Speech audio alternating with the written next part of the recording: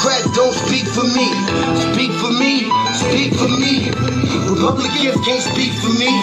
Speak for me, speak for me. A bitch ass nigga can't speak for me. Speak for me, speak for me. You coon ass niggas can't speak for me. Speak for me, speak for me. Listen here, this is a fact of life. I be rapping like Nat Turner came back to life. Grab Donald Trump by the pussy, he ain't acting right. I never run from a conflict, I be glad to fight. It's a very cold world that we live in. Somebody please tell Elizabeth you're not an Indian. You just trying to con them people to get the benefit. Just another immigrant, stealing from the Indians. That's some punk ass shit and that's too lame. Now we finna step over to Andrew Yang. And you a sucker, you could never speak for black folks. Fake ass pandering, trying to get the black vote. The Democrats don't speak for me. Speak for me, speak for me. Republicans can't speak for me. Speak for me, speak for me. A bitch ass nigga can't speak for me. Speak for me, speak for me. You coon ass niggas can't speak for me. Speak for me, speak for me. You know your boy be high off sativa. Kamala wasn't popping, so we said bye, Felicia. She ain't had a right policy. We ain't trying to meet her. Y'all can take Biden too. Bye, we don't need him. We don't need Roland Martin or that coon Al Sharpton. Didn't need Cory Booker from the start, man. I don't fuck with police and no snitch. You know I'm coming with the heat when I spit it. The Democrats don't speak for me. Speak for me, speak for me. Republicans can't speak for me. Speak for me, speak for me. A bitch ass nigga can't speak for me. Speak for me, speak for me. You coon ass niggas can't speak for me. Speak for me, speak for me. If you ever go to court and this is your luck, try not to get fucked by Benjamin Crump. I know it's hard. You and go is hard. But who the fuck is Amy Cloak? Put her picture up on the bullseye and start throwing darts. People cut our organs out our bodies, that's a stolen heart. They can't save us from the flood like Noah's Ark. Black lives always matter, we finna go for ours. So then we savages, we don't need to pot the piss. Mike Bloomberg can suck dick with that stop and frisk. You ain't speaking for us, we don't know you. Bernie Sanders, they get your funky ass on too. The Democrats don't speak for me. Speak for me, speak for me. Republicans can't speak for me. Speak for me, speak for me. A bitch ass nigga can't speak for me. Speak for me, speak for me. You coon ass niggas can't speak for me. Speak for me, speak for me.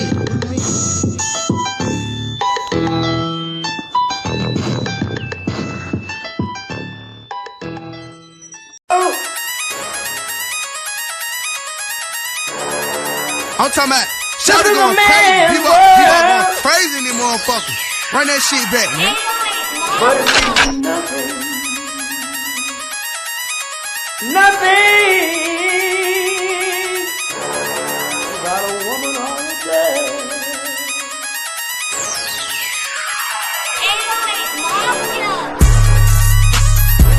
Man made the car.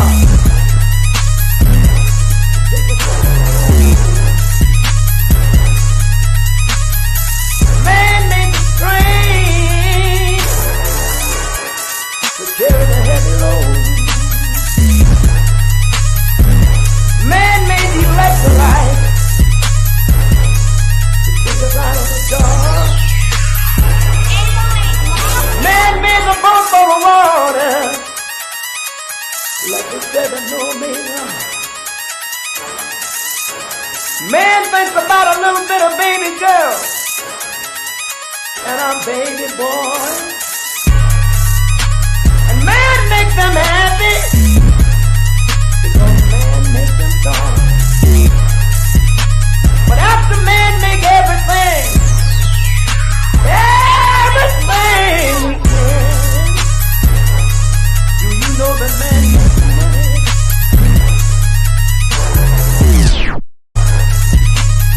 To buy from other men. This is a man's world, but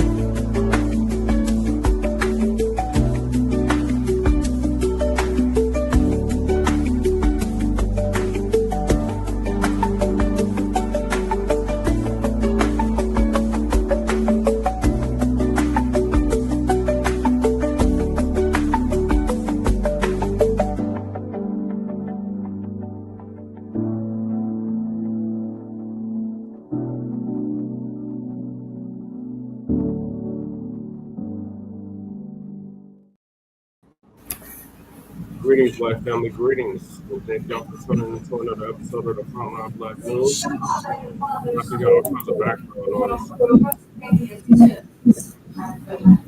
Where's your background noise coming from? Your TV, it sounds like. Damn, boy, dude, this damn Bluetooth is sensitive. Hold on. Telling you, Sympathy hears everything. All right, thank y'all for tuning in to Season 5, Episode 11, Part 1 of the Frontline Black News. I'm your host, Chan Krumah, and we are joined with our West Coast correspondent, Shabaka Sankoria, Shabaka's Black Experience Enhanced, which I'm the co-host and co-executive producer of. And on this Season 5, unfortunately, we won't be joined with Lady Che tonight because she's at the dollhouse and I'm at the Black House, and she doesn't currently have internet, so she might be tapping in on her phone. We'll see. But on Season 5, Episode 11, Part 1 of the Frontline Black News, we'll be discussing several topics. The first one is tangibles, 2025 all the way up to tangibles 2100. And we got the Democrats spend $20 million in an attempt to win back the the male vote. Then FBA men aren't messing with them. Yeah, we're not. We're just not at all. Karine, you got diasporic Africans. So about that, I'm talking about FBA, not diasporic Africans. The FBA is the reason why the Democratic Party has been in power as long as they've been, not diasporic Africans. Just spitting facts. All right, so Karine Jean-Pierre has left the Democratic Party. Why? Great news. Why did Karine Jean-Pierre dump the Democrats? Police crash with anti-ICE protesters nationwide. And I got a comment to make on that. There's been the latest development out of Los Angeles on that. Yes, I'm going to play all that when we get to the topic. What's the latest development? Because I got to finish the description, but what's the latest development? Okay, the latest development is that the National Guard is being deployed to Los Angeles, California. This information is about 3 years old, to squelch the protesters down there in front of the federal building in Los Angeles. Okay, they got such things wrote up on the walls there that they showed on mainstream media that says "fuck ICE." So the dumpster had told Gavin Newsom that he, the president, is deploying the National Guard to Los Angeles, and yes, he does have the fucking power to do it. Yeah.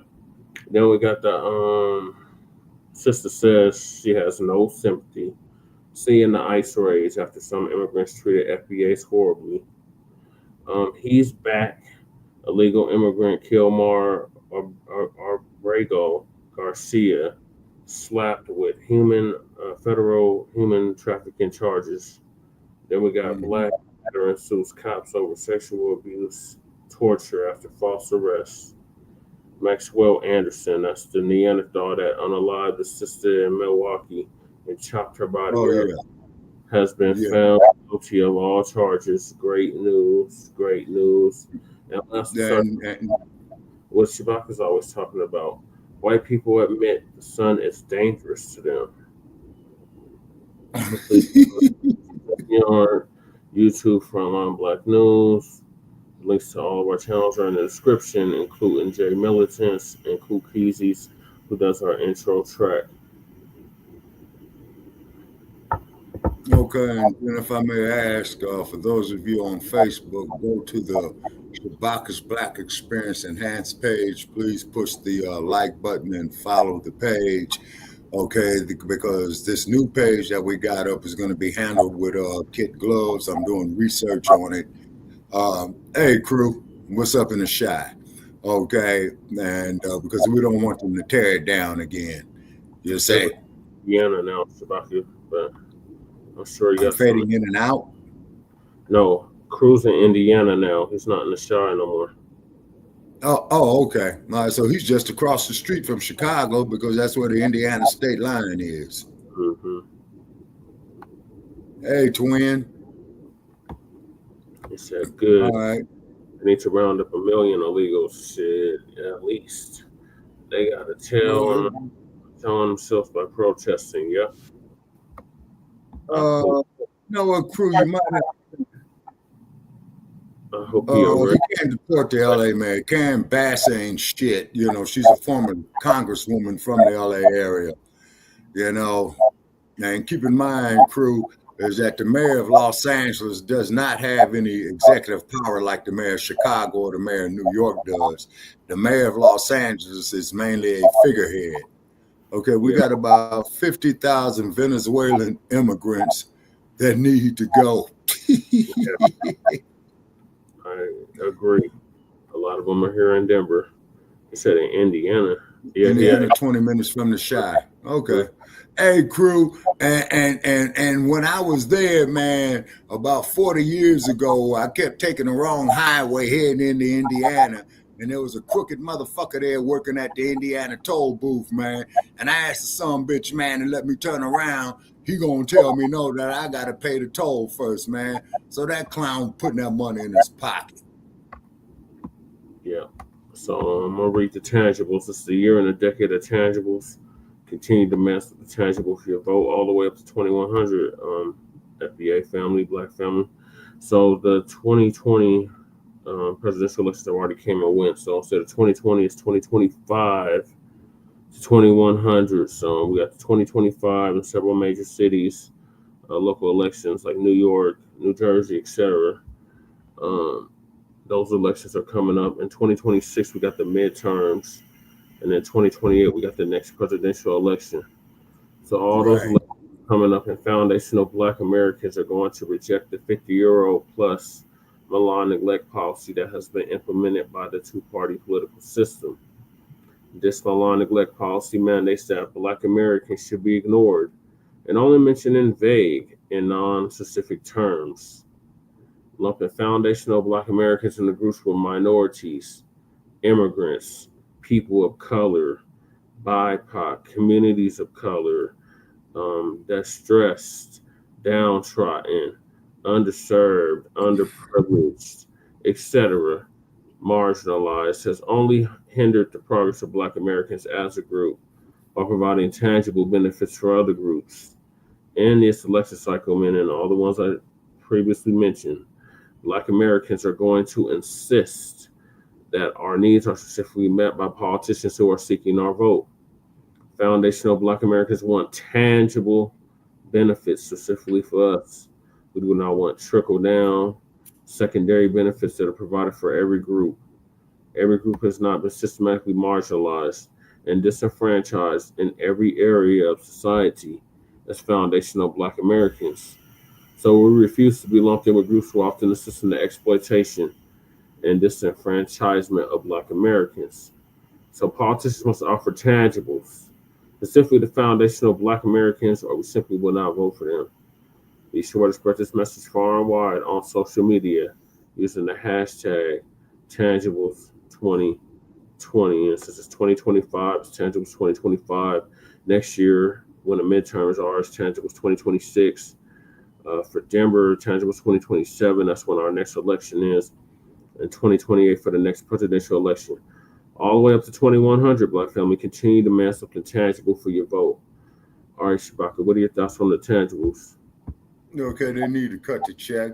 This is a debt that is owed. This is not a handout. Because as we've stated so many times, you know, we built the goddamn country, contributed greatly to the gross national product of the motherfucker. And for those who don't know what a gross national product is, that is the total amount of money that was spent on goods and services. Now, you could use the same method for a gross national product, both at the national level, the state level, the city level, and even the neighborhood level, believe it or not, because don't nobody spend money like Black people do. You see? So these mugs ought to be up out of here kissing our ass royally. Yeah, crew said they outside the Walmart begging with their wives and kids. Yep, they're doing the same thing here. Oh yeah, now that's a game they run. Glad you brought that up, crew, because see, I busted a motherfucker like that one time, man, up in Panther Town, right? I see this dude, man, you know, they were like from India. Nice ass car.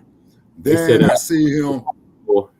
He said he got an iPass now, no toll booths, but you will pay. Oh yeah, man, I got hit with that bullshit in Colorado. Yeah, Brother Paris, when I saw you, man, I went there, you know, on that. I get this letter from the state of Colorado telling me that if I don't pay this no good extortionist ass motherfucker within 10 days, they're gonna get my goddamn driver's license suspended.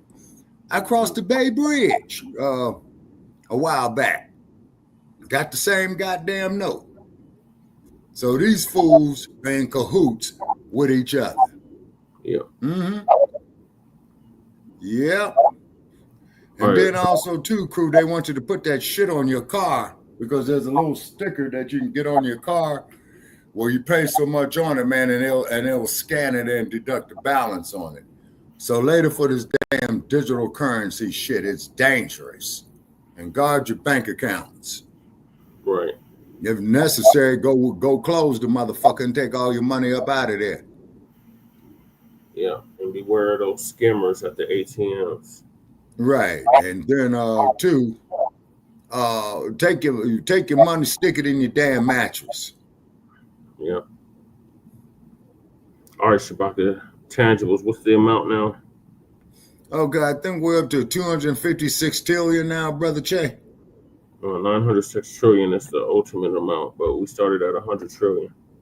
Yes, so that's where we're at right now. And they got the money. They got the money to pay it. Mm-hmm. And then for all you haters out there that go to my like page, you damn trolls, I'm just starting to delete and block you motherfuckers. You see what I'm saying? Well, that happened so long ago. Yeah. Now, ask yourself this here, Black family, and I'm sure everybody has seen the TV series at least once called Cold Case, where they go after criminals who did a crime 50 years ago, but you're still going to go lock his ass up. But that happened so long ago. So they can miss me with that hypocrisy. Okay, they're going to still charge my license plate, no way to have account. Hey, crew, you know what, man? You just gave me an idea about something, homie. Mm-hmm. Yeah. Would it make sense for a motherfucker to go to a junkyard, get him some old plates off another car, preferably with a valid tag on it, throw that son bitch up on there, man, when you're getting ready to cross them damn extortionist roads, and they hit a dead license plate? Does that make any sense? Yeah. Now, they've been charging tolls on them damn bridges in San Francisco, like the Golden Gate Bridge and the Bay Bridge. And both them damn bridges have been up over excess of 80 years, if not 80 years. Right. And wait a minute, 78 years. Wouldn't it make sense, man, that you would figure after all them years collecting all that revenue, right? That motherfucker's already paid for? No junkyard cars have plates. Damn. Well, so much for that idea. Yeah. It sounded good until, Well, right. You know, I have no reason to doubt crew of what he's talking about on that. I have no reason to doubt the brother.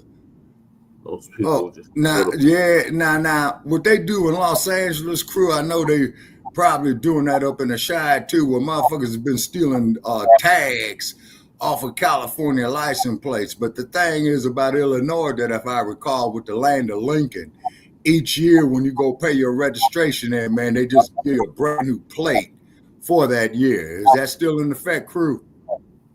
Well, he's in Indiana now, but you might know. Okay. I'll wait for crew's response on that. All right, so with the tangibles is something real. That's something with substance. Right. Tangible. We'll take land. We'll take capital equipment. We'll take farmland for us to become economically self-sufficient.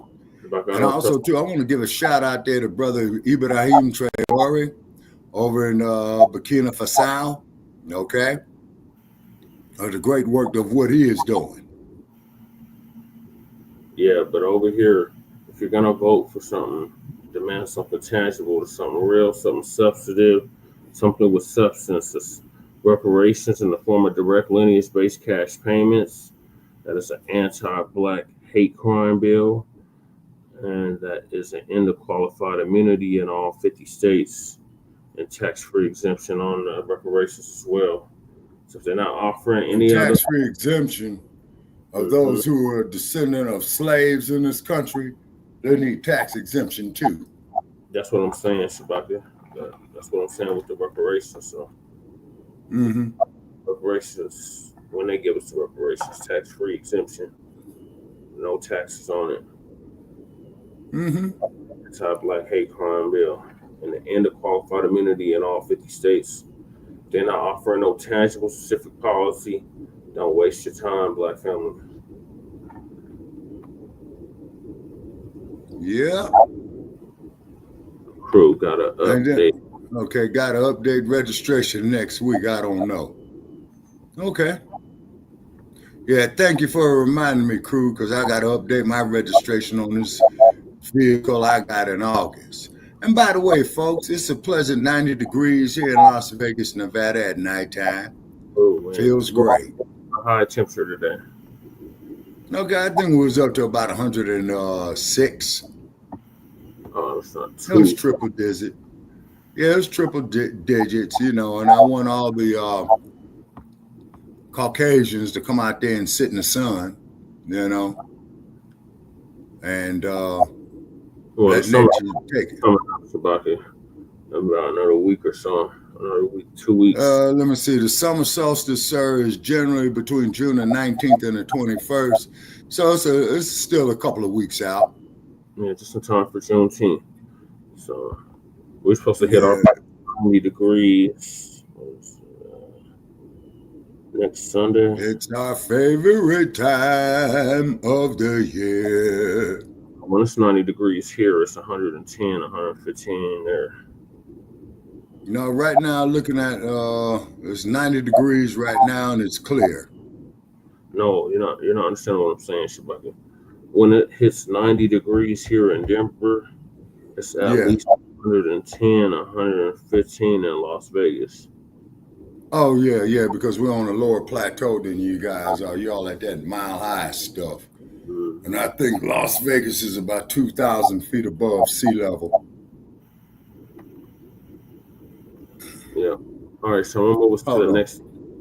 Yeah, and why do I get the altitude of Las Vegas? Okay.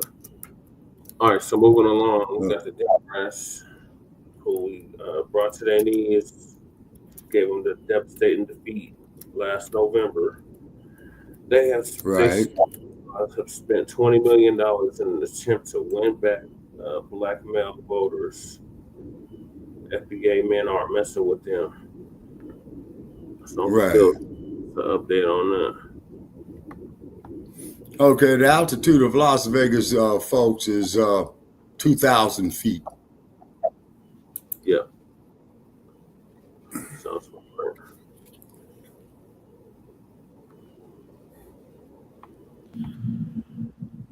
All right, ladies and gentlemen, boys and girls, thank you for joining us on the stream today. We greatly appreciate it. Make sure you click the subscribe button. Okay. Make sure you always come back and check over here. You can't depend on YouTube to give you a notification. YouTube been acting real funny style over here since around May 14th. Things aren't going as normal. You know, it's kind of frustrating. You know, a lot of the team, they put in a lot of hard work and they see these things happen. And I was trying to tell them that, just so y'all know, you know, this is just like some free game with this stuff. That's why you have to diversify what you do, because you have this is the crazy part. You have one channel doing one thing, you can have another channel doing another, and it's never even. It's never even. So that's why I've always tried to get ahead of things, do different, like for instance, the app, right? The app. Why do we have the app? Because you don't know what these platforms will do to you. You better have something like an app right? Well, with the people that truly gonna rock with you and truly gonna support you, do that, right? And speaking about the app, Apps are dangerous. Take advantage of the last sale of the year that we have, ladies and gentlemen, for the month of June. Take advantage of this only for the annual plan, ladies and gentlemen. The annual plan, you can get 19% off as we celebrate June 19th, Juneteenth this month. So you can get 19% off the annual plan only. The annual plan only. When you select annual, when you get to the checkout, they ask for a promo code. Put in the promo code FREEDOM, and you will get 19% off the annual plan. Lock yourself into those plans this year, ladies and gentlemen, because they are going to slightly go up starting January 1, 2026. But if we did not have the app, it's a whole lot of things I wouldn't be doing or couldn't be doing. So the app is always a good thing. Us trying to create different shows. And so a lot of that has been a big help. And everybody who is on our app, I greatly appreciate that. The people that, like I said, went on the Ethiopia trip, we greatly appreciate you coming on the Ethiopia trip. It was great to meet a lot of you. We have the Ghana trip for November. And it's been a weird year. I got a question, Uncle Phil. If you hate Africans so much, why are you always going there? I don't know what the shift is with people in this country. They're just having this weird shift right now. I don't know if y'all paying attention to it. Like Germany and Holland, but don't let Donald Trump and he never hated Africa. As a matter of fact, FBA has never said we hated Africa. We don't hate Africa. We hate the goddamn tethers that they allow to come over here to undermine us. FBA don't have no issue. It's the damn tethers that's the problem. Well, just like that sister told that motherfucker in Nigeria, if his black ass was down there in Wilmington, North Carolina in 1963, his ass would be sitting at a lunch counter begging for a cup of coffee also. It's the tetherism, the tribalism, and the damn off-code-ism that we have a problem with. Well, Trejoy is trying to correct that, although he has an uphill battle, though. But I appreciate him, trying to make the effort. You know what I'm saying? Yeah, but again, Shabaki can't be the only one. I know. So hopefully he will start a spark. You know what I mean? Yeah. Get you off your square. Do what you're gonna do. But Donald Trump gonna be there for so long. It's not, all these other groups, they're having issues and problems. And but look, when we was having the same issues and problems, nobody cared about us. Right, that part. Nobody cared. So I just say take the posture of everybody else that like they took the posture with us, right? Yeah. All right. So make sure, like I say, it's $199 down deposit, and go ahead and come on with us. There'll be some payments, to do that. But come on out here with the brothers and sisters. You can come for a week and head on back to the U.S. You'll be here before the holiday season or whatever. If you participate in that, a lot of you say I don't participate in that mess, Phil. I don't care about that. Cool. Well, come with us to Ghana then, and you can chop it up with your brothers and sisters over there, and with us, it's coming from America. So shout out to all the people. I know it's like 16 spots left, so secure your spot now. Don't wait till the last minute. Please don't wait till the last day before and try. I never understood that last minute stuff. I just never understood that with people. Just secure your spot and then you can do your thing. There was something else I was going to tell y'all, but I was going to go. How you saying a lot of things, and then all of a sudden it's like, boy, what I was going to say? Because, boy, today, y'all, I was fighting. Oh, I was fighting. I had got so sleepy around 2 o'clock, and I still had to get back up and go to the gym with my and everything with my little girl, because I went 5-something this morning, then I went again with her. So maybe it's catching up with me this week. Maybe it's catching up with me a little bit. You say ICE is in Charlotte. All right, shout out to Charlotte. ICE doing what they got to do, right? But tonight we're going to talk about the Democrats. We're going to talk about them.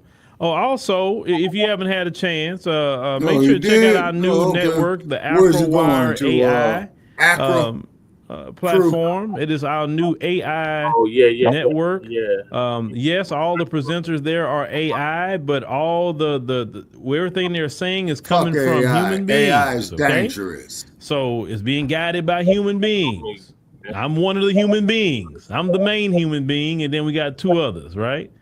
So it's like myself and Brother Stanley and Sister Kim. You know, us three is really working on that project right now. So understand that AfroWire AI is my brainchild, and I'm happy how it's coming across. I'm really liking how it's developing. I know some of you are like, oh, well, I don't know about that sort of thing. Yeah, I don't like all that. Like, look, people said the same thing when the cell phone came out. I don't know about the cell phones. I like my rotary phone. You know, people said the same thing when the computer came out. Everything had, and one thing you learn, either you get with the tech or you get left behind. And I just say that I'm not going to be a black person, a FBA in particular, that's going to be left behind. I'm going to get involved with it now. And that's what I'm doing. Some people may not like it. Most of the ideas I've ever had, most people don't like. But eventually they come on board. That's really like how you usually work with me. I'm just saying my history. I doubt that with me, Uncle Phil. It's dismissed, discounted, and later like, man, how long you been doing that? Well, I had an idea, right? So I had an idea. You said it sounds interesting as long as I like who you thought. Like, I'm not gonna promote something that's not attached to me. You know, I mean, no. If you hear me talking about you come on our platform and want us to working with a company because we working nigga. with them. If you hear me talking about a platform, like a particular platform, AfroWire AI is my brainchild. I came up with that, and I have several ideas with that haven't discussed yet. It's like endless possibilities. I ain't gonna lie with you. Human beings are limited. And if he was very limited, if he came on, I'm just gonna be on with you. Literally, the AI is not limited. My Lord, it's not limited, and that's the exciting part for me. It's just not limited. Our platform, it can do and say things that I ain't think. You know what I'm saying? As long as you learn it right.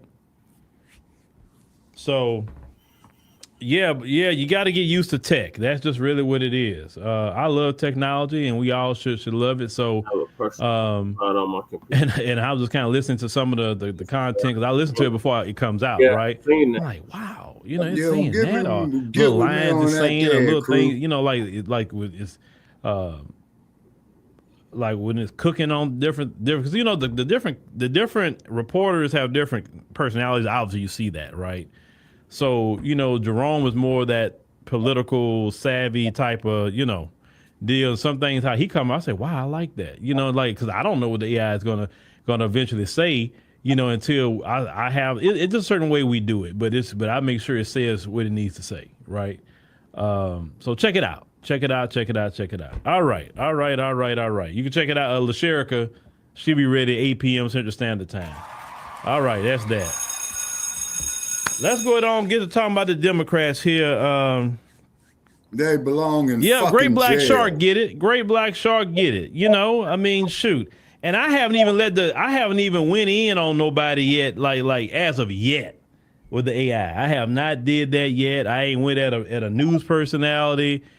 We ain't even cooked Boule Martin with the AI yet. Also, I'm just waiting for one of them Democrats got a line, and that way, I don't know, probably get LaSherica to cook one of them, because that's the one that's more blunt than out of all of them so far. All right, so the Democrats, they messing up again. The Democrats won't pay reparations to FBAs, but the Democrats have $20 million, y'all. They have 20, and make sure you share this, because I'm looking right now. I'm not sharing your shit, behind brother, here, unless you share ours. This week has been weird. I just know how much normally the live streams get out. The AI. Clearly they're not being promoted. I've been hearing other creators saying the same thing. It's like every summertime they mess with something. I don't know what they do.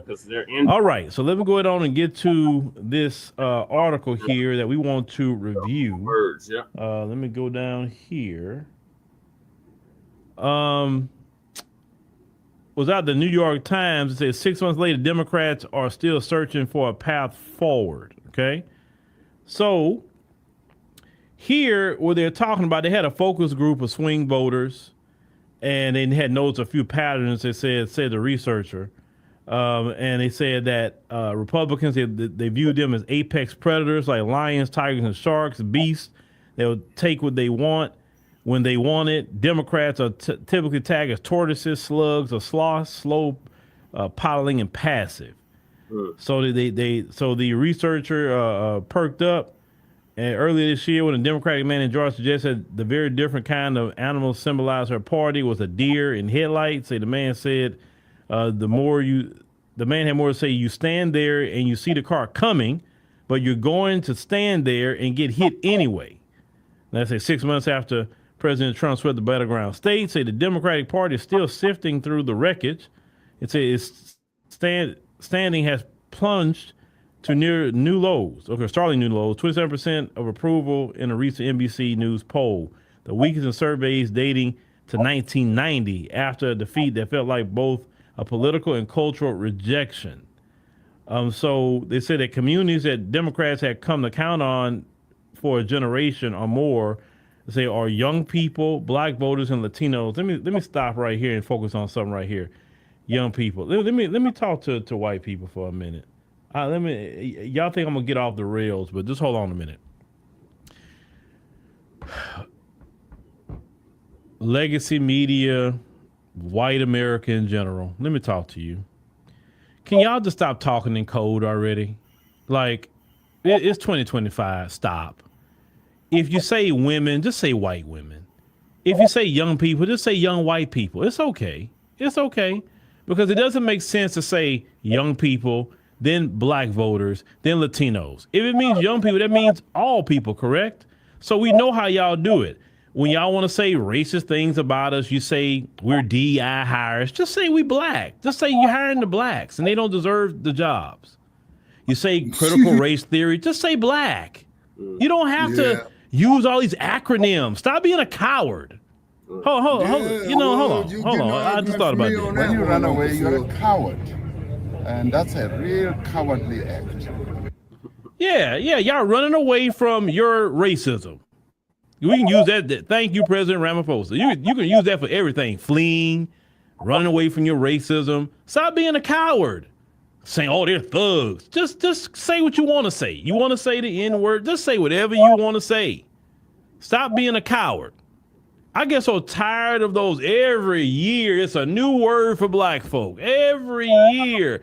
Affirmative action, DEI, CRT, it's what else? I'm like, bruh, like, just say Black people and you're done with it.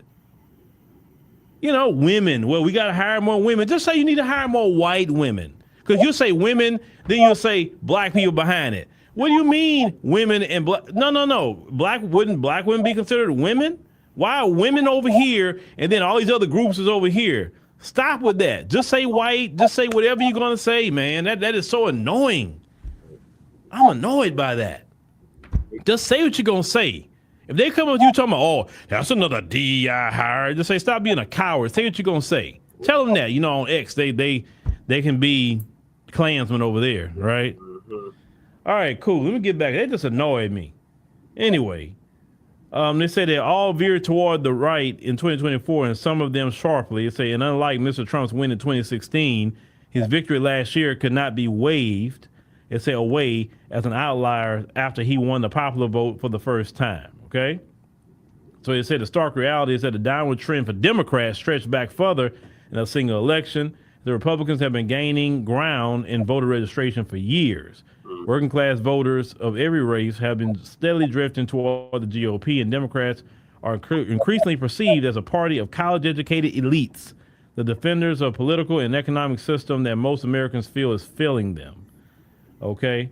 Yeah. So they talked about, the Democrats Party image has been tarnished in this era. So let me get down here what I really want to get to here. They're talking about the gender gap. It was this one little part that I wanted to get to here. Where is that little part? Hold on. And they're talking about Jamie Harrison. Yeah. Okay. All right. Now here we go. Democratic donors and strategists have been gathering at luxury hotels, to discuss how to win back working class voters, commissioning new projects that can read like anthropological studies of people from faraway places. They say the prospectus for one new $20 million effort. $20 million. The Democrats have got together, y'all, $20 million. They don't have no money for reparations, but they can get money together for their own studies, right? That's why I told y'all. The Democrats get on my last good nerve. They got $1 billion to spend with Kamala Harris, then turn around and go spend another $20 million. What are you doing with $20 million?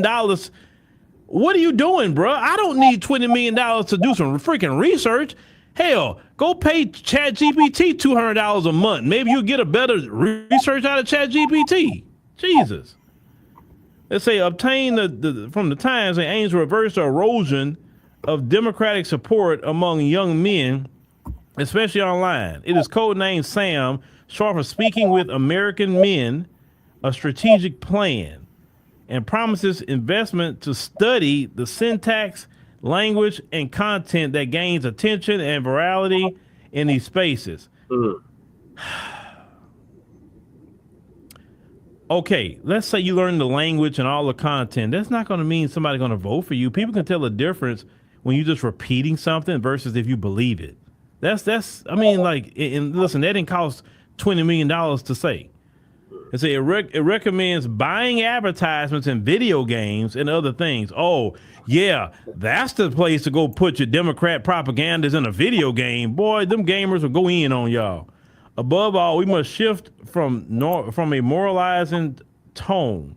It urges, Mr. Trump's diminished popularity since the election has some Democrats already salivating for the midterm elections. Republicans control the House narrowly with 220 to 212, with 3 vacancies in heavily Democratic seats. They say Trump's numbers, they're talking about that's getting worse. But they talking about the midterms down here and all of that. But my issue is this. You got $20 million right here to spend. Now let's talk about the Democrats, and let's get into breaking it down about black men for sure in particular. And I'm gonna talk about black men, but also I'm gonna talk about all men. Okay, let's start with all men. The reason why a lot of men in the 2024 election, men in general, then I'll get to black men. The reason why a lot of black men start thinking more about the right, not because they are Republicans, no. But the reason why a lot of men in general start thinking that way is because the Democrat Party has been a haven of disrespect. You have been a haven of disrespect for the traditional man. You have been a haven of disrespect for men who are married to women. You have been a haven of disrespect to fathers who do not want to see their daughters competing with biological males with a wig and some nails on, who could not compete with other men. So he goes and put on a wig and a dress and talk about his name is Stacy now. And then now he can go compete and beat all the girls. A lot of fathers didn't like seeing that. Grandfathers, uncles, cousins, just men in general didn't like seeing that. You sat up here and definitely said black men, straight black men, were the white people of the black community. Yeah, that's stupid shit. Demonized straight black men. Demonize alpha black men. As long as the black men were LGBT, as long as the black men, if they were not LGBT, they were feminine and they were borderline, you were supportive of that. Any black man who stood up for himself, any black man that got bass in his voice, any black man that's gonna get you told and be a leader, you hated those black men, definitely hated those black men. And your party in particular, Democrats, have created a wedge. Thank God that wedge did not work like you thought it was going to work, because I see more brothers and sisters getting along and working together more so now than ever.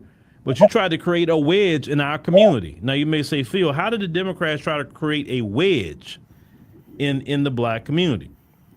in these Democrat cities, they purposely elevated, and this was on purpose, purposely elevated a lot of sisters to certain positions.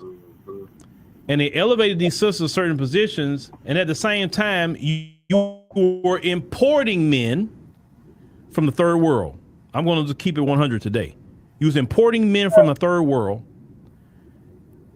and allowing them to get jobs that traditionally black men were getting to provide for their families. Good paying jobs. And I'm not talking about your white collar. No. We talking about the traditional jobs that black men work. And a lot of black men was working with construction. Yep. Okay, let me ask a question. Yvette, why do you need to contact me, Yvette? Is there any reason? You can just say in the chat and maybe Kellen or somebody respond to you. So they elevate a lot of sisters to these positions. Black men was not elevated with them together, right?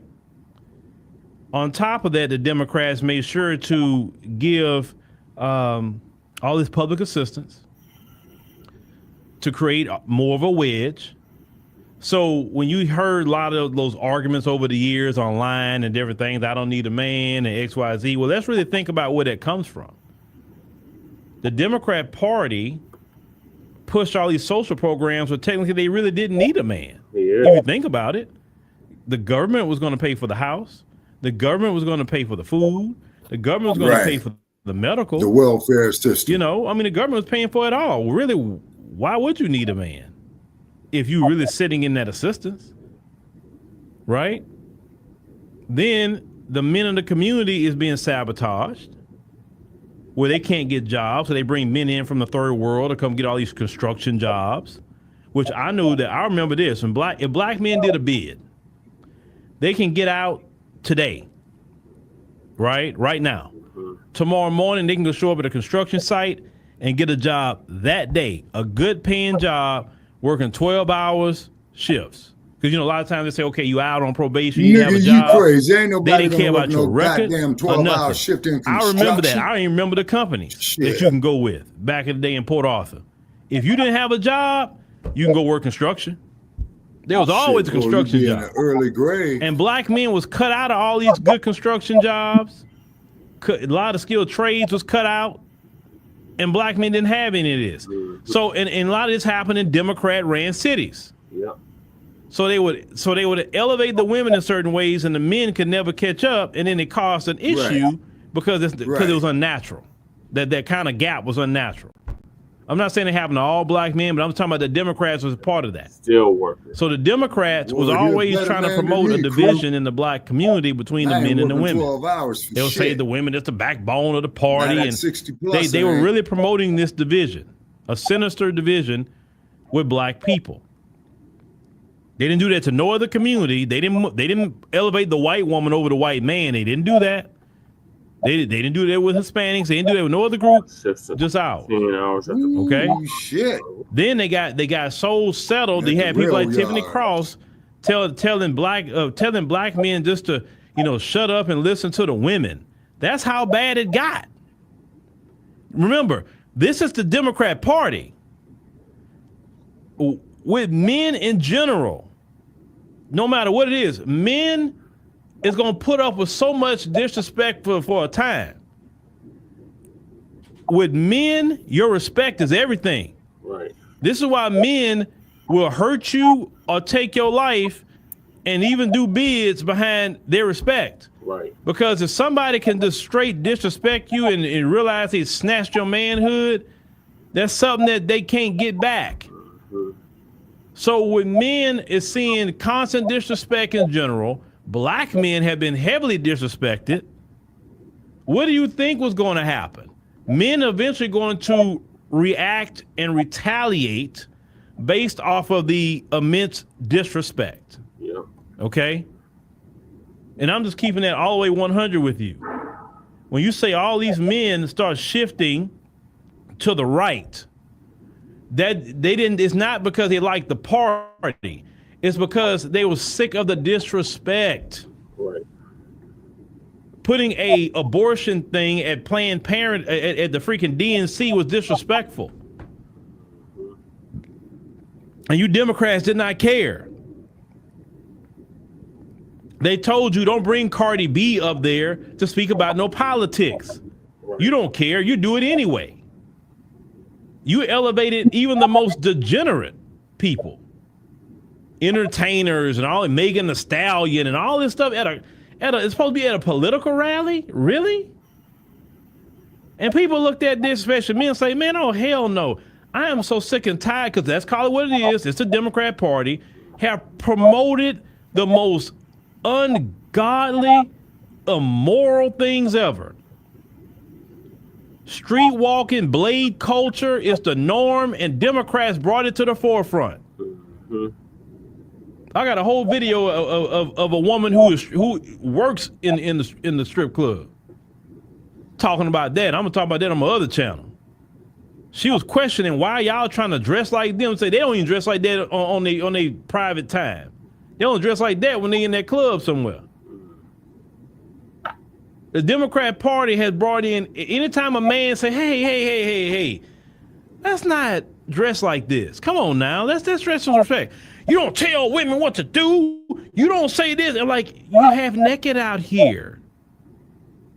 But this Democrat Party says you don't have to respect men. Disrespect them. They can't tell you nothing. But then they look over here on this side and they say, oh, they're not for that mess. Oh, they for like trying to get this in line. You know what? Maybe I need to go holler at them, because I'm sick of this society. I'm sick of it. I hate it here because it's so disrespectful. It's so out of line. It's so immoral. And would get on my nerves as a father, would get on my nerves as a grandfather, as a brother, husband, would get on my nerves is that when you go to other societies where that's not allowed, and you be like, wow, this is almost like paradise. Prime example. When we went to Ethiopia, and anybody that's in the chat that went to Ethiopia with us, you can attest to this. Did you see anybody out there dressed like they dress here? Did you see anybody? Did you smell any kind of drug? Did you see people full of all kind of crazy piercings and tattoos? Did you see any craziness going on? Because I didn't. It was just people being normal, like it really used to be here too. And the Democrat Party has ushered in the most immoral things that's so ungodly. And every time men try to say something about it, men are attacked, men are called. Think about it. The Democrats is the one that always say the term misogynist, calling us men predators. Men are afraid to even give a woman a compliment now because they don't want to be accused of being a predator. Women are now complaining that men won't approach them because why? Because they don't want to be viewed as predators or stalking or whatever. Because the Democrat in their disrespect of men have even destroyed the courting process where men are afraid to go even say something to a woman they're interested in. That's the shit that gets me. And so it's so bad that women, you better get used to it. You better go speak to that man. I know some of you sisters, I never speak to him, and you're not gonna have nobody either. Yeah. You're not, because they ruined it. Most men who are single, they got to protect themselves. They don't want no charges, and they don't want to lose their job. Yeah, exactly. And don't want to get set up. Mm-hmm. Why do you need to listen? You wasted money. Once again, I think you Democrats are money laundering at this point. Yeah. It doesn't take no $20 million to figure that out. Y'all money laundering. Like, explain to me why it's taking $20 million. $20 million? It don't take $20 million to do that. Y'all money laundering. All that billion with Kamala Harris. All the people that was getting money off of that, man, y'all money laundering. Hey, Trump. Hey, Trump, you see this video? Or somebody know Trump. Investigate them Democrats. Find out where all this money coming from. They got a lot of money to be spending, Trump. Investigate them. I promise you, Send the Doge after them. I promise you'll start finding out where all that money coming from. Because that's a lot of money that's being popped. I mean, you spent $1 billion, you lost $1 billion with Kamala Harris. And you got a whole 20 million to say, well, we're going to just try to find out how we can get men back. No, y'all money laundering. Mm-hmm. Oh, shout out to Cynthia. Yeah. Shout out to Sister Cynthia. Good to meet you, Cynthia, last week or so. But men are tired. And guess what? Black women have become tired too. A lot of black women have said the same thing, that y'all are so immoral. Y'all, they see what the division y'all try to put in the black community. See, there's some sisters you may can catch like that, but the majority of sisters not gonna play with that, because the majority of sisters say, wait a minute, nah. All that decentering men stuff y'all talking about and having this hatred for men and up here celebrating divorcing your husband and all this other stuff y'all talking about. That I'm not on that. Y'all crazy. I said, because ain't nobody gonna have my back like a brother. And a lot of brothers have realized too that propaganda about other groups and all with the women, even Becky and them. A lot of brothers like, nah, I'm cool on that, bro. You know, you have way more brothers that saying, I don't know white woman. I'm cool on that. A lot of brothers are saying that now, more so than I ever heard. They say, I'm cool on that. And then, of course, they get mad. Why y'all saying that? Now, speaking of that, oh, boy. I wish I could show y'all the video. That is this white lady that kind of went viral on TikTok. And people was kind of checking her on some things. Say, oh, well, I got a black. My boyfriend's black. And people don't like this and people don't like that. Then I said, let me go through her page and see. Because she said she showed her boyfriend. So I said, let me see who the boyfriend is. I saw the boyfriend. It was 2 seconds. I said, okay. I heard the Caribbean accent. And then she was sitting up here telling him about, yeah, they tell me I shouldn't be dating you because you're going to end up being in jail. And I better, basically they like the FBAs like warning this brother. Like, hey, watch it with that one. They say, if it goes bad, she gonna do this to you, do that to you. Well, they're stupid and they don't know what they talk about. They sound more racist than even, or when he said they sound more racist, I said, oh, okay. That's why she's saying what she's saying. I said, because there ain't no self-respecting black man would sit up there and let that go on. So yeah. Listen, I'm sorry.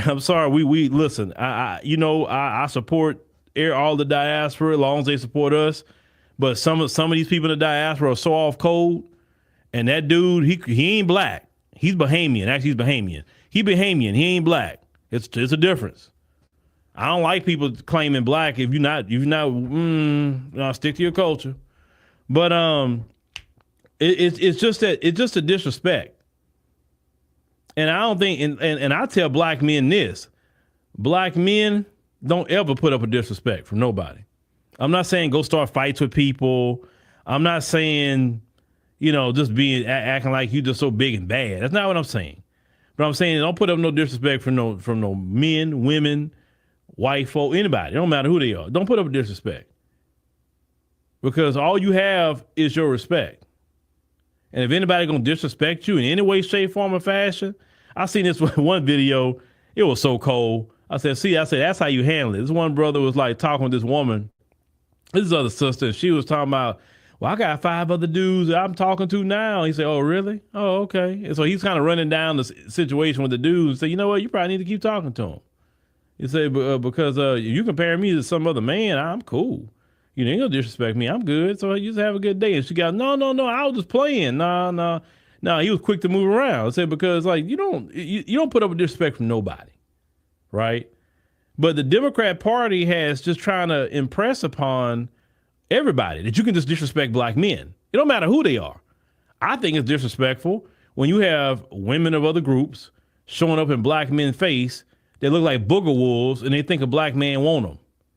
If your white man didn't want you looking like a booger wolf, why would a black man want you? But now let me say this a balance. The only kind of black man they would want you as a booger wolf is a broke black man. Show me the black man that got money and got a booger wolf. He don't have that. So that's the only kind of black man you can get. A man that don't got nothing going on. But even if you're a man that don't have nothing going on, I think you should feel disrespected that she can come to you like that.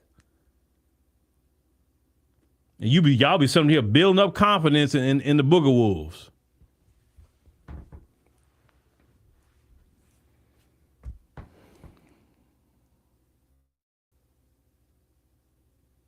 Yeah, I need black men to stop doing that crap.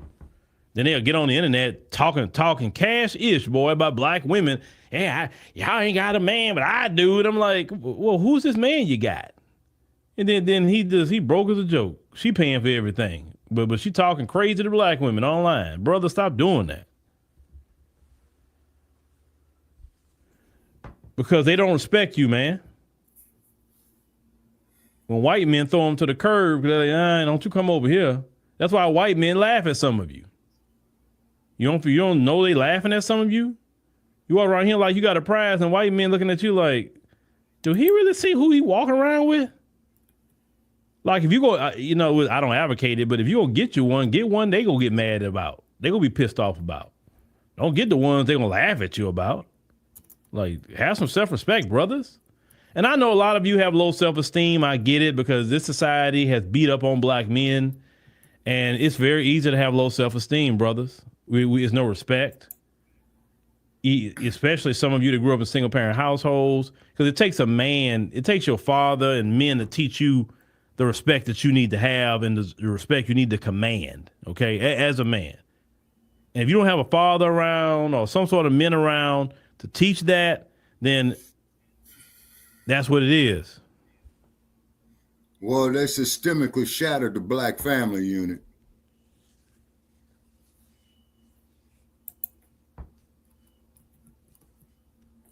And that's the effects of it. Yeah. Shout out to your dad down there. I'm gonna read what you're saying about your dad.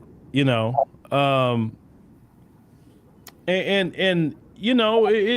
like some people in our community are out of pocket. But what I'm loving about this situation with the Trump thing, and Trump and them trying to snatch all that government assistance, he's trying to snatch everything.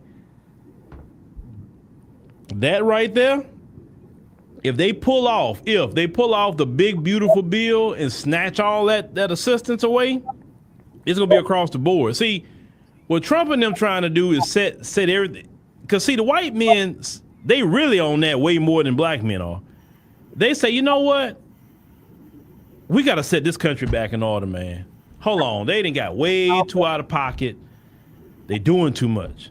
So they trying to snatch all the assistance. They trying to snatch everything. They trying to snatch it all. But basically they gonna put in. They want to say this. You gonna have to go back to working with a man again. I ain't working with no man. I ain't doing this. I ain't doing that. I'll just, they're gonna make the divorce laws harder, and they're not gonna incentivize you to divorce, because right now you're incentivized to divorce. No, but I can see the Republicans coming for no fault divorce, they're gonna, which they should actually strengthen common law marriage. Not to say you should prevent somebody from divorcing somebody, but what I think is, if you just want to divorce somebody just for whatever the reason, then you just leave. You just leave. Go ahead and just do what you're gonna do. But you can't take a half a person's retirement that they work for. You can't take half of everything from them just because you want to leave. The way the laws is right now, any person, it can be male or female, can have an extramarital affair, file for divorce, and still take half, and the other person is being victimized. So they say you got victimized with that, and you're taking half of everything they work for. That should never happen. Right. That's why a lot of men don't want to get married either. Like you got to think about it. Men can't even get men the more money men make, the more they're like, nah, I'm cool with a girlfriend. I stay with a girlfriend. I ain't marrying you. Not because I don't want to, but because it's too much of a risk. Because the way the laws are. So really the Republicans, they need to, which I think I've been hearing talk about it, they need to go on and revisit that.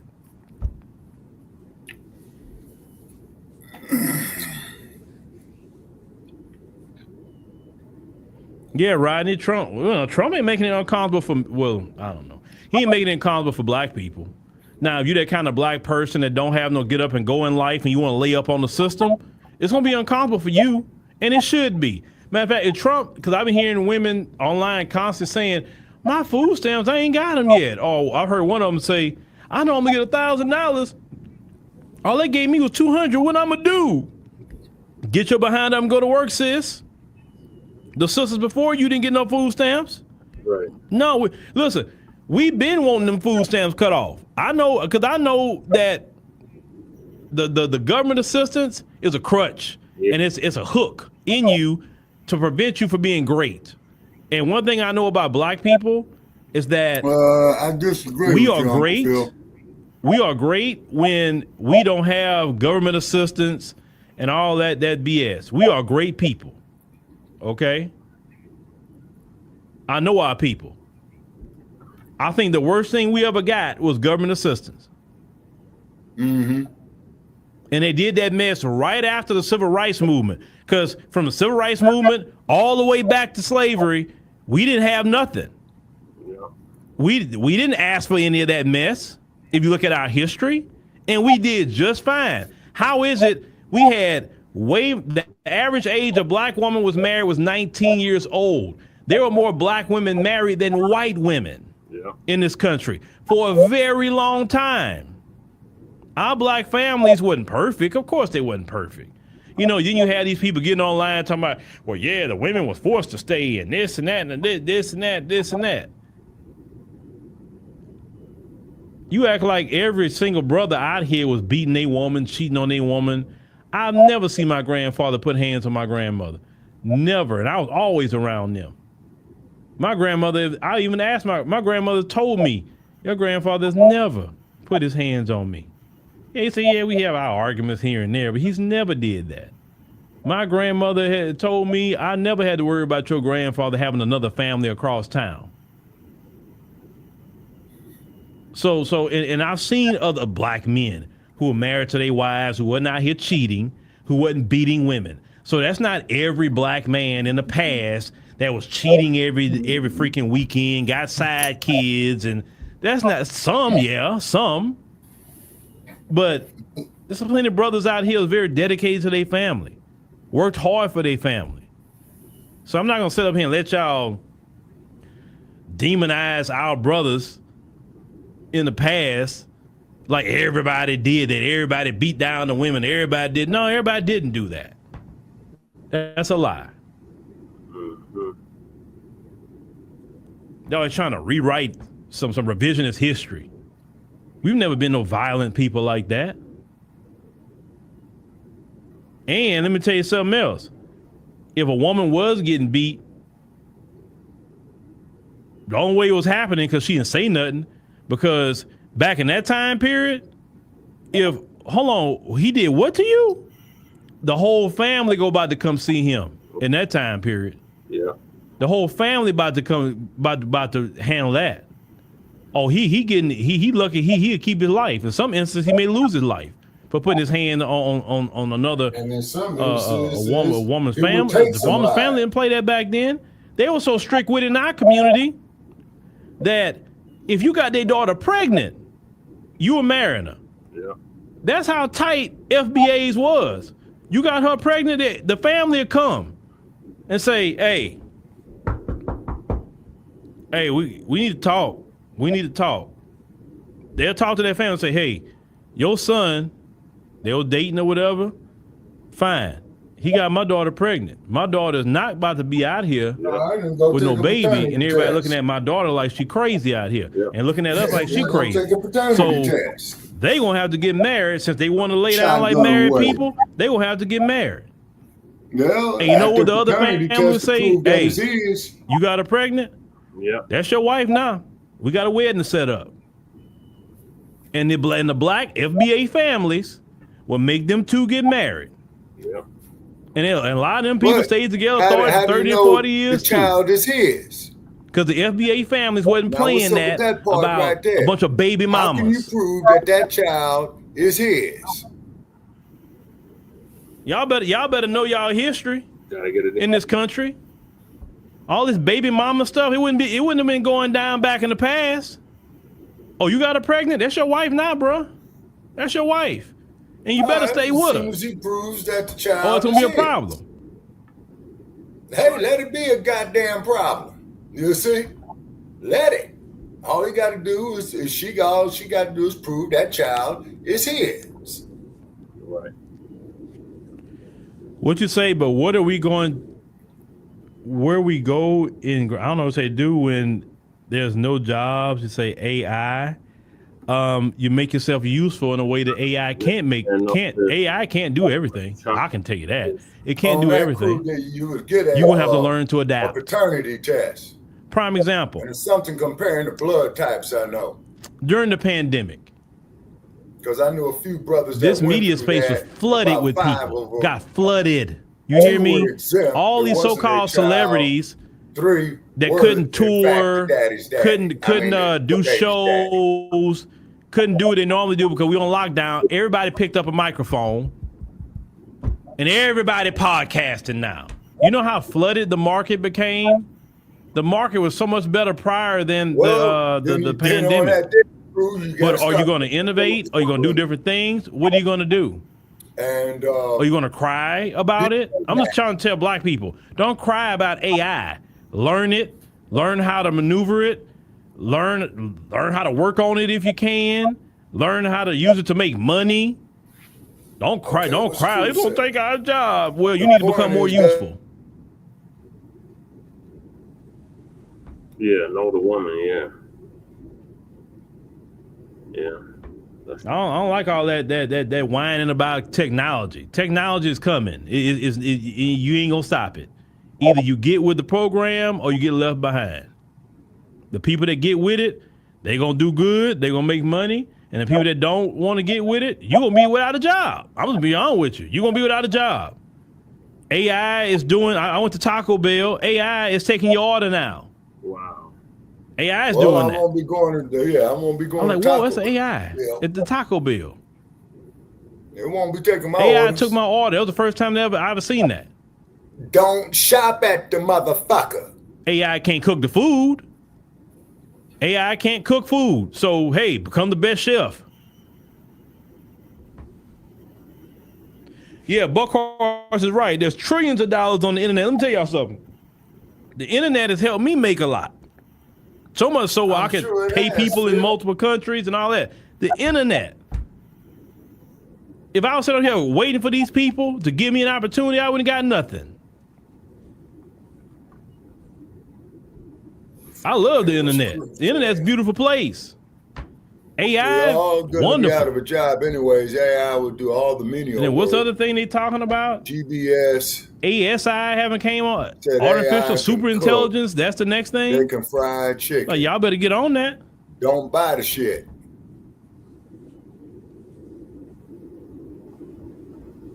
Shoot, when it comes to promo videos and stuff like that, man, you use AI for that. You ain't got to be.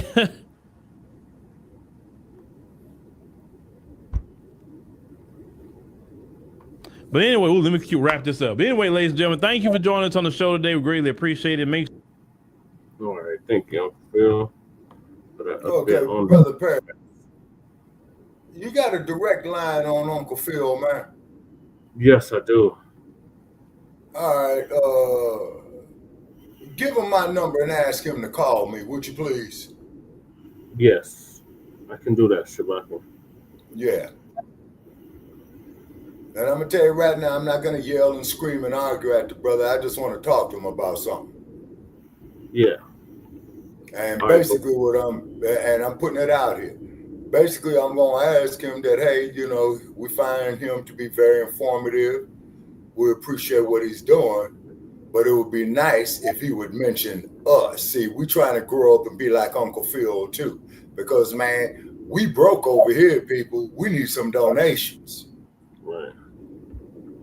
Because I'm crashing and burning out here in the West, and I ain't talking about from the sun either.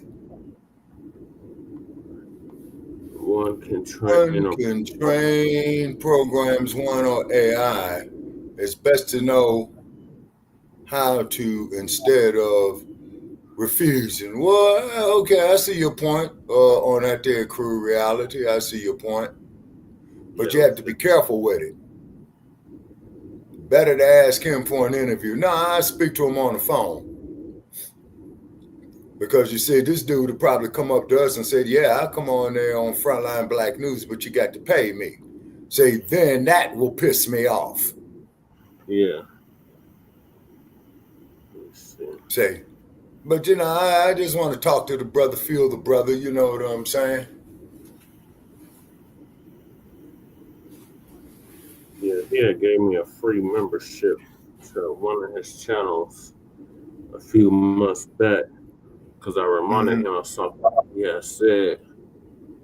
And he was like, okay, but Brother Paris, all right, let me tell you something, okay? And I'm not going to say any names. You know I know a few people, and please don't say their names on air, right? The best way how I got to know them was having the direct phone number to them. You don't want to go through no third party to get or to deal with them because the third party's job is going to be to derail your effort. Right. Ask me how I know. You've been through it. Exactly. So I already made the mistake for you. Mm-hmm. Yeah, so give him the 209 number, Brother Paris. Okay.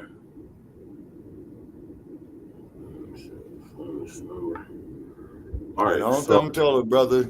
I'm sorry, go ahead. What are your thoughts on what he said about the Democrats? Oh, he was right about that. Okay. Like asking him for free advertisement on his 1 million plus followers channel. See, that's just it though, crew. Each time we show this dude, man, that we've been doing for at least the last 3 years, man, we're giving him free advertisement, and it would be nice if he would just reciprocate. Yeah, that makes sense. How long we been doing free advertisement for Uncle Phil, man? Going on 3 years? Wait a minute. 5 years now, Brother Paris? Yeah, we were reporting on this content for a minute. Yeah, man. So he's getting a whole lot of subscribers through us. Mm-hmm. And we out here crashing and burning. Yeah, good point. Okay. So what are your thoughts on spending the $20 million in an attempt to win back black male voters? Okay, well, they can kiss my ass because I'm not voting no more. I mean, a motherfucker would really have to impress me, man, for me to get up off my ass to go out here and vote. And I told you out here in Nevada, you know, they elected Scam Brown. Yeah. Now, what does that tell you? Scam Brown. He's a veteran. Yeah, but also too, Brother Paris. Now, here's a flip side to it. Now, he's Scam Brown, right? Okay. Mm-hmm. Just like Donald Duck, the dump as in human shit. In other words, he's showing you what he is about, right? He's showing you he's no damn good. And I appreciate a motherfucker being that damn honest, man, than as opposed to some Obama trick. You see what I'm saying? Talking about change when we can believe in. And he's sitting up here talking about going over there to Africa to make them violate their culture with homosexual shit. Mm-hmm. And never told us. See, that's the insult. Was. Just kept saying it over and over again. Never told us what the hope and change was. Just kept saying it over and over again. Oh, well, change that we could believe in? Yeah, hope and change that we can believe in. Yeah, well, we saw the hope and change that he was talking about, and you saw it went all the way rainbow, if you know what I mean. Mm-hmm. Got Al Sharpton up there with rainbow flags with a banana in his mouth. Connect the dots. Mm-hmm. You know, that's sad. Yeah, it is. That's sad. Move us along. One of the Democrats. Do we have any current updates out of Los Angeles? Because the National Guard should be there by now. Yeah, that's on the topic list, Shabaka. All right. Straight down the topic list. So Karine Jean-Pierre has left the Democratic Party. What her fine ass. Ain't she fine, fellas? She's all right, Bacc. She's not gonna give you no play though. She man, like, shit, I'm too motherfucking old, man. Shit. Hell, ain't no woman gonna give me no play. I'm too damn old. Shit. So, Professor family and fellow soldiers, give us an update on that. Soldiers, I'm the professor, and this is the moment of truth. I think we can file this morning's briefing under that moment when you realize you bet on the wrong horse. In news that absolutely nobody cares about, Karine Pierre, who was infamously the White House press secretary in Biden's administration, has announced that she's no longer a registered Democrat. She's now going to be an independent. Independent? Really? Now that word should never come off of her forked tongue. It just sounds laughable, but that's what she's saying. Like the rest of the Democrat bootlicks from the White House, she was expecting to slither her way back to the white media, desperately hoping for a job from CNN or MSNBC. They all resort to the same playbook. Try to get a White House gig as a way to burnish their resumes, and then when they leave the White House, parlay that into some job working for the white media on a panel, or if they can manage it, doing consulting for some sort of lobbying interest. But mostly they usually wind up washing up at some network, and they try to finesse that into their own show like Simone Mamie Sanders did. But for Karine Pierre, that road to a lucrative network commentating career ain't been so smooth. Right now, she's threatening to release a so-called tell-all book. That's amazing to me. First of all, Pierre, if she actually does release this book, she'll be one of the few people in history to have written more books than she's read.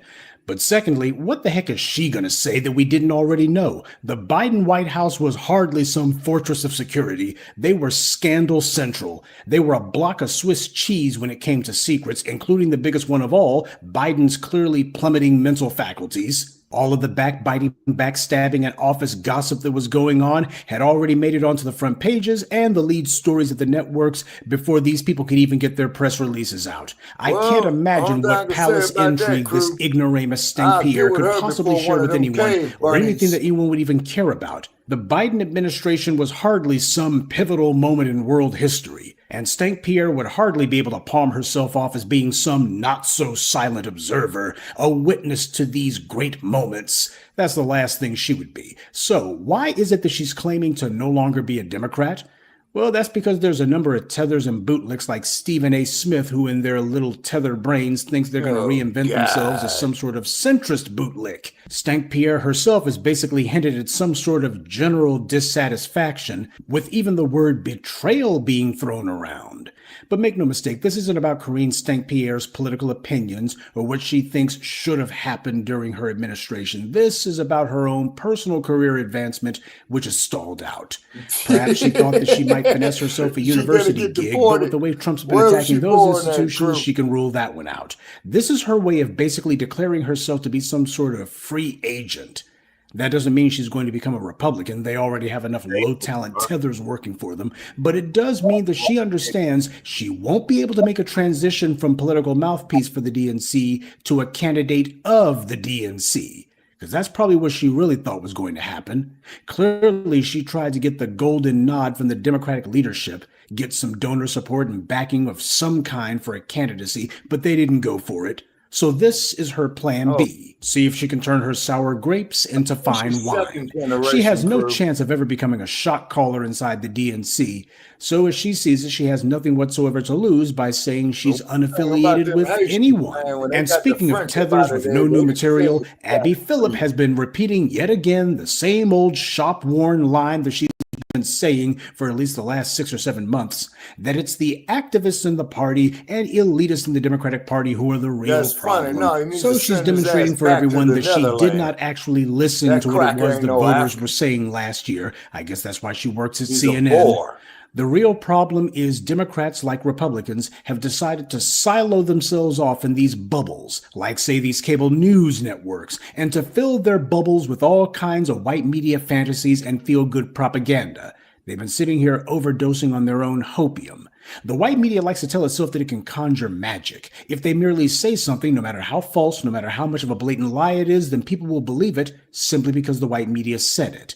They falsely claimed that Obama had all of this clout with black voters that he clearly didn't have. They falsely claimed that black voters were excited about Kamala Harris's candidacy when we weren't. They claimed that there was going to be massive voter turnout when there wasn't either. They played themselves. But there was something that the talking heads at CNN did discuss that I think is relevant. Mark and Michael, which one? Who wants to take it? We're making your argument, man. I'm loving this. I think they're like, I'll just sit back. Yeah, no, I think y'all should spend more than $20 million on this. Right? Yeah, the money should be spent on for Democrats getting out the vote. And you can look at people like Ruben Gallego in my home state of Arizona really outperform Democrats, and look at what people like him are doing, and it's authenticity. At town halls, he's cursing. You know, he is going against sort of the Democratic line, and that should be okay. If you want, but here's the thing: they're going to have to. You alluded to this. They're going to have to get rid of some sacred cows. Okay, this is going to be the hard part. Everybody talks about authenticity until the rubber meets the road, and they have to actually take positions that the activist, consultant class base does not want them to take. I don't think they will. I mean, for Democrats to effectively target men of every color, they are going to have to drastically change some of their positions, especially some of the cultural stuff. I don't think that's going to happen. They discussed a New York Times piece that said Democrats are going to be spending $20 million to commission a study called Speaking with American Men, a Strategic Plan. So the Democrats are commissioning a study. I think we all know how productive that's going to be. I do find it amusing in a perverted kind of way that the Democrats are spending $20 million just to ask somebody's opinion about how to speak to men, quote unquote. It reminds me of that old saying that when people ask for advice, it's usually because they already know the answer, but wish that they didn't. Because I'm sure that you noticed that neither the Democrats, the New York Times, nor the CNN panel said a single word about any policies. Nothing about what policies these disaffected men are in favor of or have been demanding or that they're saying that they want. If you're going to be pretending to be all hot and bothered about what white men, men think, then at the very least, shouldn't they be able to say, hey, here are the policies that these white men, men are talking about. Here are the issues that they brought up. Shouldn't the conversation be geared entirely around policies, if for no other reason than to say, well, here's some of that weird stuff that these people have been saying that we don't like? No. In fact, they never actually talk about policy unless it's something that they want to shoot down because it's gotten too close to them and too dangerous, or it's something that they themselves want and they're going to lie and say, well, this is what black voters really are in favor of. Because when black men go to the polls, all they're thinking about is abortion, gay marriage, transgender bathrooms, and making sure that there's mass amnesty. There's no need to talk about whether this is going to drive any sort of wedge between black men and women voters, because this men's outreach that Democrats are hinting at, it's not going to have anything to do with black men anyway. That's what needs to be known. This initiative may be a response to what black men did last year and have been doing for several years now. But the goal is to reverse engineer the kind of content that racists like Joe Rogan do. That's what they're really talking about. This is white male voter outreach. It seems Rahm Emanuel and his Biden Republicans crap hasn't burned out in the empty hands of the DNC. This isn't about finding out why Democrats have been losing elections, and it's certainly not about finding out why men in general and black men in specific have turned their backs on the Democrats. It's about finding some way to trick those disaffected voters into getting back on the treadmill to nowhere and resume running till they drop dead. That's the real goal. It's about talking at voters, not talking to them. Democrats don't want or need a study. What they want is to be given a way to fool black men into thinking that Democrats are speaking to the issues that concern us, while at the same time not actually doing anything at all. This is a PR stunt, but nobody's going to be fooled. Black voters, men and women, have made our demands clear. Reparations, an anti-black hate crime law, and an end to the targeted police oppression that we've been subjected to. Anyone who comes along trying to give us lip service on those things is going to be sussed out pretty fast and thrown out even faster. Black men are not going to be deciding to fragment themselves off into some sort of separate constituency. There are no concerns that black men have that black women don't also have. We are not being mistreated or denied opportunities based on gender. That may be the dividing line among them other groups, but it has nothing to do with us. Our problem is how this society treats us based on our race. And that cuts clear across gender lines, even if you got some empty-headed fools on the breakfast schlubs who try to tell themselves otherwise. If the Democrats were truly serious about finding out why there's such a massive disconnect between them and black men, then they should have black men to talk about it, the very ones who they're so scared of. Instead, they have cowardly trash like Shermichael What's-His-Name and a panel led by a tether, Abby Phillip. Talk about the blind leading the stupid. As always, the white media is not in the business of entertainment or information. They're in the business of mind control. But hey, if Stank Pierre plays her cards right, she just might be able to get herself a spot over at Roly Poly's Broom Closet podcast. But this is the Democrats' big plan as they get ready for the midterms next year. More of the same. Putting their fingers in their ears and telling themselves that reality will go away if they just shut their eyes hard enough. This is the reason why these bootlicks and these shills who are in the comment section trying to tell us we still need to vote blue, this is why we paid them no never mind. Democrats have had every chance that there is to turn this thing around, but they've made it very clear this is a hill that they're determined for the party to die on. And now we see that the careers of these bootlicks are dying with them. Be it Daniel Cameron or Mark Robinson or Kamala Harris. It ends the same way for these guys. Because if it wasn't this, make no mistake, it would have been something else. And if Karine Stank Pierre thinks she's going to be rebranding herself as some sort of political independent, well, we can put her in the same category as people like Don Lemonade, these cable news cast-offs who like to use words like unfiltered for the names of their podcasts. Though in the case of Stank Pierre, I think a better term might be untethered. So this is what's become of these leftist mouthpieces who had so much to say up until the end of last year. Now these guys are in disarray and they're floundering like a drowning man at sea, desperately hoping to keep their heads above water just a little bit longer. If and when Stank Pierre ever gets around to releasing her so-called tell-all book, it's going to be in the news cycle for all of one day. There will be some people in the white media who, just because they got to have something to fill the time with, they'll pretend as if they're breathless with anticipation at the bold revelations that Karine Stank Pierre is handing to them, when the reality is they got 24 hours in the news cycle, and unless there's been an axe murder or some celebrity scandal, they need to have something to fill the time with. Then again, this is no surprise to us at all. As I've always said, being a bootlick is a career path that doesn't come with a retirement plan. And it doesn't come with a second career either. And just in case there's any people out there who, out of morbid curiosity, no doubt, actually decide to get a copy of her book, well, if nothing else, you can use the pages to line your litter box or bird cage, though I'll bet the crap your pets leave on it will stink less than the crap she wrote. Good day, and be one. I'd like to take a moment to mention some of our contributors: Gwendolyn Langston, Melanin God 504, Alice Ransom, Corey Monroe, and Midjet. Salute to them and thank you to everyone for listening, liking, and sharing this message. Black empowerment only exists because of you. Hey, crew, you can carry in Nevada except Clark County.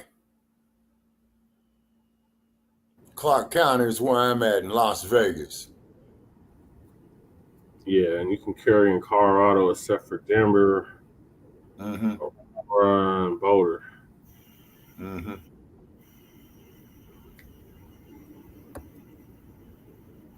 Only 16 states do not recognize my permit.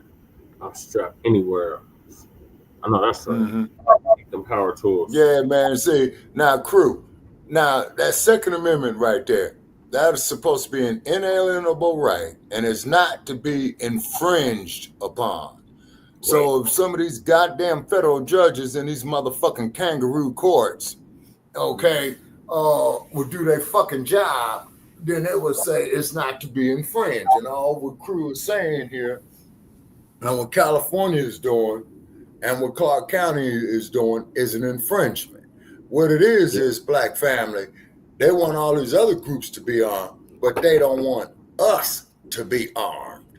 Yep. See?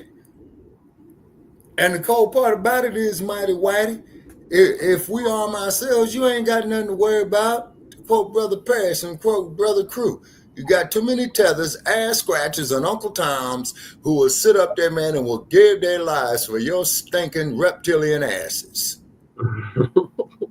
You ain't got shit to worry about. Sad but true. All right, so what are your thoughts on? In other words, I'm just saying that there, Brother Jada, I have to keep from crying. But you're right, sad but true. But yes, sir. And you says what I have to say about what the professor is saying there. Yeah. Well, once again, the professor is making a bunch of sense. Okay, I appreciate the professor. Professor, if you hear us, man, get with us, man. I would like to talk with you and interview with you, man. You know what I mean? Because he's always dropping knowledge, and I could tell this is a very well-educated brother with a post-baccalaureate degree. Okay, Cruz says the Supreme Court of the United States will get rid of gun permits entirely in the next few years. The entire country will be constitutional carry. Silencers, machine guns, short barrels are coming off the NFA this year. Huh. Okay. Yeah, I got a couple of holsters, but I ain't got nothing I could put in them. You got your deuce, dude. No, you got your tray deuce. Yeah, you say.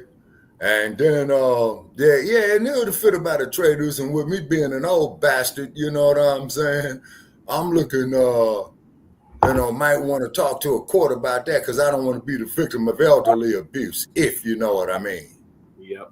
Hey, OG, how much money you got in your pocket, homie? Lock and load, kapow, you know what I'm saying? Didn't the motherfucker who put you up here to this job tell you, man, that's a dangerous line of work you're doing trying to rob somebody? Right. And if you ever saw that movie, Outlaw Josie Wales, yeah. Well, you saw the last scene where old boys walking the bar and say, I'm looking for Josie Wales. And old boy says, that'd be me. Well, you know, they got a bounty on you, Josie. And what old Josie tell him, well, dying ain't much of a living, boy. Fool walk out, walks back in. Well, you know, I had to come back. And old Josie Wells says, I know. And then he dumps on him about 3 times, man, and kicked him off the planet. Mm-hmm. All right, so what are your stupid is that stupid does? Kareem, Stank, John, Tether, Pierre, the former press secretary for Sleepy Jim Crow Biden. Right. Same one that told us there was nothing wrong with Biden. Biden was good to go. She had to keep up with him. She was probably changing his diapers, too. Remember, man, that picture they showed on social media where he had shitted on himself? Damn. Yeah. See, man, when a motherfucker get that damn old, man, and can't wipe his ass, man, and shits on himself, he need to be killed, man. Yeah. Humanitarian killing, make it a mercy killing. That's what you do to a dog, right? Yeah, and if I ever get like that, make a mercy killing. Okay. Just pull the plug. Because, you know, I couldn't go out there and have my loved ones see me out there like that. Well, Shabaka, pants falling down, they full of shit and all this. No, man, no. Yeah, put me on my misery. Yeah. Okay. And this world is crazy, man. Yeah. See, people, for you youngins out there, hey, twin, this world has gotten fucking ridiculous, man. Because just like what Phil was saying earlier, I remember, man, you know, where the kids had places to go like the Teen Post to do to occupy themselves, man. Then everybody started gang banging. You see what I'm saying? Everybody started seeing the fast money. Now, I cannot blame the youth of trying to be rich. You see what I'm saying? It's because, like 50 Cent say, get rich or die trying. Because everything costs money. The motherfucker who you got to go out and punch a clock for, he ain't going to pay you right because that bastard's going to sit up there to figure out every fucking way not to pay you. Mm-hmm. You see, and I'm just speaking some real economics here. Yeah. They say, because one thing that America was built on was capitalism. And what is capitalism? I say it to you in one word. Michael Douglas said it best in that movie Wall Street. Greed. Greed. Yeah. See, capitalism is nothing more than greed. All right, Shabaka. So, what are your thoughts on Karine Jean-St. Pierre leaving the Democratic Party all of a sudden? I don't blame her in the least. You know what I'm saying? And they probably passed her pretty ass around. You know what I'm saying? If you know what I mean. Yeah. You know. Oh, and speaking of pass around, guess what, y'all? Stinky Bird, you know, said that old dumpster is over there, man, at some of them damn Jeffrey Epstein parties. Mm-hmm. Yeah, he posted a whole video. Very interesting. Yeah, he posted a whole video. Very, very interesting. You know? Yeah. And then I never forget when old Sambo got elected, and over there, crew, they go on the south side of Shy, crew, show older brother. When old Bacc had lied to us in Denver, brother passed, talking about change that we could believe in. Change. Brother up there crying about, oh man, got the first black president. Then what happens? Police killing goes up. Yep. Oh, there ain't nothing I could do about it.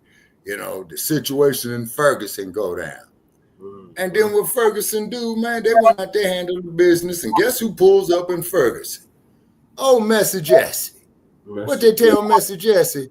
Man, don't even bother getting up out the fucking car. Drive this raggedy motherfucker up out of here, man. Otherwise, man, we're going to snatch you up out of here and take your wallet. Right. Same thing with old bobblehead Al Sharpton. Al, go suck on some more bananas and wear your rainbow flag, connect the dots, you know, because that's just what he looked like. You know what I mean? Now, people out there saying, well, Shabaka, what have you done? Yeah. Voter registration, been arrested behind the shit, fighting with motherfuckers. You know what I'm saying? Yeah. Plus trying to stay alive. You know? Cold part about it is mainly this opposition was by my own people. Yeah. But I still prevailed, went out there, made me a living, make sure I wasn't getting fucked out my money, you know. Then, motherfucker who I'm working with, who didn't know the fucking law, manager come out, man, you can't be here doing that call of heat, man. Well, man, I'm telling you, man, you ain't the police. Okay, so the police come out. They say, you gotta get out of here. I says, okay, why? So what the police did in Sacramento now, the sheriff took the time and stated is that we're enforcing this common law situation that happened in San Diego. I says, okay. Now that you tell me common law is that the judge had ruled on it and made a decision off the bench, right? And he said, yeah. So the only thing that would turn over that state judge would be the California State Supreme Court, right? Yeah, they hear the fucking case. So they probably paid that motherfucker not to show up, man. Mm-hmm. Now, am I right on that there, Brother Che? Yep. Mm-hmm. So they probably paid that motherfucker not to show up. So I took all that paperwork, took it back to the people I was working for. Hey, man, I need to get paid. Here you go. And here's all your blank ass petitions back, man, because you all keep talking to this STREAMYARD shit. It's been nulled. And they ain't telling nobody about it. You see how dirty politics is, people? Yeah. See? Now, I tell you one place where you can circulate them initiatives, and then Jay Militant, if you need you a few dollars, man, you might, since you close there to the Barbary Coast, okay, you got enough people there on the street, man, where you can walk down the street to do it. I used to go up there into the Haight-Ashbury district and do it, and just sit there, man, with a sign on my clipboard. And when I was smoking weed, I would just walk down the street and light me one up, man. Motherfuckers will come up.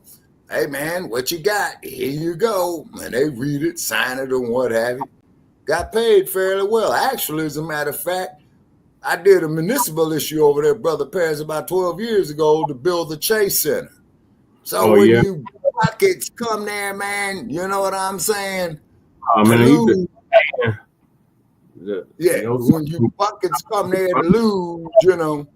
But it's nice, man. From what I see outside, they got it built over there near it's north of the Fisherman's Wharf. You know, it's because San Francisco with that tech money, y'all, they have rebuilt San Francisco. They really have, particularly down there, man, along the piers. You see, and then when you go there, people go to Pier 39. And they was and you could look right there into the middle of the bay of where that raggedy bastard Donald Trump belongs. It's called Alcatraz. He's talking about reopening it up. So if he reopens it up, he could be the inaugural guest, 39 convicted felon. He could still be the president of the United States. Put him in a raggedy ass cell. Put JD up there with him on the other side of the island, because ain't the president and the vice president are not to be too far from each other. Yeah. There's something like within a 25-mile radius of each other. You know what I'm saying? Yeah. So Donald Trump, being the great crook that he is, okay, all righty, needs to book his ass over there on Alcatraz Island. He could have his Secret Service detail there with him.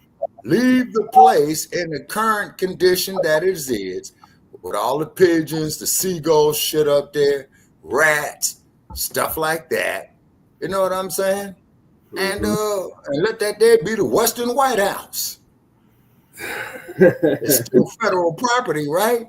Yeah, and get the Newsom in there too, along with Karen. Oh yeah. Yeah. Yeah. Put them all in there. You know. Nancy Pelosi. Yeah, and the only thing I can say in Karen Bass's defense, Brother Chad, is that the mayor of Los Angeles is more of a symbol as opposed to an executive officer of the municipality. All the executive power in the city of Los Angeles goes to the various commissions. The Fire Commission, the Commission of Department of Water and Power that steals all your water out the Colorado River, that Department of Airports. Yeah, the city of Los Angeles, believe it or not, people, have a Department of Airports, and they only got 3 airports in that department. One is LAX, okay. The other one is the Van Nuys Municipal Airport, the airport that P. Diddy bailed to, man, when he first got hit with his shit. And Diddy bailed early in the morning to Van Nuys Airport. Okay, Van Nuys is a section of the city of Los Angeles, right? Okay, and so like I said, so she's mainly a figurehead. So they get mad at Karen Bass. The city of LA is on fire. She's in Ghana. So I ain't mad at Karen Bass from going to Ghana. I am. She left those people in Altadena suffering. She left. Okay. But Brother Check.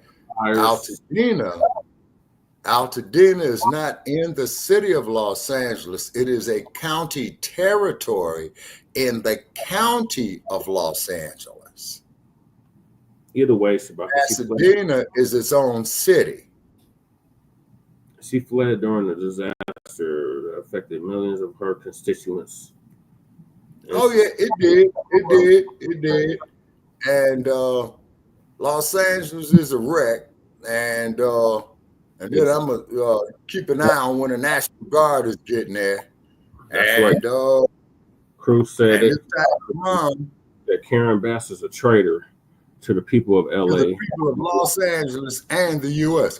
But Cruz, Black folk ain't got a stronghold in Los Angeles, Crew. Now, Chicago, yeah, I would agree with you, man. But do you know, Crew, in Los Angeles, Black folks make up less than 20% of the population of the city and county of Los Angeles?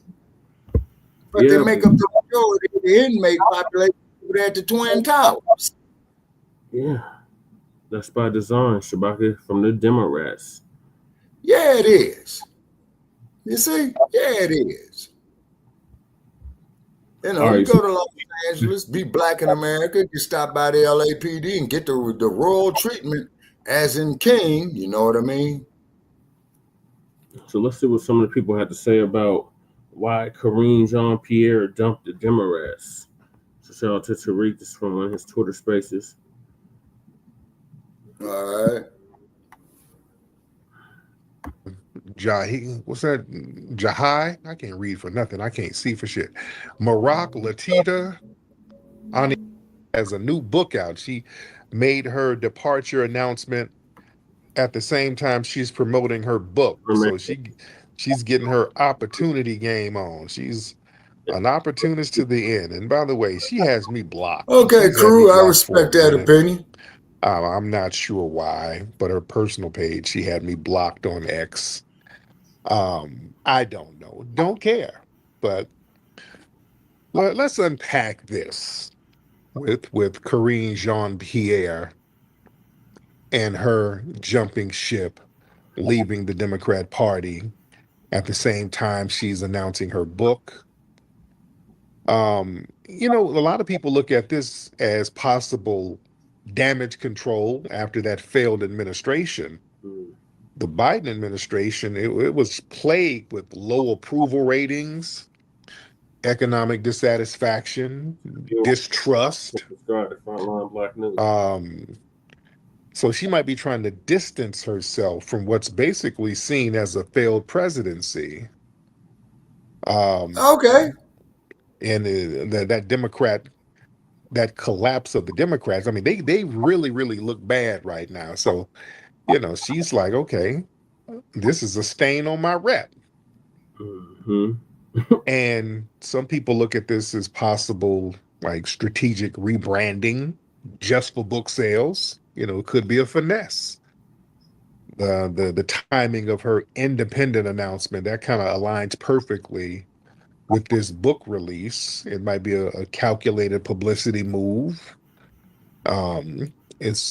I look at it as like an opportunistic pivot to kind of rebrand herself as an outsider so she can kind of revive her image and try to cash in on the anti-establishment sentiment. Because, like, well, hey, the Democrats are mud right now. The Democrats, their name is mud. Where are the Democrats? Where are those? Where's RJ? RJ, where you at? Yeah, where the Democrats at? Where's Gabriel? He's a Haitian Democrat. Gabriel, where you at? Oh, I would love to talk to you guys. Let me summons them. Come on, RJ and Gabriel. Where y'all at? Come on, y'all, give me a bushmeat call. I'm calling y'all with bushmeat. Where y'all niggas at? Hopefully they come on in. They always coming in here any other time. Where y'all at now? Right. Oh, I like for y'all to chime in and let me know what's going on with your girl.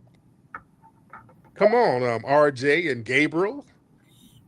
They stay up in here. They ain't nowhere to be found now. Damn, where y'all at? Can somebody check your Postmate app and see if any orders are coming your way with Gabriel picture on it? RJ, check your Postmates app and see where they at right now. They might be a little busy right now. Shit. I want y'all to chime in on this. Because look, Jean-Pierre, she might be jumping ship before the full Democrat collapse. They're done. Her departure is basically, it's coming. The Democrats, they just lost majorly.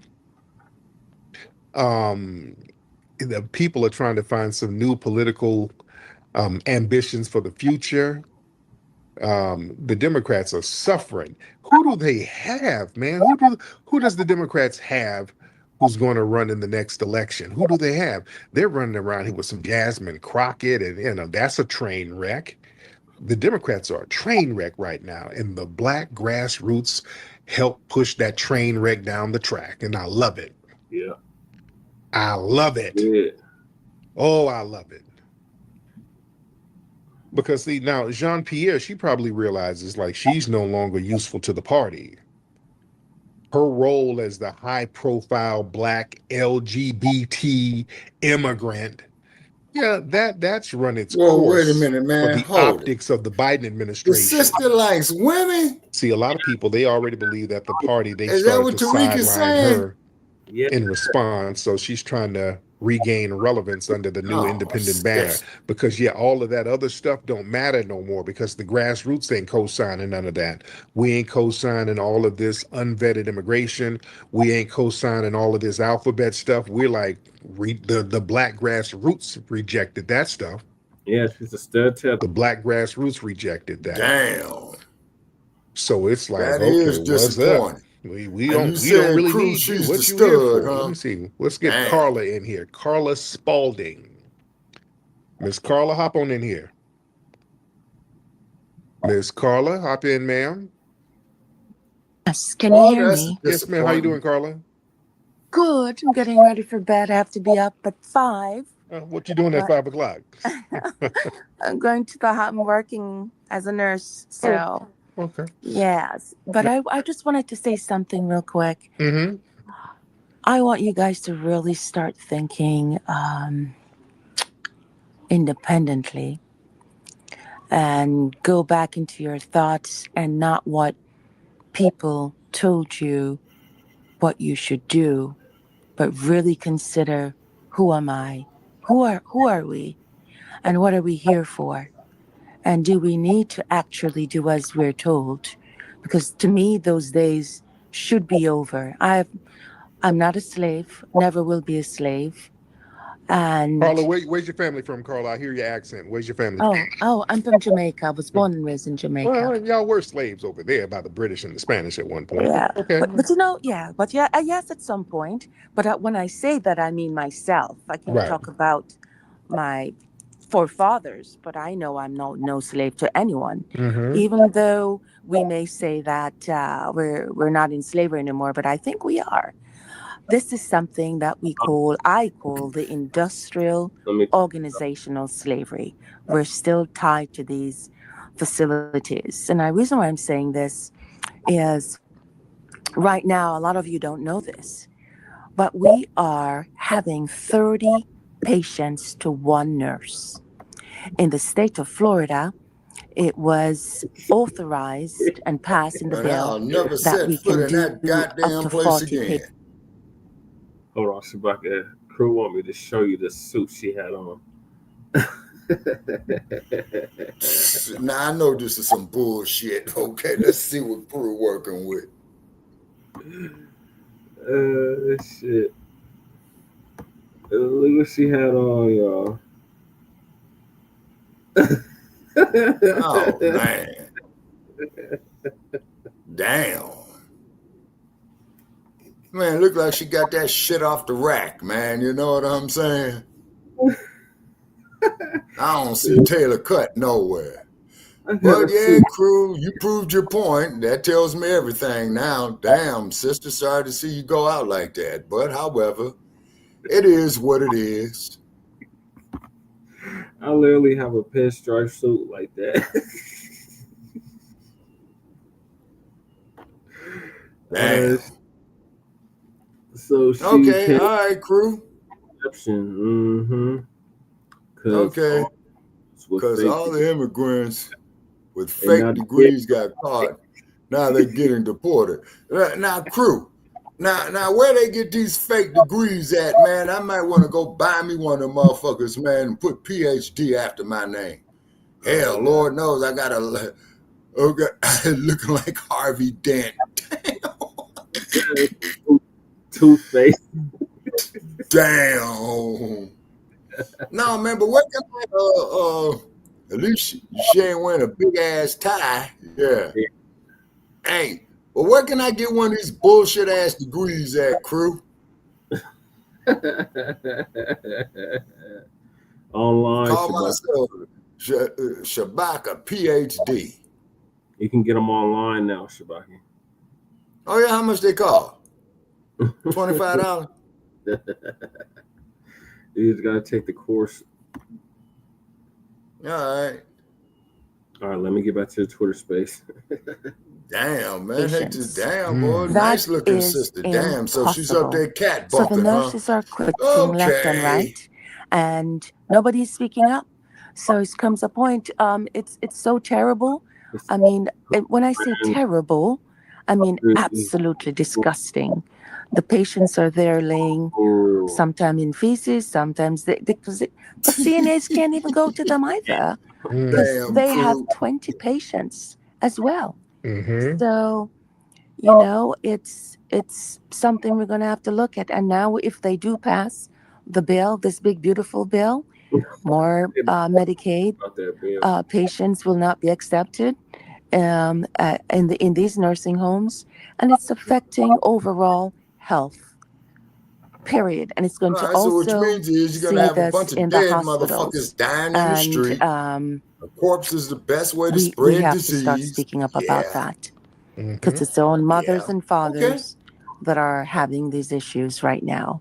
So I just wanted to let you guys know that in the state of Florida, this is quite legal, and we haven't seen anything I will yet. no longer be visiting that. There it is. Thank you so much, Carl. I appreciate you, ma'am. All right. Fuck the state of Florida. But I'm going back talking about Karine Jean-Pierre, Jean-Pierre and why she left the Democrat Party. Why did she really leave?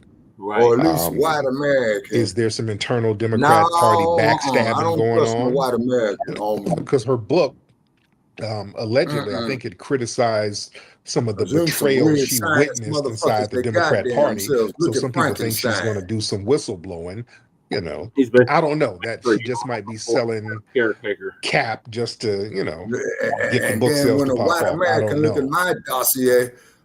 That's it might be some infighting going on that we don't know about. She might try to capitalize off of it, or she might just throw them all under the bus. Because it was probably some bullshit going on, and she's like, "Hey, let me look out for me and throw all of them under the bus, and just look out for my well-being."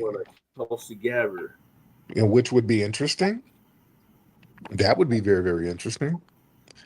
Some people think she's shielding herself from accountability.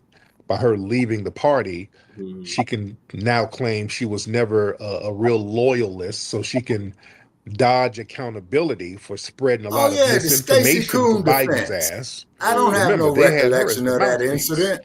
She was out there lying, talking about Biden was fine, and she was out there towing the line for them, defending a lot of them unpopular policies on Biden's behalf. So, you know, that's kind of a classic PR tactic to escape blame by just bouncing. So, oops, hey, I ain't with none of that. Because Omarosa tried to pull that. When they pretty much kicked Omarosa out, and they literally locked the doors on her ass. He said, and tethers are. She then decided to be like, "Oh, I was just the spook who sat by the door. I was out here trying to run a finesse." No. Now you got me on that dead crew because a couple of them damn scammers was from Ghana and all that old type of shit. And I had to cuss out the motherfuckers when they used to send them bullshit ass emails to me from Nigeria. Hey, I got $1 million in bank. I need your banking information. I send you $1.5 million. Man, fuck you. To buy someone's book, you have to have like a lot of respect for them. To like go to the store, purchase it. I mean, not really. I mean, if something is salacious and provocative, even if you don't like the person, you'll go check it out. That's why she's marketing the book as like, okay, look, I just left the Democrats. Now I got a great book coming out, so check it out.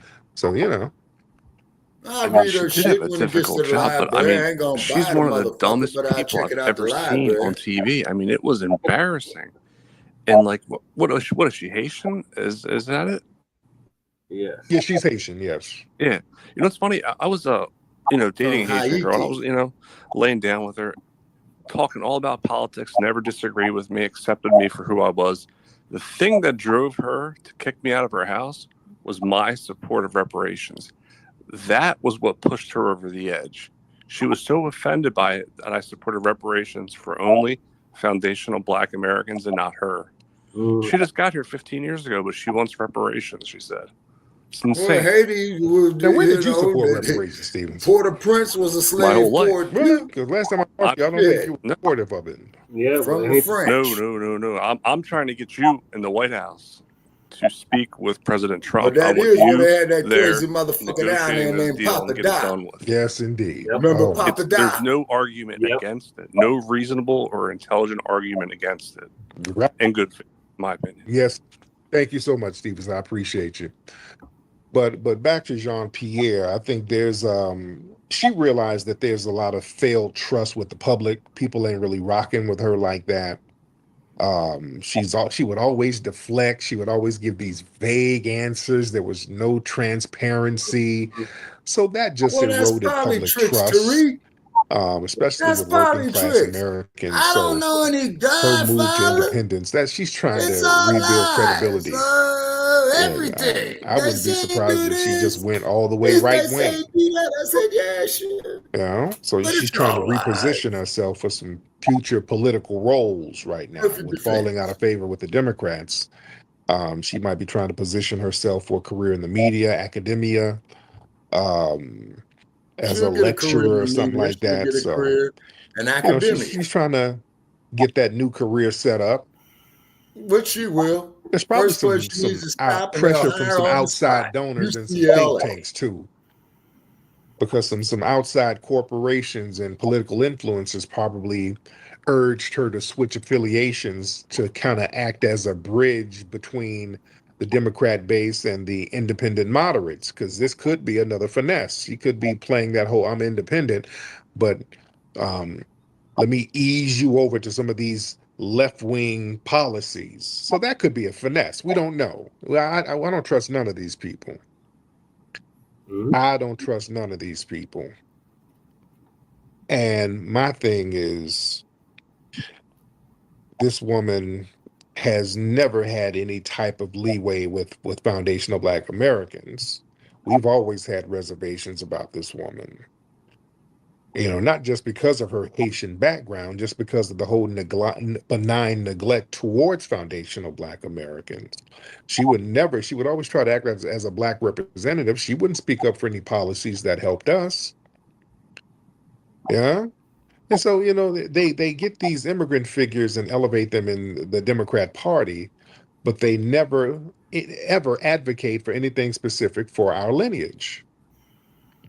And a lot of people in our community, we looked at her as being a puppet for white power.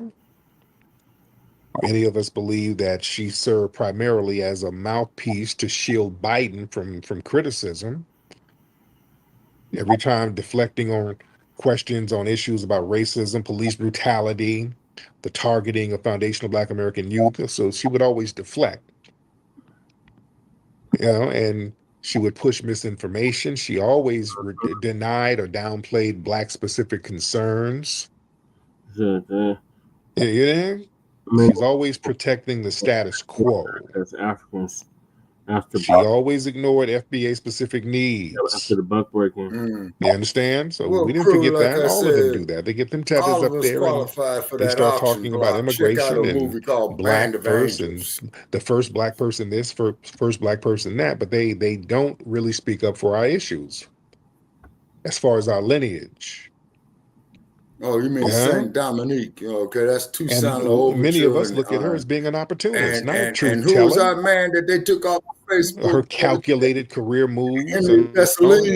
She was looking out for herself. Yeah, Facebook killed Henry Dessalines. But don't act as a mouthpiece for us. We don't want to play that game. So she benefited from the political machine, but she never challenged it for foundational Black American interests. But that's just she's not of the lineage. If I make a video, it ain't gonna be no more and than 2 minutes. And now she's going to try to claim some moral clarity. Yeah, that's the short. After her job is done and her book is coming out. And now she's trying to present herself as some kind of liberated truth teller, and that's just for her own personal brand. Hey, Pass, let's meet you and we as foundational Black Americans, we see this pattern.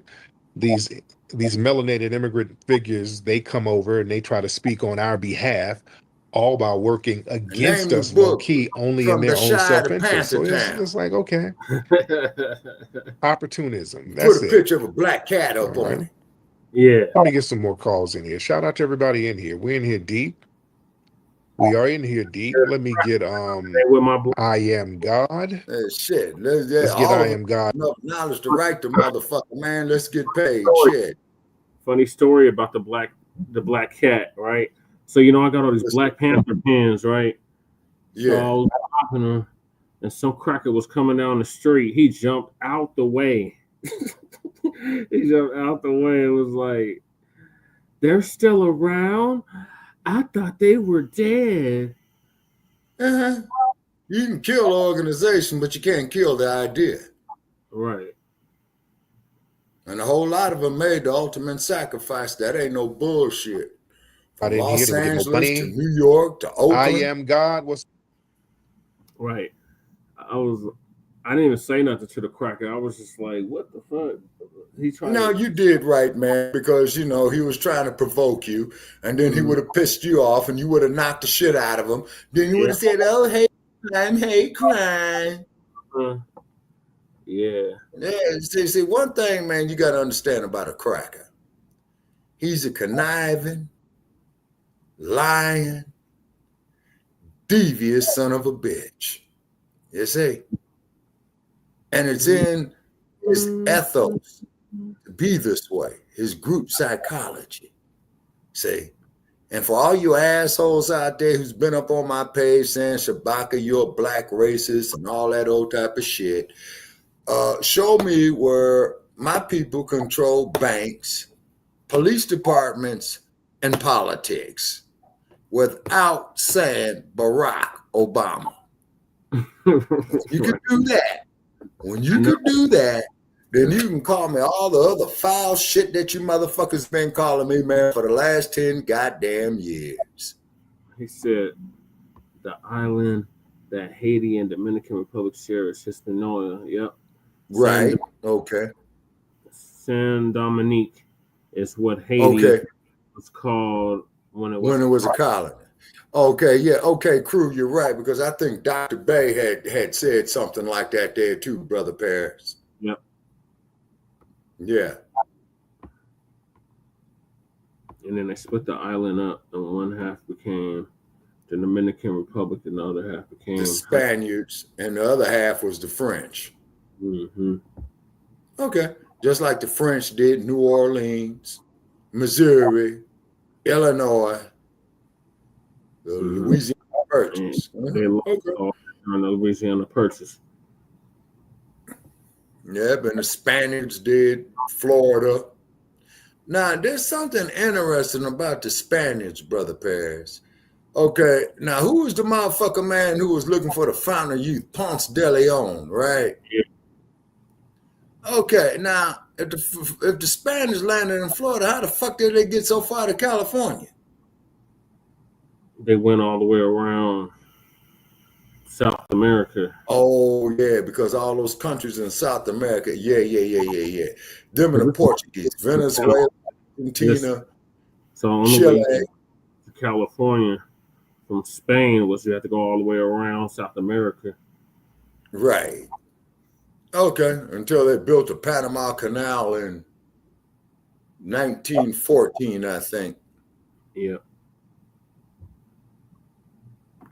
What's up, family? Okay. How you doing, brother? I'm good, man. How are you? Quite well. I think it's twofold. I think you hit on 2 points. I think there's no place for her in the Democratic Party with the party trying to move itself. What are they using? Traditional family values. Midwest white man, not a Haitian lesbian or LGBTQ, whatever she is. Additionally, I think she might be motivated by whatever work Cash Patel and Pam Bondi might be doing, considering that auto pin, and maybe she's positioning herself to turn witness and try to save herself that way. But with that, I yield. Good point. Because it might be some real dirt happening with the Democrats that, you know, they're afraid that Trump is about to do some retaliatory things about. So a lot of them are trying to get out of the crosshair. Yeah, because all of those folks that were trying to put those charges on Trump from the Democrats, which it was politically motivated, and they didn't expect him to get back in office. So they really needed Kamala to get in office. Now that Trump is back in office, boy, Trump is swinging back on their asses. He can still be the president. Some of them are jumping ship. Oh, I ain't no Democrat no more. Don't hit me, Trump. I is not a Democrat no more. Mo Bunny, what's up, man? Mo Bunny. Mr. Mo Bunny, I'm going to give you 5 seconds. There you go. Mo Bunny. What's going on, Uncle Flex? What's up, brother? How are you? Well, I'm good. Hey, man, I've been listening to you for about 2 years now. I'm like 23. Yes. Somebody told me get hip to you, man. You changed my whole perception of everything. I be talking to the immigrants now. I be talking hella shit to them around with you. You know what I'm saying? Going off like, man, fuck y'all ain't shit. I used to be all on that peace, buddy. You know what I'm saying? But I've been listening to you. You know, you make a lot of sense. Ain't nobody really teach me the game like that, or I see nobody really coming thorough with the game like that. So, you know, I appreciate that, you know, for the youngins or whatever. Oh, yeah. So, man. Yeah, but about that lady, the Democrat, man, Democrats, man, all them, fuck Jean-Pierre, all that, you know what I'm saying? Us youngins, we just try and ride out, get our reparations, and build our assets like that.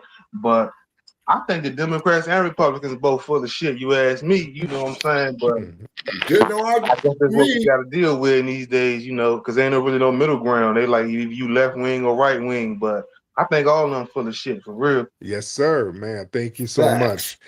I got two people. I got Twizzle and Bushmeat Barrister. Bushmeat, what's up? Hey, what's up?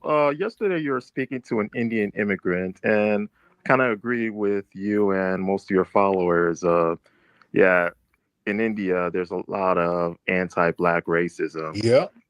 Big time. So, however, you were dismissing his point that East Indians are the most successful Indian group in America.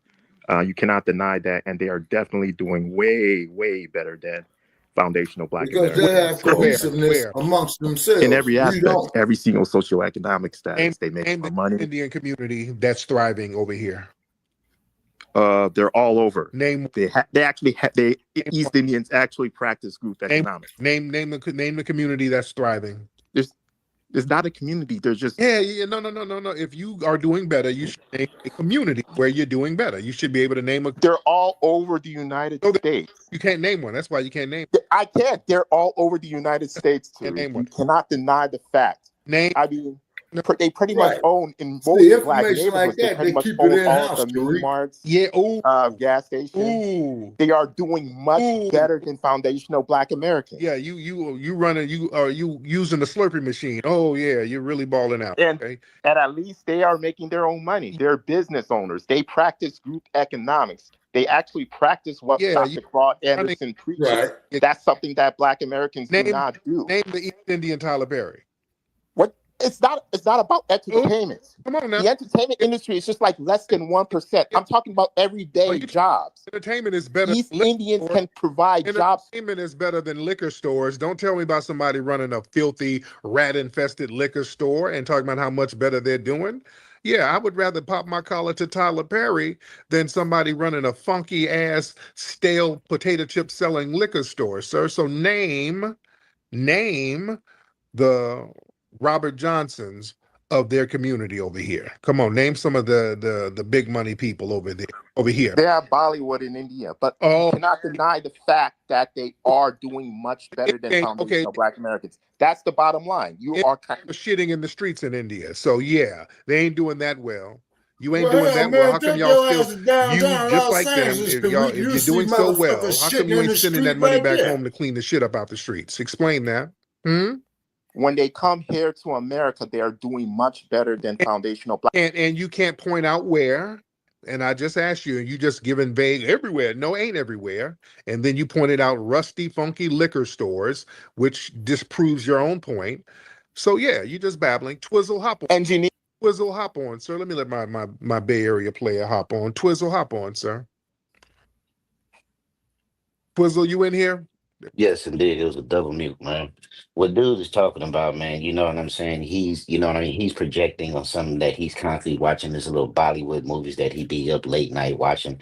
Only thing that the musty has got is tech. And the only reason why they got tech is they are like the Hispanics in techs. They come over here on those H-1 visas and those U visas, and they bring their family over here to work in tech. And that's the only reason why they have a little demographic down there in Fremont, California, where Tesla is. You know what I'm saying? But outside of that, just as soon as you go down there, it's going to be so goddamn funky. You really got to wear a mask because them is so musty and so backwood. They really think they All back in you can India do is because just make ad hominem attacks, though. that they, and when you go to Fremont, California, it smells just like India over there. You know what I'm saying? So they're not running anything. They are giving everything. You know what I mean? I am from the He's Bay right. Area. I am I from California. And I remember they weren't existing in the 80s. They weren't around in the 80s. Y'all just start coming around just because they start getting truck driver jobs. And how you know they was truck drivers? Because they was running around with that shit on their head. You know what I'm saying? But I don't even want to pay this dude no attention because he's on some bullshit. He's He's right. basically, he's tethering, he's trolling, because we all know that everybody that come over here are giving shit. You know what I'm saying? Dr. King said it when he said how the European immigrants come over here with the Free Homestead Act. They come over here like first it was the Asians during the Vietnam War. They started getting the liquor stores and all the shops, and then after the Gulf War, we started getting the Yemenis and the Arabs, and now the Indians are coming over because up here the Indians are taking over the liquor stores, and the Indians because just you walk in there, it's musty and He's right. you know what I'm saying? But Tariq, I want to speak on Stud Pierre, you know what I'm saying? And I just want to say that she has zero credibility, how she stood up there on that podium and Joe Biden is fine and Joe Biden is this and that. Now it's coming out that he has cognitive dissonance. Everybody is writing the books, and it all started coming to heel when Jake Tapper and that other dude, Josh Thompson, wrote their book. Now everybody's jumping ship and everybody is trying to run to save their credibility, but she's finna go out like Nikki Haley and Kamala Harris. Her political career is basically over with. So to me, she has no career because one, if you're jumping ship, you have no loyalty. If you're a Democrat or Republican, you have to be that for the good and the bad. She's basically acting like a disgruntled ex, jumping ship, thinking that the grass is green on the other side. But she's finna find out it's just like that shithole country she come from in Haiti. We don't run here. We're Black Americans. We stand through shit thick and thin, and that's why we are the people who we are, Tariq. That's why you are what you are, because you went through the bullshit against all the hate, all the negativity, and all the naysayers, and look what you are right now, and look who we are right now. Kim and what they think, and Karine Jean-Pierre, let her go down in flames and let her go back to that shithole country she come from. And hey, she might be scared to death. I think she may get deported too because wasn't she here on student visa? Hey, I land my plane. My man, I appreciate you. Let's get let me see. Enter what's that? INT Righteous? What's up, Tariq? This Righteous out of Houston, your boy. What's up, brother? All good, baby. Hey, Bastard, this your boy that reminded you that we could actually hear you last time. I just wanted to bring something to your attention, my man. You are talking about a people in America, which are, I want to say, a little over 4 million of them. There are a little over 4 million East Indians, if I'm correct, and you can check that, Google it. But on the other end, there are over 1. Shabaka, guess who's in the chat? He must have set up another account, Regal, talking about life is better with a Mercedes. You can keep that Nazi shit. Regal, get your motherfucking ass up out of here, Trick. man, push the eject button on this clown, man. I don't have time to deal with idiots, man. Yeah, get him up out of here. Crew got show that motherfucker the door quickly. You only fuck up with us one time, Regal. Right. He must have set up another account because I thought his ass was 86 already. Yeah, shit canny, man. Any of our mods, get this fool up out of here. Yeah, shit can Regal. He came back to what? I just came back to check on you fellas. Oh my motherfucker, God. We don't need you to check on us, man. Get your trick ass up out of here, Trick.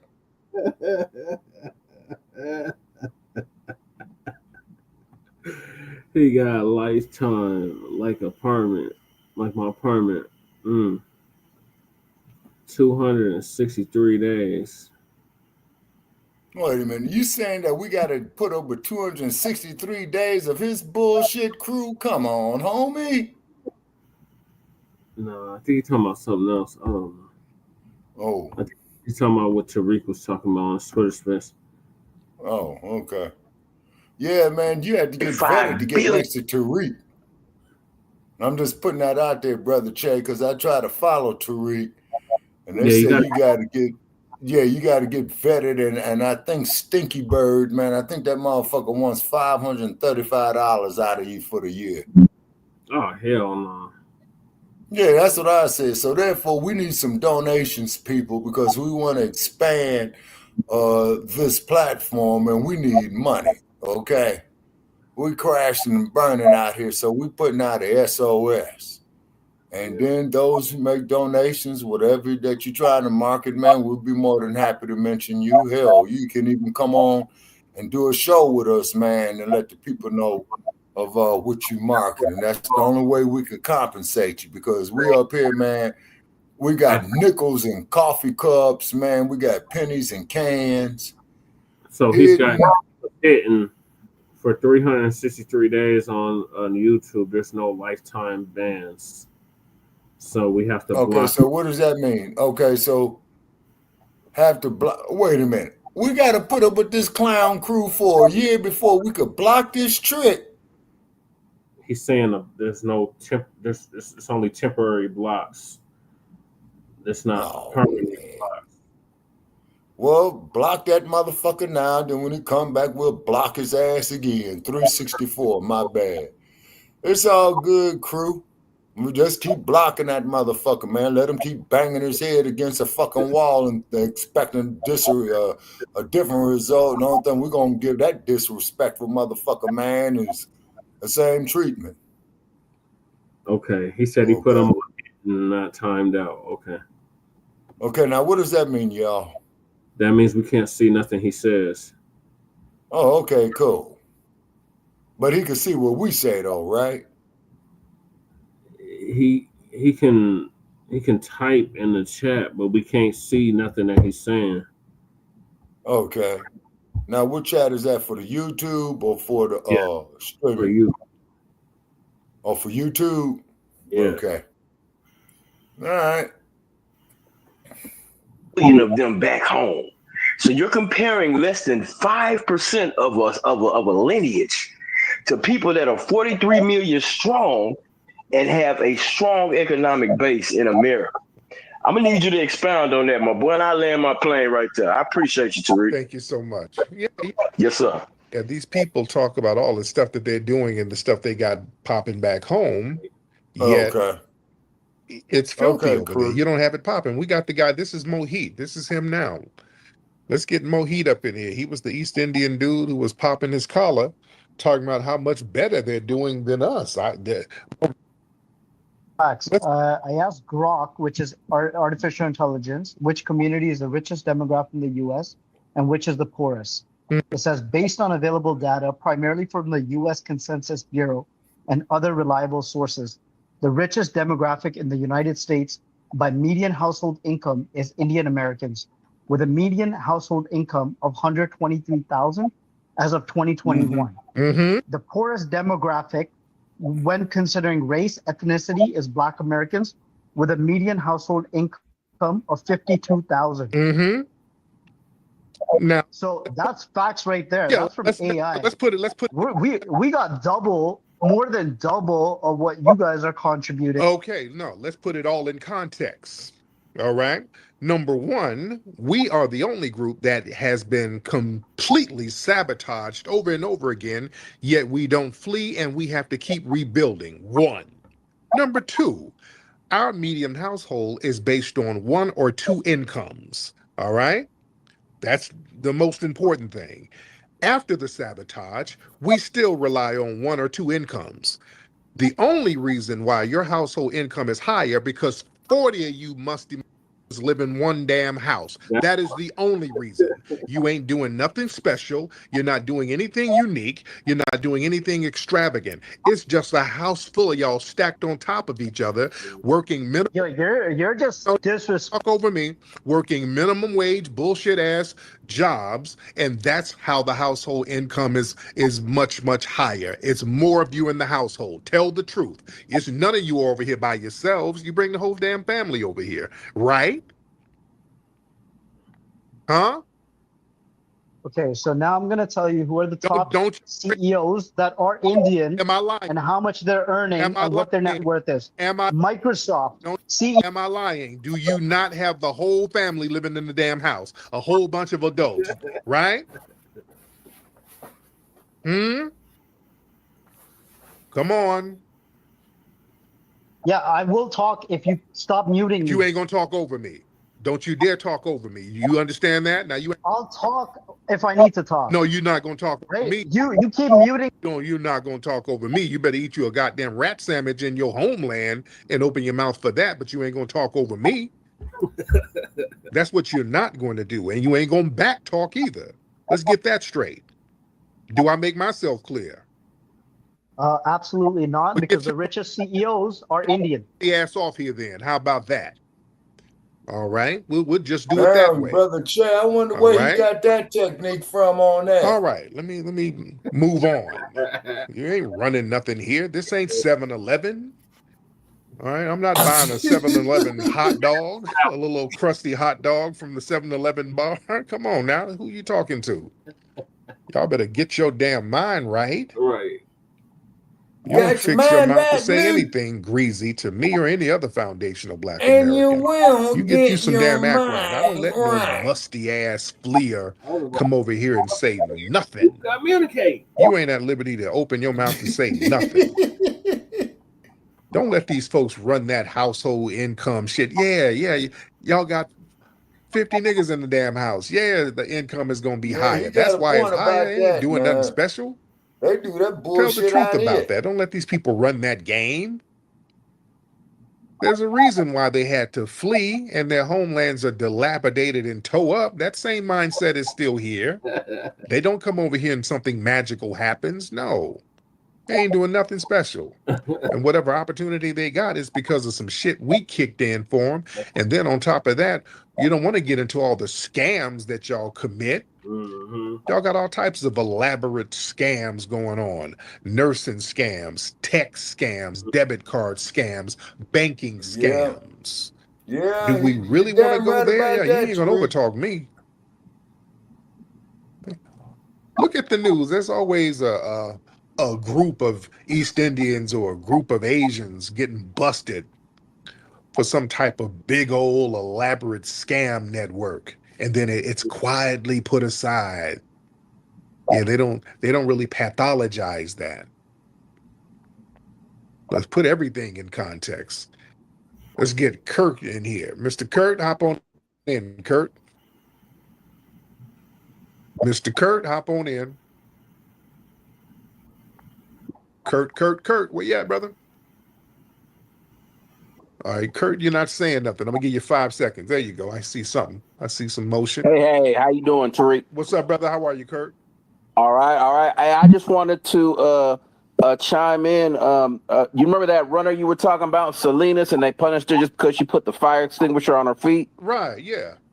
I did post this earlier. I don't know if you had time to see it on your Twitter timer or X timeline.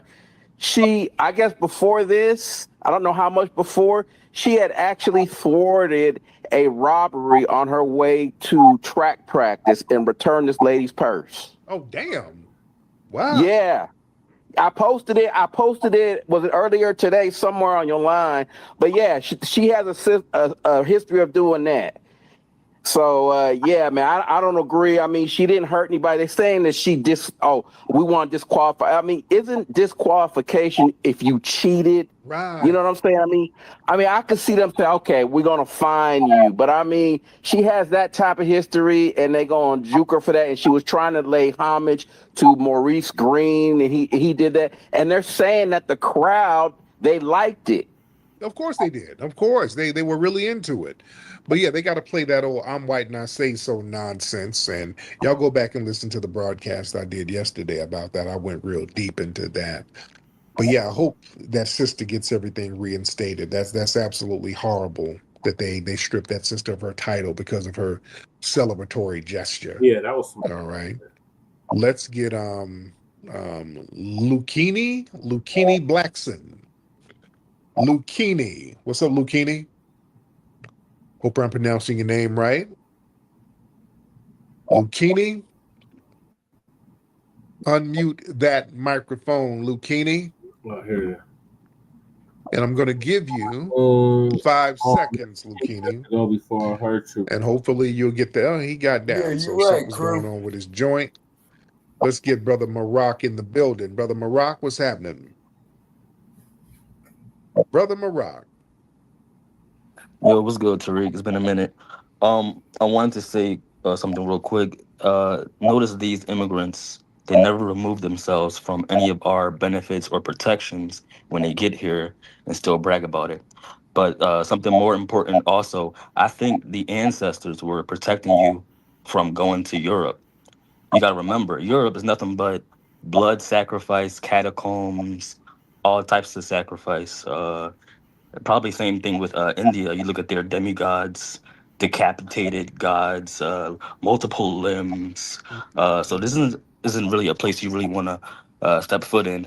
Matter of fact, I don't think Solon or FBA should really step foot back into Europe for these very reasons. It's nothing but evil. Acceptance is permission. Permission is invitation. Invitation is alignment. Alignment becomes embodiment. So I think we're in a new phase, and we got to be careful about who we invite in. Alan. My brother, I appreciate that. Fuck the commercial. Fuck the goddamn commercial. Root work in the evening, Sabaka. All right, what are your thoughts on Karine, Musty Stink, Tether Pierre? Okay, well, she's gonna write a book, get paid on that, probably bum rush somewhere, probably go lay up with a cracker somewhere. You know what I'm saying? Be a bed wench. Mm-hmm. Yeah, that's about the size of it. Yeah. She did all that caping for biting, and now she's banning the ship because that's just a sinking ship, and they need to fall. Oh yeah. Yeah, damn Democrats, man. They going down like the Titanic. You know what I'm saying? Bad. And then the sad part about it is, starting in California, when they start their bullshit in about a year, you're gonna have all these motherfuckers and Negroes coming out there, man. Vote Democrat, getting paid to do it and get fucked out their money. Just like when I was up there trying to campaign for that short fat fuck man with that Hitler mustache. What was that clown's name? Who? I can't remember who it was off the top of my head. J. Ridley Thomas or Ridley Mark Thomas, that motherfucker. Yeah. Yeah, that motherfucker wasn't. Yeah, Mark Ridley Thomas, thank you. Yeah, he wasn't shit. And yeah, Mark Ridley Thomas, you punk ass motherfucker, I'm talking about you. You goddamn crook. Yeah. Because he got hit with some goddamn cases there in LA County. Cruz said my root work has me fresh all day, even when working the railroad or driving 12 hours. Ooh, shit, boy, driving 12 hours, Cruz. Damn, man. Yeah. Whoa.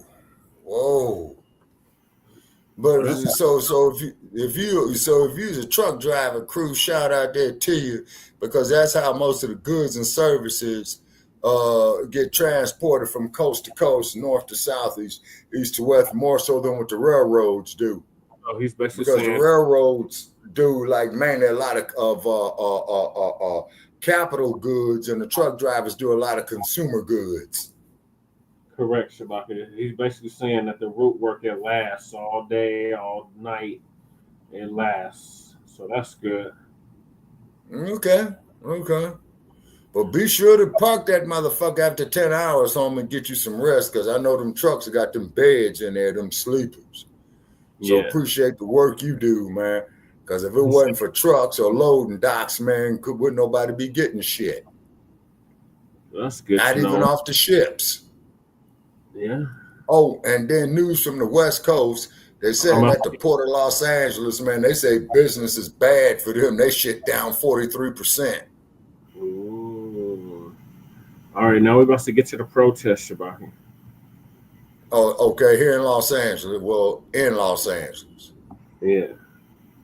They still protesting a little. Okay. All right, so if you've been sleeping under a rock or not glued to the TV screen, the damn illegals have been protesting all over the country, mainly in LA and New York. about these raids. ICE has been doing its job and raiding the hell out of these job sites and facilities that have been hiring these illegal immigrants. And now ICE is getting them about the paint, and they don't like it. So now they're protesting. Coming out here to the Wild Wild West. So I got several clips queued up. Let's see. I'll start with the nightly news. And if you can, brother Che, try to get the most recent one, man, because I want to see if the whiteheads are out. Because if the whiteheads are out, man, then that means motherfuckers is getting ready to get their heads busted.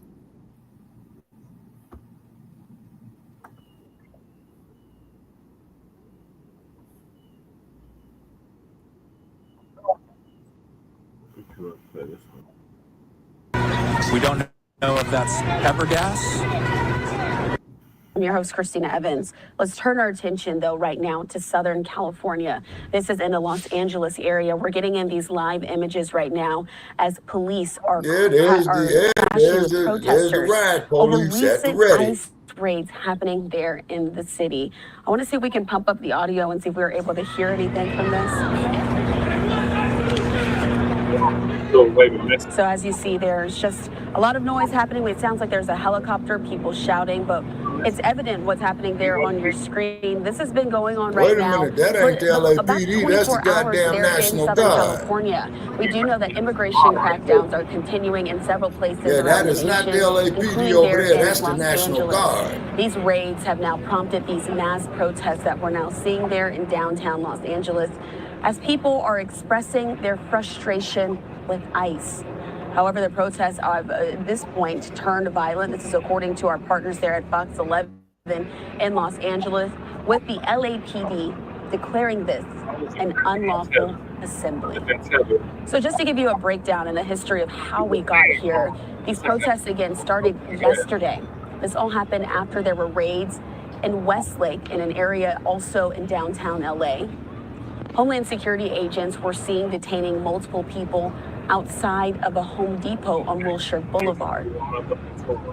Our partners there at Fox 11 with their Skyfox team were able to fly over the area as early as 10:20 a.m. local time. On that also, and they were able to he said he sent you, Proof said he sent you some outside of updated Home links, Depot, Jesse. being interviewed by local media outlets as well as this was ongoing.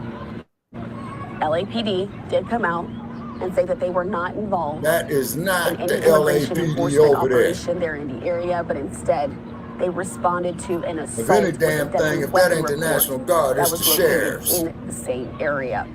They were there around 9 a.m. local time, but said that they quickly cleared the scene after finding no evidence of that assault. But at some point, DHS agents became involved in this. Later yesterday morning, another raid took place at an Ambiance clothing store that was there in downtown Los Angeles. This is in the Fashion District. A crowd of people and some other protesters were gathered outside of the store as that operation was also being carried out. Many people who joined in were taking photos or videos as well with their cell phones there on the scene. Several folks were also wearing FBI vests and were seen standing outside of the store. So the Service Employees International Union California was able to issue a based on what I well, see, Brother Paris right there, I believe those individuals over there with that riot gear on is the LA, that is the LA County Sheriff's. We heard from the U.S. Attorney as well, Bill Asili, saying that Huerta was deliberately blocking access to agents. He was able to put a quote up on X. I think we have that as well from yesterday from, again, the U.S. Attorney Bill Asili, saying that federal agents were executing a lawful judicial warrant there. It happened at an LA work site earlier this morning. He's referring to Friday. This is when he's talking about the president of SEIU, the largest labor union in California, saying that he was deliberately obstructing their access by blocking their vehicles. This is when the U.S. Attorney General Bill Asili says that he was then arrested for Damn, so the interfering. NYPD just smashing and grabbing them motherfuckers, huh? as Oh, well. that's in the city So of he was arrested Paramount. for interfering with federal officers, saying that he will face arraignment in federal court on Monday. He said, went on to say, let me be clear, I don't care who you are. If you impede federal agents, you will be arrested and prosecuted. No one has the right to assault, obstruct, or interfere with federal authorities when it comes to them handling their duties. I want to put this up, though, because this is also a response that we got from California's governor, Gavin Newsom. Still, as we're watching these incredible images that are coming right now out of the Los Angeles area. Putting this up on your screen. We'll be going back to that in just a second. But this is a response from California's Governor Gavin Newsom saying that David Huerta is a respected leader, a patriot, and an advocate for working people. No one should be harmed for witnessing government action. So we also heard from the SEIU saying that it was at that time that David has since was taken into the hospital to be treated for his injuries, but he was continued to be detained at that point. But again, hearing from the U.S. Attorney General saying that he will continue until he has an arraignment that's going to be happening on Monday. So in the aftermath, dozens have been taken into custody there in Southern California in the hours since that raid began. It initially started with just about 24 people who were led out of the Fashion District in handcuffs and then loaded into white vans and driven away. They were escorted by troops in tactical gear. Heading to the Twin Towers. I want to put this up on your screen as well. This is all the response that we've been getting over the last few hours there. This is all in response to the detainment and arrest there of David Huerta, the leader of the SEIU, the largest labor union in Southern California. You can see how many congressmen, congresswomen, all speaking out in support of him. All Democrats. Just pointing out a few there on your screen as well. We heard from Nancy Pelosi, as well as Senator Alex Padilla as well. Several other unions are also making their voices heard, including the United Farm Workers, speaking out in support of David Huerta. That Cesar Chavez. So we've been keeping our eye on this. And again, this is now happening. I have to show you this. This just popped up on our screen. Now fires erupting in portions of Los Angeles in response to these raids. So we have these live cameras. That's why our camera's a little shaky here. These are folks there on the scene, giving us this, feeding it into our newsroom. So it's not going to be as clean as it would be if this was a typical press conference where the camera's able to stay still and we're able to bring you all these comments. All right, we're going to go off of this shot for right now until they're able to get it a little bit more stable. Oh, it looks like we've gotten to a stable place here. So you can just see the destruction that's going right now in Los Angeles.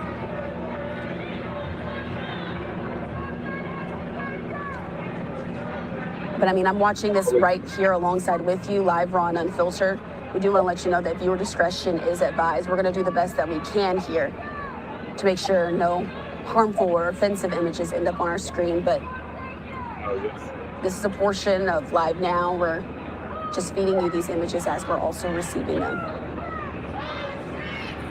As you can see, people are just out there in the streets right now. That man just toppled over a shopping cart there next to this fire that's erupted.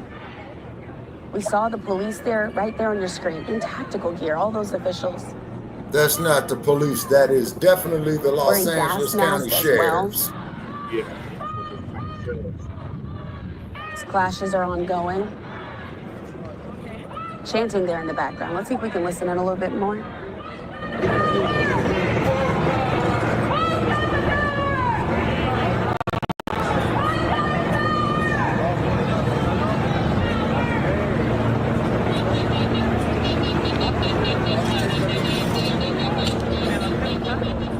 And with our viewer discretion being advised, of course, we're going to try to make sure, again, nothing offensive comes on our screen, whether that be signage, whether that be hand gestures made by any of these protesters out there, as well as what they're shouting. So we're keeping our eye on that here on Live Now from Fox, but still want to remind you that Lady, now what kind of goddamn journalist is you? If I was down there in that motherfucker, I'd want to hear what everybody got to say. They could say fuck everybody. Those officers who are on scene not appearing to be engaging right now with the protesters? Not yet. They're just standing there getting pissed off, waiting on orders.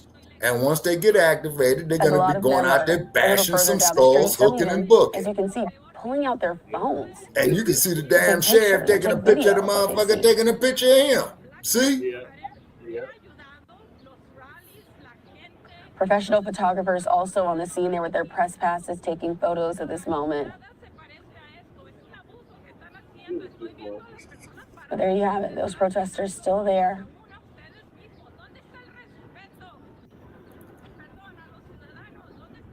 This is all in response to these ICE raids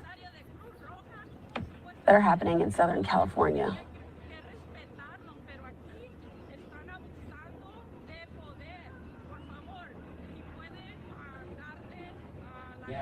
Zoomed out shot. So look at this. We're able to get a better vantage point right now. I'm not able to read that street sign. I'm not sure if anybody in the room, any of our producers are able to see that. I can read it. Atlantic Place is the first street. There's a street then a little bit further by back Atlantic, right which is the next street going up right there. That's the main thoroughfare. Right there in this area. And as we just gave context to this a few minutes ago, the initial raid that we have, according to our reporting there with Fox 11 in Los Angeles, happened after they saw people being detained at Home Depot. So this now erupting as well. Let's see if we can listen in. It seems like somebody's talking near camera. I've been in this country over 45 years, helping people because somebody helped me also to become a citizen. So let's not forget about these people here. And I'm telling you, you can focus to the other people. We're standing here peacefully. You are standing here.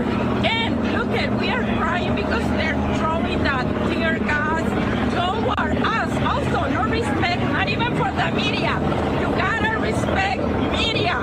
This is the worst I've seen in more than 45 years in the history, and I've been through so many marches too. So That shit ain't like 1992, but you know lady. what? You know, get your facts right. What is going on here in Paramount? What did they do to you that you are, I'm sorry, that you are here abusing your power? This is not right. They're even abusing you. And you can say, you know, look at Ryan, the border, she cannot even be here because she is over there, you know, with her eyes, crying and everything. All right, that's by the 710 freeway. They throw everything toward us. Paramount doesn't need this.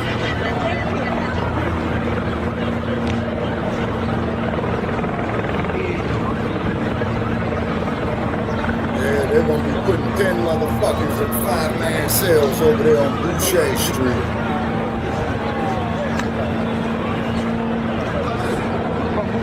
Yeah, that's what they're going to be doing over there on Boucher Street.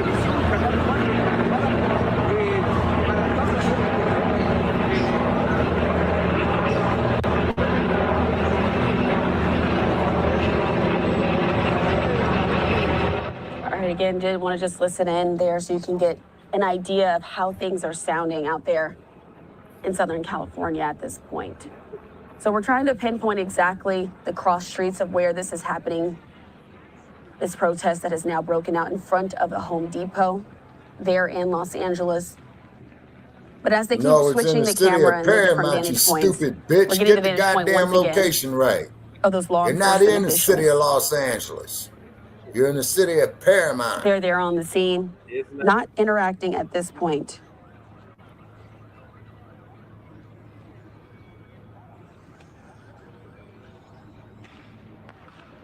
All right, they're launching tear gas. We're seeing running right now. Sounds like flashbangs. We're going to hang with the shot No, here. it's tear gas. Your discretion is advised.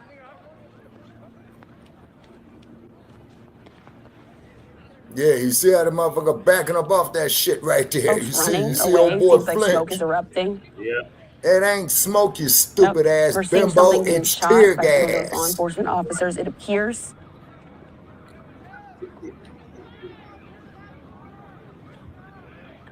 I believe this is what's creating the smoke. It's called tear gas. some folks there having And masks you call on. yourself a professional news reporter? You got me fucked up. That's tear gas. These are just some of the And live it's images burning that your we're getting out eyes, of it's Southern burning your California. nose, Protests it's erupting burning in your front throat, and that's of why a people Home is walking Depot. away from it, you know, to get fresh air, and it's doing what it's designed to do. Folks on hand holding American flags as well. It ain't You can see there nothing on your nice. screen. No, it's not. Haven't dealt with that shit. The Mexican flag Got them their chest. also flying. So there ain't nothing nice.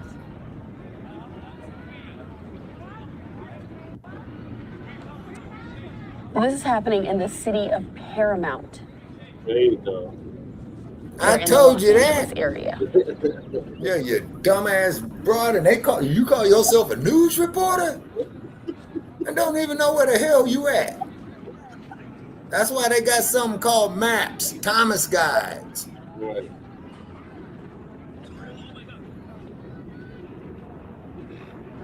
So the city of Paramount, just so we can have some context to where this is if you're not from the Los Angeles area.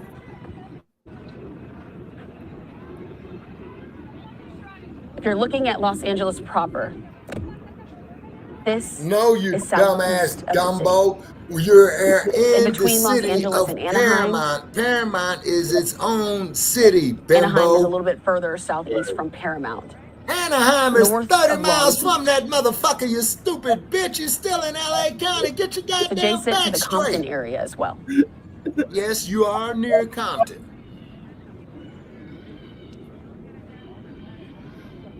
So just wanted to give you just a little bit of context to where we Lady, are. I don't need you I'm also to going to tell bring in my me colleague shit. here, I know Austin what the fuck Westfall. I'm looking at. I've driven up and Austin, down them thanks for damn hopping streets. on. I mean, Yeah, you've so been watching this since last night.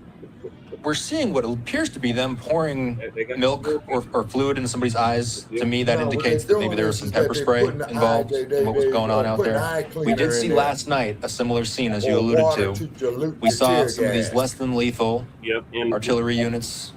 We saw crowd dispersal tactics. They use less than lethal And rounds. them They dudes use is just pepper standing balls. there, They man, use, before they get the order to in go some cases, ballistic. flashbangs. And especially when we see Now, a this number is of later people that on are rubbing their yesterday, eyes, yesterday what that afternoon indicates to in me is Los that Angeles, there could ladies have and been some gentlemen. pepper spray involved here. That is, of So course, I'll be why up the here looking officers at the are idiot wearing the gas box, masks as well to seeing the protect latest themselves updates.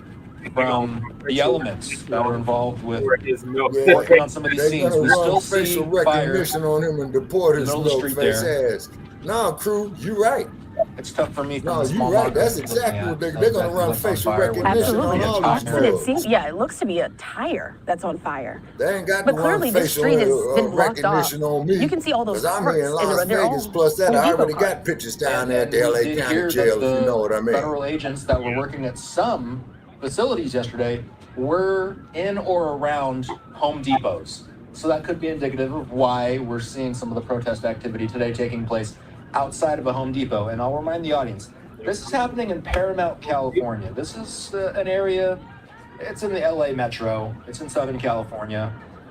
Call it midway between Long Beach and downtown LA, roughly. Not too far away from the 710 freeway, this particular spot. Long Beach and But we were watching Paramount, last night then to as downtown. police, LAPD, Yeah, so worked you know, he's to semi-correct. get rid of a crowd that was ultimately deemed, at least to a small degree, First place, violent protest. correction. There was a They small are group not in of the violent city of protesters at Los the protest Angeles. last night That's why the that Los were throwing Angeles large County pieces Sheriff of is right there concrete because at they the are the law officers. enforcement So areas in those ultimately, areas right there. police had to disperse that crowd, and now we've been seeing some of the same today. We've seen those less than lethal rounds being used in this crowd, and I don't know if it's just sort of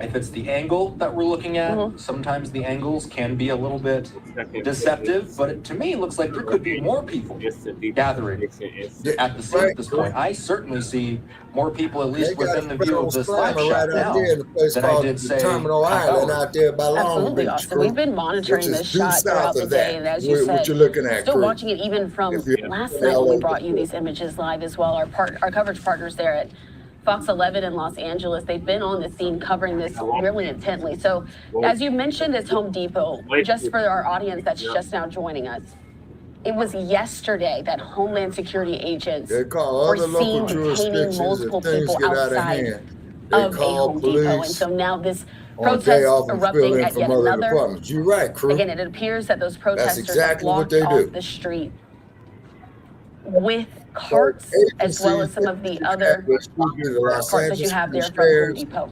The Long Beach Police Department. We were watching a similar scene yesterday. And the Compton Police Department, they disbanded over 25 years ago. So the LA County Sheriff is the chief law enforcement agents in the city of Compton. And it appears that they're on the borderline between Paramount and Compton. I will say, too, I apologize if it's a little bit tough to hear me.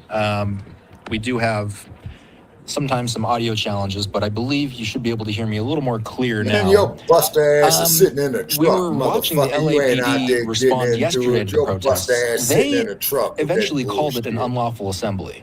Now, what that meant is anybody who was in the area was subject to arrest. Also, they were not being shy about the idea that anybody who does stay out there, the use of less lethal munitions oftentimes are authorized by officers that are trying to disperse these crowds. A citywide tactical alert was issued yesterday. Interesting to mention, though, this one is not in the city limits of Los Angeles. What city is you talking about? Paramount, California. I don't know what agencies are responding to this. I don't know if you've seen, Christina, perhaps, what agencies it's tough for us to see. Los Angeles County Sheriff out there.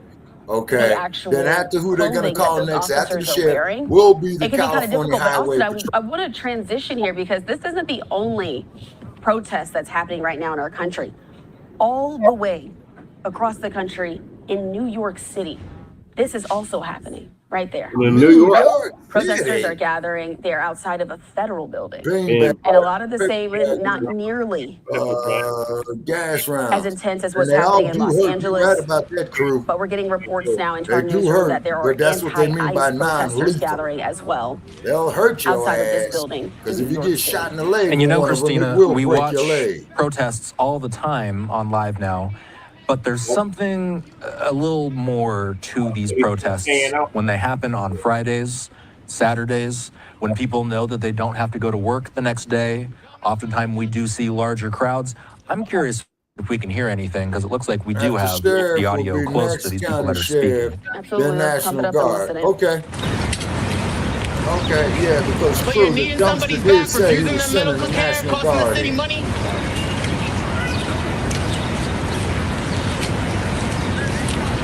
Yeah, that's true. You get hit in the head with one of them, too. Yeah, you can.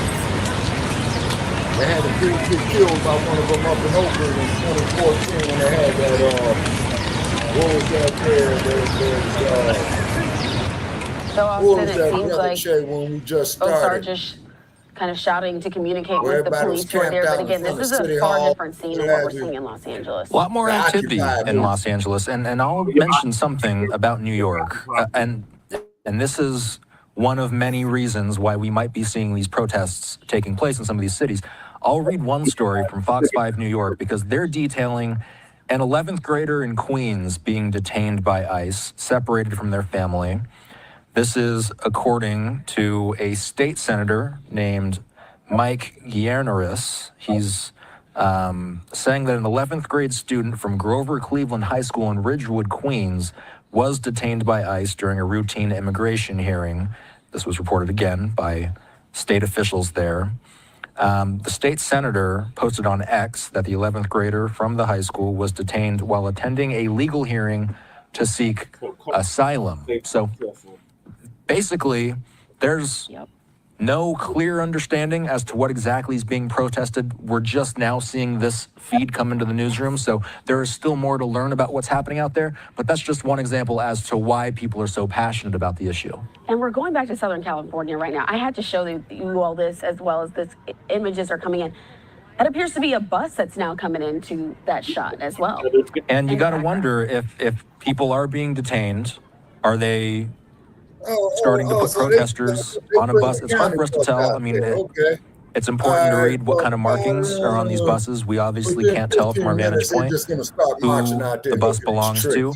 I can tell you something, though. The people on the scene there sure are fixated on it. This is a mix of journalists, protesters, citizen journalists. Unfortunately, the camera is a little too far away to see what exactly is happening over there. But Christina, you can see a lot of them are focused on that bus. Absolutely. It seems like those officers are trying to communicate with the crowds there in the background, still wearing those gas masks as well. I just saw one pointing, telling them to push back, seemingly trying to generate that with his hand and say that to those folks who are out there. Well, crew, that's LA out there for you, at this point. It's been, like you mentioned, some of the non-lethal, less than lethal. Some of the less than lethal rounds are what they use in order to disperse the crowds, oftentimes. Last night, we were seeing as some of the officers on scene at the protest in LA, they had the pepper spray, they had the flashbangs, sometimes rubber bullets can be used. Ultimately, they're not trying to escalate things to a point where they have to use those types they call other local jurisdictions if use that things equipment. get out But of hand. ultimately, if things I do saw a escalate crash out in there, Madison, then sometimes Illinois, these are the less they than lethal call ways that they use right to in get a crowd parking to on Olympia disperse Fields to or to respond probably 2 de-escalate more situation. times. And Okay, again, so out here, crew, it's worth mentioning what they that will this is taking do place is in they Paramount, call the California. sheriffs, they We're might call in the unsure if lap there are more dogs, but the protests lap dogs are going on around Southern concentrated California. downtown, which is This about is the second 10 straight miles day north of there. that we've seen Okay, then they can go ahead protest and call the activity Long taking Beach place Police in Department Southern because the California. city of Long This Beach one is is the outside of next a Home Depot. jurisdiction south of Compton. I would be curious to know if there's perhaps anything else planned other places in the LA metro area, if we are expecting any more protests tonight. It looks like Matt Seedorf has a video. He's a reporter with Fox 11. He says that several agitators have been arrested. He's out there in Paramount, Seedorf. He says some Border Patrol agents drove away. People hurled rocks at their cars. This is a scene that people need to be aware that, and again, I'm going to reference yesterday's protest. What ended up happening was the LAPD declared this an unlawful assembly yesterday. If they do the same today, which I don't know if we've gotten any, and there's Seedorf holding up one of those less than lethal rounds. Yep. He's able to see them. And so, and I don't know if we're able to pull up audio on this post or not, you guys. We're going to attempt to do that right now. I think we can. Let's listen. So, yeah, we're not, and I don't think we are getting the clean audio through. We are working on getting that to work, though. Hopefully we'll get some of Seedorf's reporting here in a moment. He is out on the scene. And again, that's video right there of what we've been seeing the past 48 hours or so, which is officers and protesters getting in each other's faces. This one ending in an arrest, it appears. Time will tell how many people have been arrested. But again, and I'm just working in the realm of speculation here, we did see them pull a bus up through this area. So my question would be, are they going to be detaining multiple people, and are they going to be using this bus to get them to jail? As we see, Christina, that the fire is still burning in the middle of the street. This is interesting, and we saw a tire next to it earlier. We thought it was a tire that was burning that could still be that same very tire. And the bus is seeming to drive away. Yep. There. Again, this is the city of Paramount in Southern California. Fox LA is on the scene, and we are working to see if we can get any new information from Matt Seedorf, who is on the ground over there. Our understanding is that there's been an increase in protest activity this morning. We don't know if there are more protests, further protests. Oh, let's listen in. Let's pull up the audio on this. Yeah, let's listen. These are more of those crowd dispersal tactics, possibly. Oh, okay. They just pissed off the LA County Sheriff.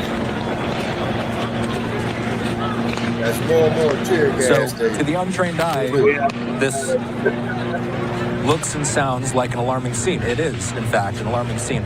But more than likely, what we're looking at here are some sort of crowd dispersal tactic from the law enforcement that are on scene. They're trying to push the protesters back.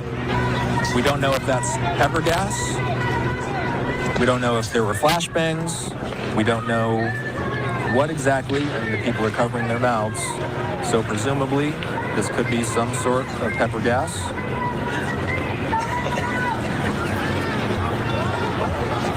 We did lose our visibility. Absolutely. We want to go ahead and also put up this post that we have from ICE being put up. I want to put it up on your screen as well for folks. So just so we can continue to add some context to what we're actually seeing right now. As you can see there, they're saying that anti-ICE rioters have left a trail of destruction on the streets of their own community.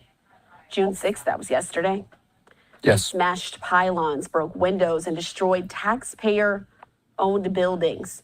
Destroying their own city is their prerogative, but will continue to enforce all U.S. immigration. We heard from, and let's also, I'll just say, on the other side of things, LA Mayor Karen Bass released a statement. She said yesterday that they received reports of federal immigration enforcement actions in multiple locations in Los Angeles. She said, as the mayor of a proud city of immigrants who contribute to our city in so many ways, I am deeply angered by what has taken place. These tactics that he can't do nothing about it, and that so that means that Trump, I would imagine, and somebody correct me if I'm wrong. So what that means that Trump, had overrode Newsom in regard to the California National Guard, which is part of the United States Army. Yep. So he's probably going to be sending in the regular army as well, too. Terror in our communities and disrupt basic principles of safety in our city.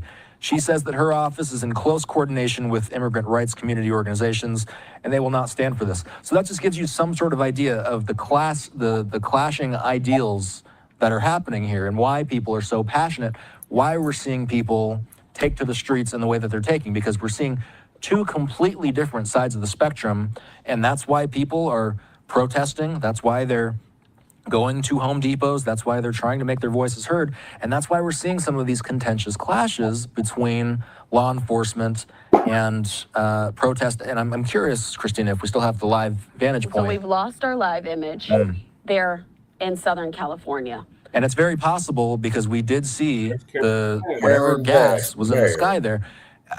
They have to look out for their own safety. Absolutely. The news crews on the ground, they may have been dispatched to get to a safer vantage point, turn off the camera, move somewhere where they can get a better shot, and more importantly, stay safe and stay clear of anything that could make their breathing difficult or their seeing that's difficult. New York. Absolutely. And so this isn't the only, protest that's ongoing. This scene that we're getting out That's of New York. Oh, we've got our shot back in Los Angeles. But this is the scene that's happening right is now not Los in New York. Angeles, This is a you gathering busy outside of that federal building. That is not Again, police also in tactical gear, but not nearly in the same position as what we're seeing right now in Los Angeles. I want to put this back up on your screen as well. That was the mayor's comment that you referred to, Austin. And again, live images back there in Southern California. We still see the smoky skies. We still see that there's no shortage, and there's no. From what I can see here, I don't see this crowd thinning out. Okay, Brother Pierce. It does seem like they are using the crowd dispersal tactics. Brother Pierce. We don't have direct contact. Yes. Okay, it's going on 1 o'clock, man. I know it's late where you at, man, so I'm going to lay it down. So I'm going to wish all our viewers and what have you, please share these videos because you might be seeing history in the making. Okay, crew is saying in their own community, where have I heard that before? How do they have a community if here illegally? Okay, now crew, I got to tell you something about the Wild Wild West. Okay, California used to be a part of Mexico up until 1848 when they discovered the gold here. Okay, that's why you got your Napa Valley wine for all the winos that get their cheap shit. You see what I'm saying? It was settled by the Spanish, but the indigenous people here, I think Sister Bianca had mentioned about the Ohlone, and they were up there around the Bay Area. And then, of course, the Modoc, which is up in the far northeast corner of California, they killed them with disease. You know, there was a movie that they made called Ishi that did that. Ishi was the last survivor, and they killed him. You know, and he died in the early 1900s. But they had systemically killed off his people, which is as commonly referred to as genocide, which is systemic mass murder, and they did it to us. Okay, Tuskegee experiment, what have you. But you got a lot of these brain dead motherfuckers out here that don't believe that shit stink. Okay, but that's all part of what Dr. Marimba Ani had said in regard to the Ma'afa. Okay, so what I'm gonna do out here in the West, I gotta lay it down because I'm an old bastard. You know what I'm saying? It's time for my old ass to take a nap. Then I'm gonna wake up in the morning. Don't laugh, sonny. You live over not long enough from being an old bastard. Time don't wait for no. It's hilarious. He said, "Hey, Shabaka, this is the story you wanted to cover." Yeah. Oh, it ain't over yet. You know what I'm saying? It ain't over yet. Okay, it's because I bet you that the treaty Mexico sold that several states Mexicans are not indigenous. Black American freedmen are the only indigenous. First Mexican president was a freedman. Okay, well, crew, I'm not going to debate with you on that. Yeah, you talking about yeah, okay, but okay, the treaty crew is that of 1847, and they have a historical landmark near, in North Hollywood where they had signed it. You know, they got a little bullshit monument to it, and I think they signed it in 1847. And then, as you know, California used to be its own republic for 1 year of 1848. That's why you see the state flag out there with the bear on it that says California Republic. Then, when they found the gold in that motherfucker up there at Sutter's Mill, they bum rushed this motherfucker, man, and made it a state in 1849. Now, that's pretty quick to make a state man during the cowboy days. You know what I mean? Right. Real quick, at that time. You say, if it was in these modern times, I could see it, but back at that time, man, motherfuckers was out here, man, on goddamn Wells Fargo stagecoaches crossing this hot-ass desert. You know what I'm saying? Yep. And when I ride across here, I'm just imagining all the motherfuckers out here fighting Indians, white folk coming out here with their funky, nasty asses in the stagecoach, man, and they ain't washed their funky ass and build up on all that dust. Yeah. You know? All right. Okay. So I'm gonna lay it down, Brother Paz, and I get in touch with you tomorrow. And if you can, at the point where I sign off, I try to jot down some notes so I can stay up on it. Then quite naturally, of course, when I rise up on it, being out here in the West, I'm going to be checking Cartoon News Network, Fox News, and it's bullshit, the local news, see what kind of propaganda that they got out here. And right now, a whole lot of motherfuckers is over there, getting stripped down and putting them jumpsuits over there on Boucher Street, a lot of them. Yeah. As they say, shoulders on the wall, nuts to butts. Yeah. Mm-hmm. Yeah, a whole lot of them. It ain't nothing nice getting booked in the Twin Towers, but we'll talk about that there later. Yeah. All right, folk, I'm out. Okay, I'll give you a call when I wake up, Jesse. All right, crew. All right. Talk to y'all tomorrow. Okay. Mm-hmm. All right, let me push this video up. With the reporter down there on the scene, Matt Seedorf, Fox 11 reporter. We are monitoring social channels just in case we do hear of anything. If this situation, and I'll repeat this, if the situation is anything like we saw last night, it's possible that law enforcement will call for an unlawful assembly. Maybe they already have. And so what that means is that they may arrest people that are taking part in these protests. They, as we've already seen, may use less than lethal rounds on the crowd. It appears that from the smoke in the skies, you're already seeing some of that taking place. And then, okay, they're zooming in. Yep. So now we can really see the scope of the law enforcement presence there. The smoke in the sky makes visibility pretty tough.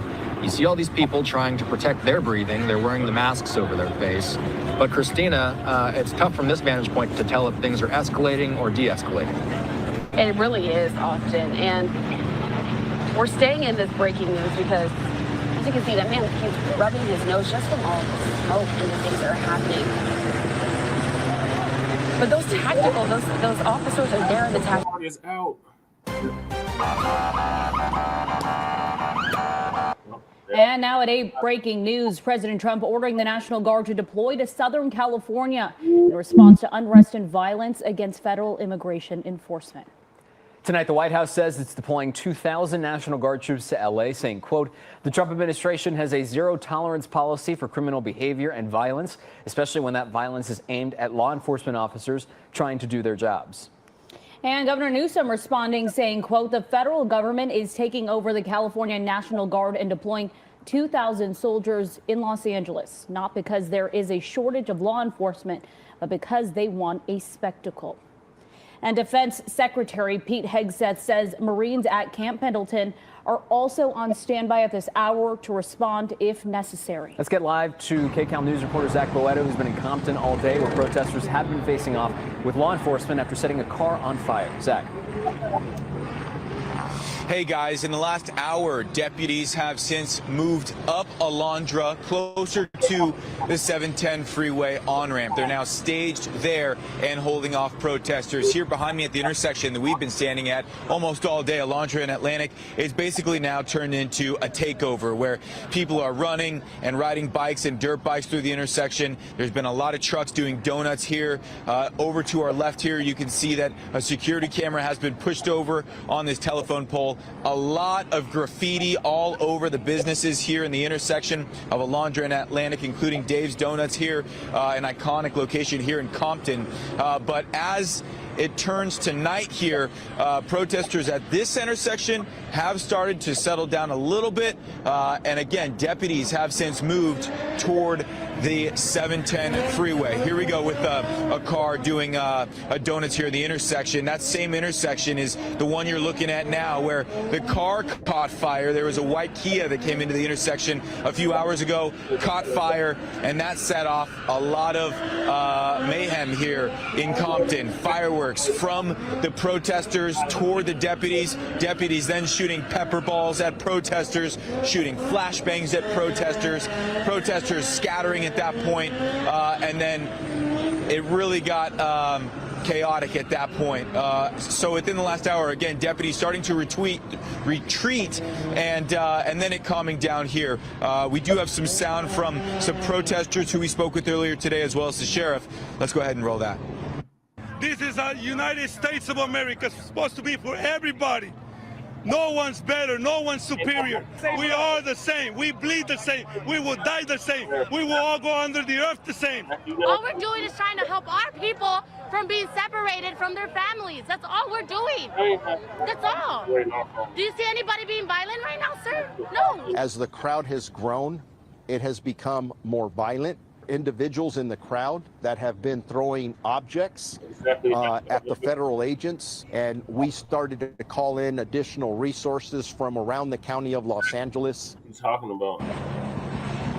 Still a very active situation here in Compton. If you live in this area, a good idea to avoid the intersection of Alondra and Atlantic. And no one is getting over the bridge over the 710 freeway. You can see in the distance here a lot of Mexican flags, a lot of American flags.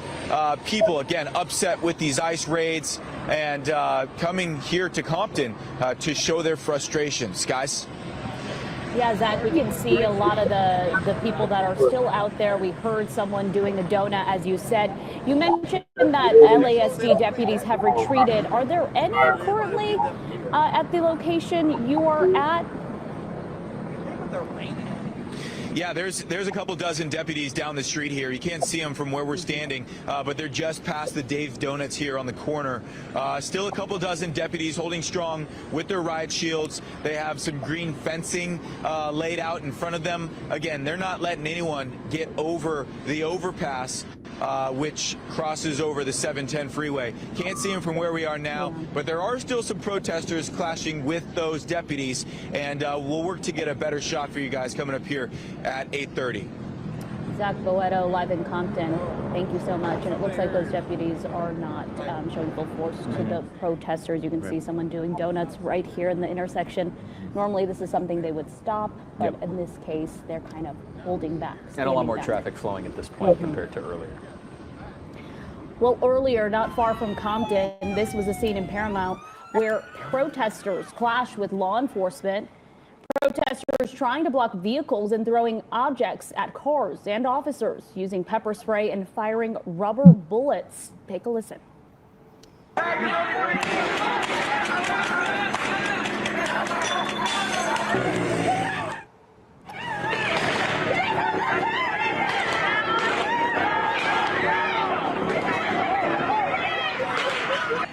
Very intense scene there. Just before officers used tear gas and rubber bullets, protesters tried to block a U.S. Marshal bus from driving through that crowd.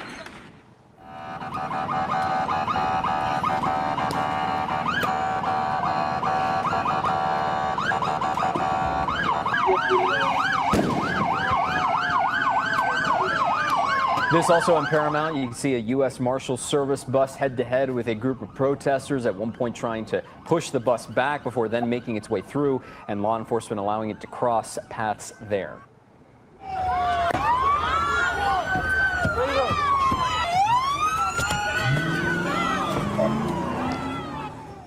And another moment we showed you earlier this afternoon, a U.S. Customs and Border Patrol vehicle also getting things thrown at it from protesters. At one point, looks like milk, rocks, other things being thrown at those vehicles as they pass by. Over in Inglewood, this was a situation here. Citizens video shows someone being stuffed inside a Border Patrol vehicle there. A few people were outside of the car protesting the law enforcement. It's unclear if this was part of a larger raid or who the person was that was being taken in this video. We have reached out to federal officials, but have not heard back yet. And tonight, a rally outside a detention center in downtown LA where protesters are gathering for anti-ICE rally on Alameda. This is happening right between Aliso and Temple. After yesterday's raids, they say they're standing against President Trump's immigration policies and fighting for dignity and equality. Now, joining the rally there, SEIU President David Huerta's nephew, who says his uncle is physically okay after being hurt during his arrest yesterday. We're here in solidarity with him, in solidarity with the immigrant community. They're trying to criminalize people that are working class, people that are the backbone of this country. If they want to deal with bad people, fine. That's a whole different conversation. But they're targeting working families. They're separating children. Children are not the bad guys. Families and mothers are not the bad guys. What are you talking about? Huerta is the leader of one of the nation's largest labor union, remains in federal custody. He's accused of interfering with the LA immigration raids. Now, the U.S. attorney says Huerta was blocking an ICE detention van. The union says Huerta had to be taken to the hospital. He is expected in court on Monday. Today's protests come after an hours-long demonstration in downtown LA yesterday. People crowded the federal building where detainees were taken following widespread immigration sweeps in LA. The protests got tense at times, with officers firing tear gas to clear the crowd.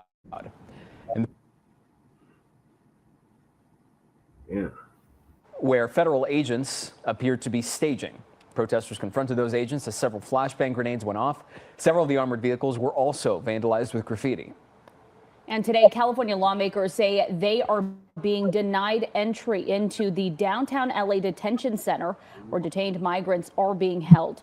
Congressman Jimmy Gomez and other elected leaders say they should be allowed to visit any facility that's detaining migrants, but we're told they weren't allowed in because of safety issues. I've been to the Middle East, I've been to war zones, so I know what it's like to actually be in a situation that's a lot more dangerous than inside this building. How many people are there? It is our job as members of Congress to have oversight. Now, we reached out to Border Patrol for information about the facility, but have not heard back yet. And breaking news tonight, President Trump deploying the National Guard to deal with unrest over immigration enforcement here in Southern California. And let's get live to KCAL News reporter Zach Boetto in Compton, where protesters have been facing off with law enforcement. Zach? Yeah, hey guys, still an active scene here at Alondra and Atlantic. You can see behind me, people are starting to go through this intersection. Traffic is moving smoothly, but earlier today, a much different scene. We have video of a car fire that took place right at this intersection.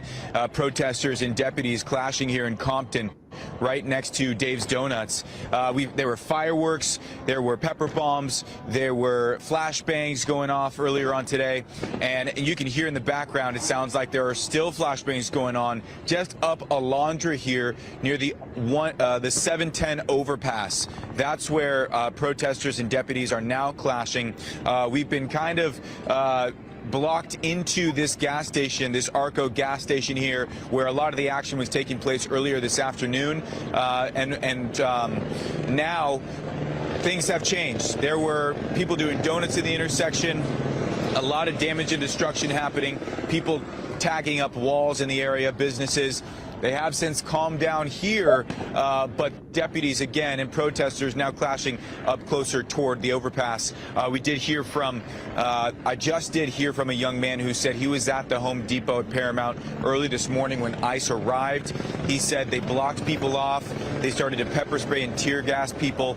A young woman and her daughter got out of the car. They were tear gassed. Then he and his girlfriend got out of their car and began recording the situation, and he tells me that's when ICE detained his girlfriend. He says that she was born in the U.S., fully documented, but he says because he believes she was recording, they took her and detained her, and he has not heard from her in now what is 12 hours later. So we are here in Compton, and we are hearing from people who are having these firsthand experiences, and we're seeing what is taking place here at the intersection of Alondra and Atlantic. I don't see any other news crews here on scene right now. Helicopters overhead. Still a very active situation here. Protesters still clashing with police. And of course, they're here because of the ICE raids that have taken place over the last 2 days, guys. Zach Boetto live from Compton. Zach, you heard from the sheriff earlier today as well. I know we had some sound from him earlier, but anything that really stood out to you from what the sheriff said? And if you have to go, that's okay. Yeah, well, the sheriff was mentioning that they did not want to be involved in the immigration raids. That was the biggest thing from the sheriff. The sheriff said they only deployed deputies because the Department of Homeland Security asked for backup because the protest became violent early this morning, making it clear that the Sheriff's Department did not want to be involved in the immigration raids. Again, reacting and responding to the Department of Homeland Security's request for backup once the protests turned violent. And we have seen the violence. We've seen protesters shooting fireworks, and these aren't safe and sane fireworks that they're shooting at these deputies. They're shooting M80s. They're shooting Roman candles, and the deputies were firing back. So we know that the president has also decided to send out 2,000 more individuals who are coming out to help the guardsmen. And so we'll see what happens now that it's getting dark. Again, traffic is back up and running. It seems like here at this intersection, things have now turned more into like a sideshow or a takeover here and less of a confrontational moment. But we know, of course, the protests and the deputies are still going face to face on this 710 overpass. Zach Boetto, thank you so much. Okay, joining us now is immigration attorney Alma Rosa Nieto. Thank you so much for being with us, Attorney Nieto. My pleasure. First and foremost, we have to ask, I'm sure you've been monitoring this situation since really it began here in Southern California, but what do you make of the ICE operations that we are seeing and President Trump's deployment of the National Guard? Well, very frightening in and of itself, raids, but now with National Guard involved, I'm afraid that there may be violence or more violence and harm to immigrants and their families, as we've seen a girlfriend taking a video and then detained by ICE and her whereabouts unknown. The tactics are very frightening, very scary. And on that note, have you heard of any other ICE detainments at any point today, and about where the people who have been detained are being held? Though it sounded there, like you said, to parts unknown. So is it still unknown? It is still unknown, and because there's little space, who knows where people will be detained and taken to. They could be detained in Los Angeles and then sent even out of state where there is room for detention. Attorney, you know, we heard from members of Congress here locally who say they are being denied visitation to these local detention centers. Have any attorneys been allowed in, and what are the current conditions that you are hearing? Well, attorneys can, if there's a G28, it's a form that both the client and the attorney sign, stating that they can represent and access a person that's detained by ICE. So, which is my recommendation, if you have an attorney and if you are undocumented, it's best to have that form signed in ink with your attorney, so that your attorney can have access either in the courts to see the person or in a detention center. I'm not familiar with if they're denying attorneys or not access, but usually I've gone to many detention centers in my practice of 40 years, but everything has changed now. Attorney Nieto, we're going to let you go on this note. Thank you so much for giving us a few minutes of your time. We're going to have to move down to downtown LA as things seem to be picking up down there. Yeah, let's get to let's check back in with Lauren there, because she's, as Leslie mentioned, just right there on the scene. And Lauren, we're taking a look at the camera here. It looks like a couple people and the crowd sort of inching closer and closer to that skirmish line. What are you seeing? Are you hearing anything at all as well? Right. Yeah, that's right, Gio. Yeah, this crowd here. Now I see Leslie was mentioning, you guys were referencing. I was on the other side of the truck. I didn't see this small, relatively small compared to earlier group of I don't even know if we can call them protesters at this point, because I don't know if they were here earlier, but they are facing off with police right now. You can see officers. They have that their gun that they're going to use to shoot that tear gas at them if they move closer. And we keep seeing people test their limits here. And the officers are not fooling around tonight. They will deploy that tear gas the closer you get. I also see officers, they've been showing their flashlights, checking us, seeing who we are, also seeing putting their flashlights in the crowd here, and they're telling people to get back. But if they keep inching closer, and it's just asking for trouble here. The officers are not fooling around tonight. They want everybody back behind this line. And then also, I should mention, which I didn't mention earlier, this road is now blocked off. And moments before that tear gas initially first went off, we had cars trying to get through here, and the protesters were redirecting traffic to turn around to go down the road again. And then all of a sudden, things took a really dramatic turn. But yes, that's what we're seeing here. We also see people holding up signs here disapproving of ICE and antagonizing the police, telling them, I've heard them say, get another job, get out of here, you don't belong here. Just things like that are being said to the officers as they're on the line here, trying to hold everybody back.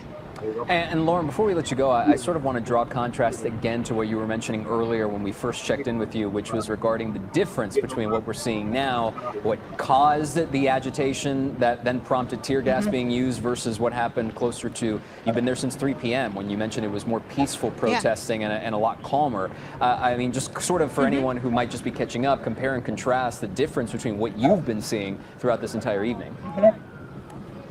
Gio, it's night and day. Earlier today, now as I'm talking, you're going to hear police sirens come by here. I'm not sure. Let me take a look here. Okay, looked like CHP. They're just turning around there. Yes, complete night and day. Earlier, it was an organized demonstration. People were out here. They had their signs. They were protesting. They were not blocking traffic. They were at the street at some points, but nothing too crazy. But and this is, the line is moving, so we're going to move back as police move forward here, because we don't want to get in their way. And, okay, we're going to wrap. Okay, we'll send it back to you. Okay, Lauren, get to safety. Thank you so much. We are being joined now by U.S. Attorney Bill Asaley, if we can get to that at this moment. Hi, U.S. Attorney. Thank you so much for joining us tonight. Thanks for having me. Okay, so first of all, we know President Trump has deployed the National Guard, 2,000 guardsmen. Newsom is calling it a spectacle, inflammatory. What is your response tonight? To the flow. Look, the behavior we saw yesterday and today is just completely unacceptable. We have federal law enforcement agents engaged in lawful activities. They're executing search warrants. They're executing deportation orders. They're out doing targeted enforcement. And you have these agitators who are highly organized, highly coordinated, and they're coming out and they're impeding our investigations. They're assaulting officers. They're throwing Molotov cocktails. They're throwing rocks. They're injuring our officers. It is out of control. And since the state of California, the governor can't control his state, then yes, the federal government is going to step in. The National Guard's on its way, and we will have peace and order in Los Angeles. You mentioned earlier today that there were more federal law enforcement operations happening in LA County and that they would, quote, proceed as planned through the weekend. Is there a specific number of raids or enforcement operations that are going to be conducted that people can expect for the rest of the weekend into tomorrow night? Yeah, so let me be clear. There's no raids. Yesterday, we executed several search warrants at workplaces that are in violation of federal laws. There was a warrant signed by a federal judge. They're violating labor laws. They had fraudulent records they're using for their employees, all kinds of stuff. So we had warrants to go there. The other activities that we're doing this weekend and what will continue is the targeted enforcement. We're looking for criminal illegal aliens who have arrest warrants and final deportation orders. People have deportation orders. We're arresting really bad people out there. We're child abusers and violent criminals. We're getting them out of the country, and that's what the American people voted for. And that's going to continue. That's not stopping. And I want to get back to the situation currently in downtown LA. The video is playing as we're speaking with you, and we're watching law enforcement, in this skirmish line as we're watching fireworks go off. What, if any, action has your office taken against some of these people that have impeded on these investigations? Yeah, so we've made over 20 arrests today.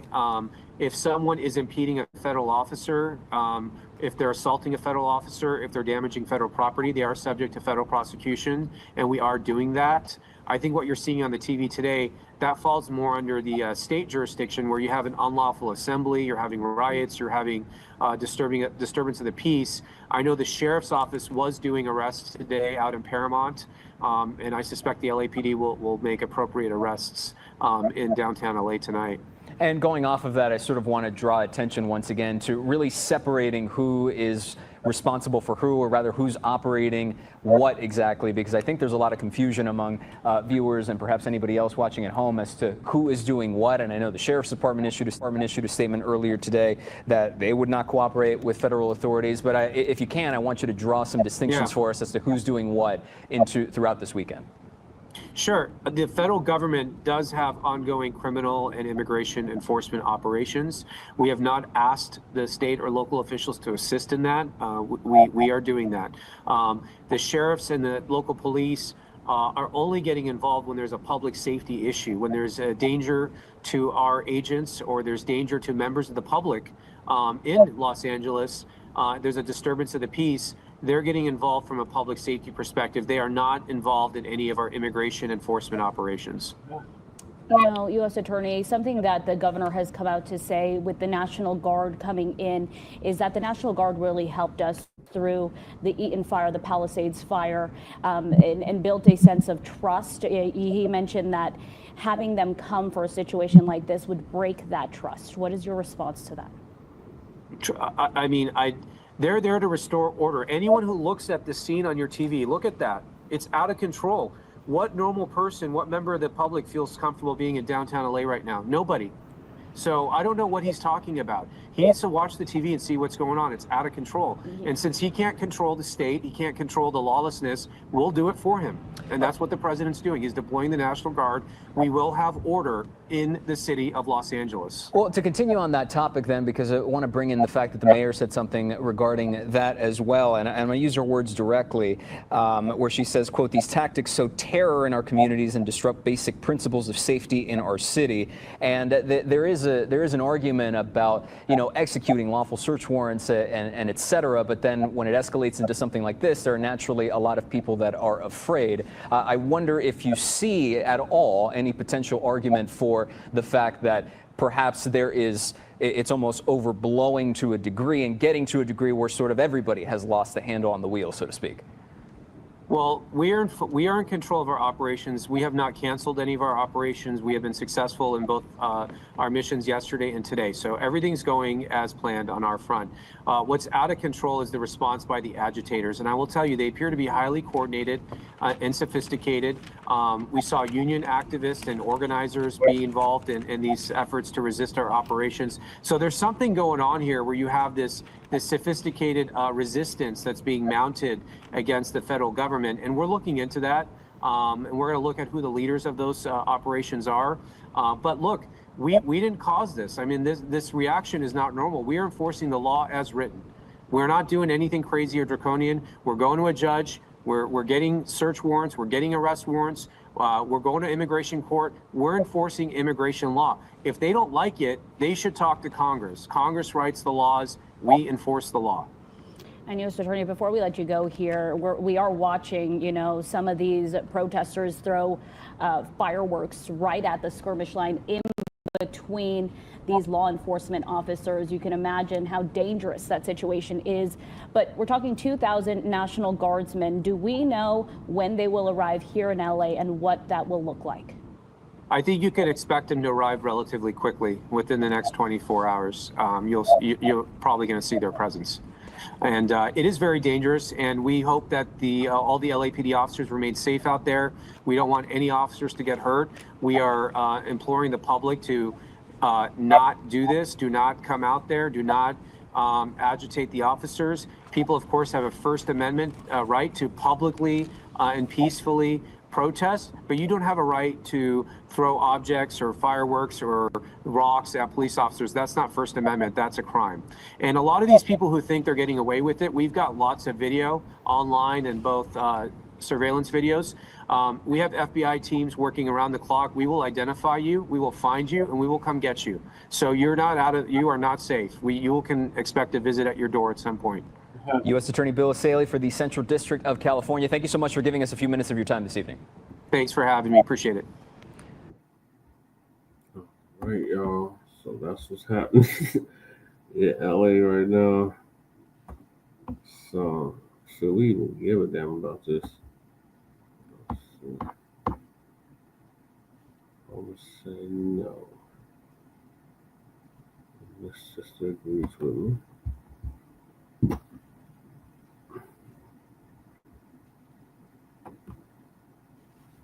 Phil's gonna give us an update on what the sister had said.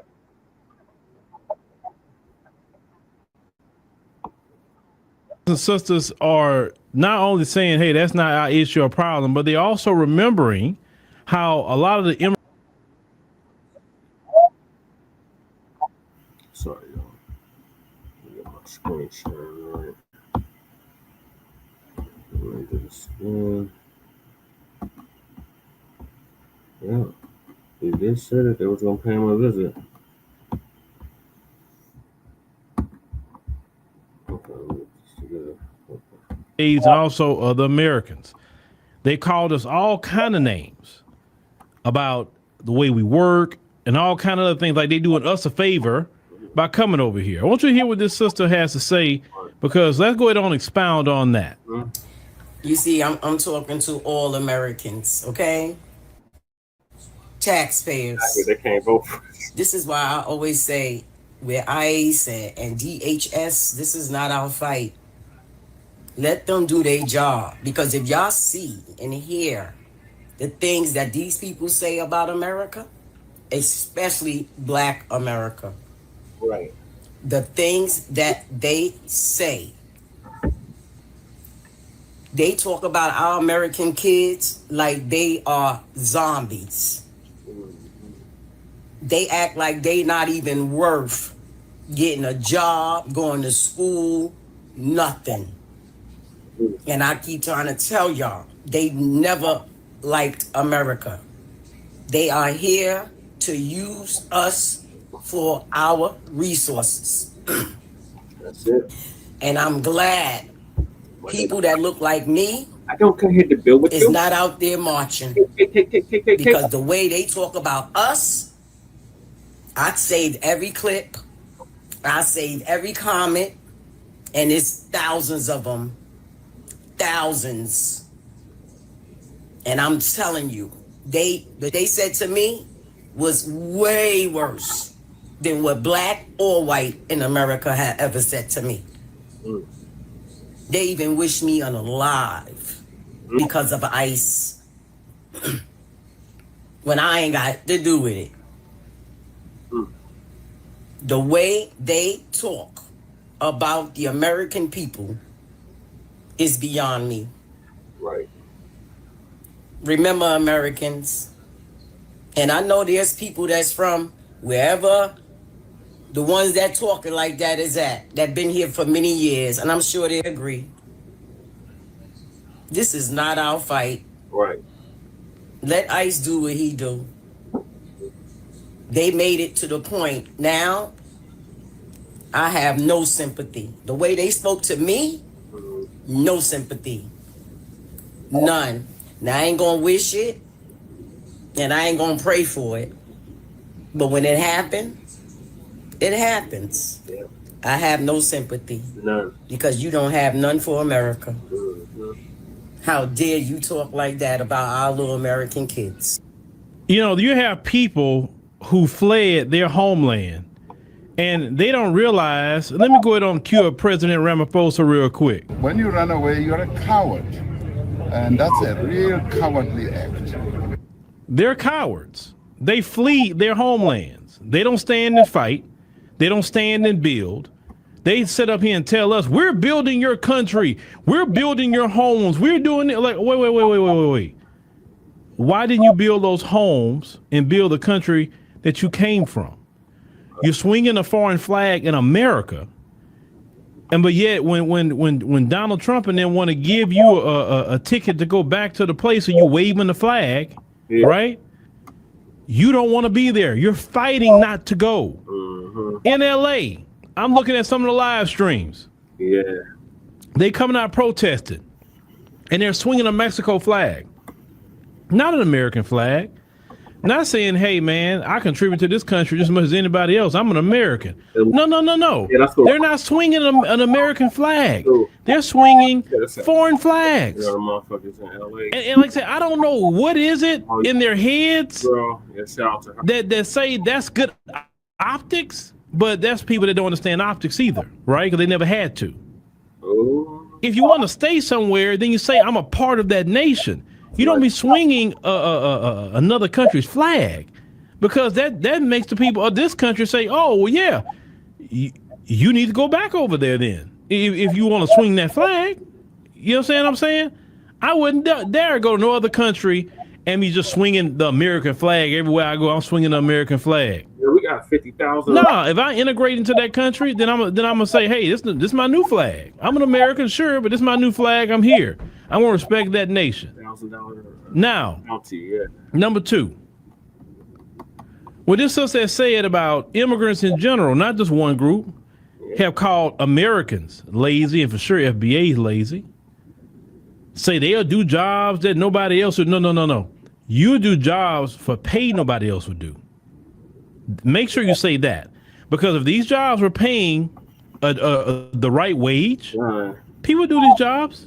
Like, you're not doing a job that nobody can't do. And if Donald Trump was to deport everybody tomorrow, do you think America would not function?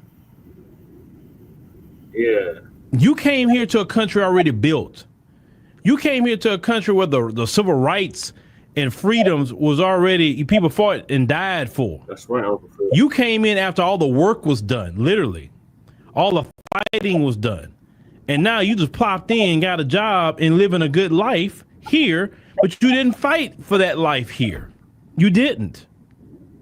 And the people who fought for it, you got the nerves to turn around, and then a lot of them will come in this country and say, yeah, I don't agree with black Americans getting reparations. Why are you even talking about it? If anything, you should support it, because you should say, hey, I know if black Americans didn't do what they did, I would be still stuck in my homeland in squalor. Because let's call it what it is. It's not the best of the best.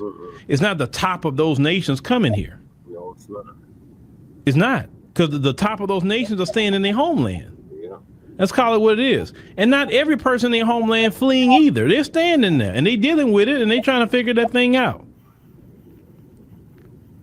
But what this sister said that she has no sympathy is because we have seen on jobs how some of you have done. You'll sit up here and work with the white man to try to get us fired on jobs so you can bring in your cousin, so you can bring in your brother, your sister, your uncle, your aunt on the jobs. You think black folks didn't see all that? We the reason you're here. And when you get here, you side with the people that's always historically been against us. Because if it's been up to those people, you wouldn't even step foot into this country because they didn't want you here. They don't want you here now, obviously, as you can see, right? And what that sister said, we're not participating in it. You don't see a bunch of FBAs out there gaffling people up. We're not wishing it on nobody. It's the truth. I ain't wishing nothing on nobody. Because you know what? I got other things to do. I don't be worrying about, I hope this happened to somebody. No. I got 1,000 things to do. Most FBAs got 1,000 things to do to be worrying about what's going to happen to somebody else. Right. But if we see it, we're like, some people like, you get what you deserve. I'm going to get on with you how a lot of some people feel. Some people feel like you got what you deserve because you were so disrespectful. Some of you were anti-black racists. Mm-hmm. The second group was been like, hey, you didn't want to work with nobody. You didn't vote the way you should have voted in the election to protect yourself. So I don't want to hear it. Right. Number 3, there's a group of people that say, hey, yeah, you need to move around because when all these men are running on these construction sites, that's opening jobs for other men to come do those jobs. Because sure, they kicked out black men out of those jobs and brought in immigrant men to do these jobs because they would do those jobs for less money than what black men would do it for. And that's why I tell these brothers, pay attention to all this stuff with ICE and all of them running from the job. Right. You better go get them jobs. You say, you say, wait a minute, I know exactly where it's at. Let me see if I can get on. Shoot. And they probably hire you on the spot because they don't have nobody. And you probably get a lot of overtime because they're going to be working shorthanded. Yeah. That's kind of like the 3 people that at least, and then, of course, the folks, they want you gone because they worried about their numbers. They worry about their numbers, and it's too many of y'all, having too many children. So that's definitely the folks. That's not what we own as black Americans, but the folks, that's what they're on. And if a lot of it with them racism, sure, they'll say it's the law, but a lot of it's racism. But this is a example. I want this to be an example to all of you who are not the folks. You see what happens when you side with them. Yeah. You see? Just what if in another universe that y'all actually listen to FBAs in this other universe and y'all actually work with FBAs, all of you who are immigrants, no matter what community you come from. Imagine what America would have been if all the immigrants and the FBAs would have worked together. In that universe, this wouldn't be going on. In that universe, actually, we would be running the country. Talking about this as a collective. Yeah. They would actually be the minority. But you did not want that. You thought that I'm going to side with them because they seem powerful and they'll give me a job and this and that. And the FBAs are the weak ones. The FBAs don't have nothing to give me. But in the end, you didn't choose righteousness. And that's what that is. And I say, let this be an example to any immigrant that come into this country. Yeah. You come here and you say, let me forsake black Americans. Then you will always get your just due by these folks. Because understand, the folks know when FBAs are not messing with you, it's free game. They know this. This is why even those who are from the diaspora, those of you who say, I ain't trying to fool with y'all black Americans, this. And then when they start going after y'all, it's open season because you don't have no backup. We are the only people that have actively challenged white supremacy. Yeah, actively. And have won many battles. None of you have won a single battle against white supremacy. Not a one. And you really think that you're going to step in the ring with them? They're laughing at you at that point. Because you don't know how to not even swing the right punch. And if you do that, you're not going to connect and they're going to laugh at you. Right, you just start haming. It's too easy for them. But you thought you were better. That's why a lot of black people say, I'm cool. I'm not getting part of that. Yep, ICE got a job to do. It is what it is. Because like I said before, if they were targeting us, these other groups wouldn't be saying nothing. They'd be like, it ain't got nothing to do with me. That's been their attitude the whole time as collective of groups. It has nothing to do with me. Michael Brown got nothing to do with me. Trayvon Martin got nothing to do with me. Alton Sterling don't have nothing to do with me. They've been making comments, well, you should comply with the police. That wouldn't be happening to y'all. Right? Well, maybe you comply with ICE. They won't get rough. Right. Yeah. See how that sounds? Yeah. Whatever a man or woman sow, they shall reap. Yeah, you reap what you sow. And this is what happens when you don't unify with the people that you should have unified with. So it's not on us. So we listen. One thing you listen. You do everything you can to be righteous. And if people don't want to accept your help, and people want to go side with those who are unrighteous and full of sin, if that's the life they chose, then all you can say is this: I've done what's right, Lord. My conscience is clean.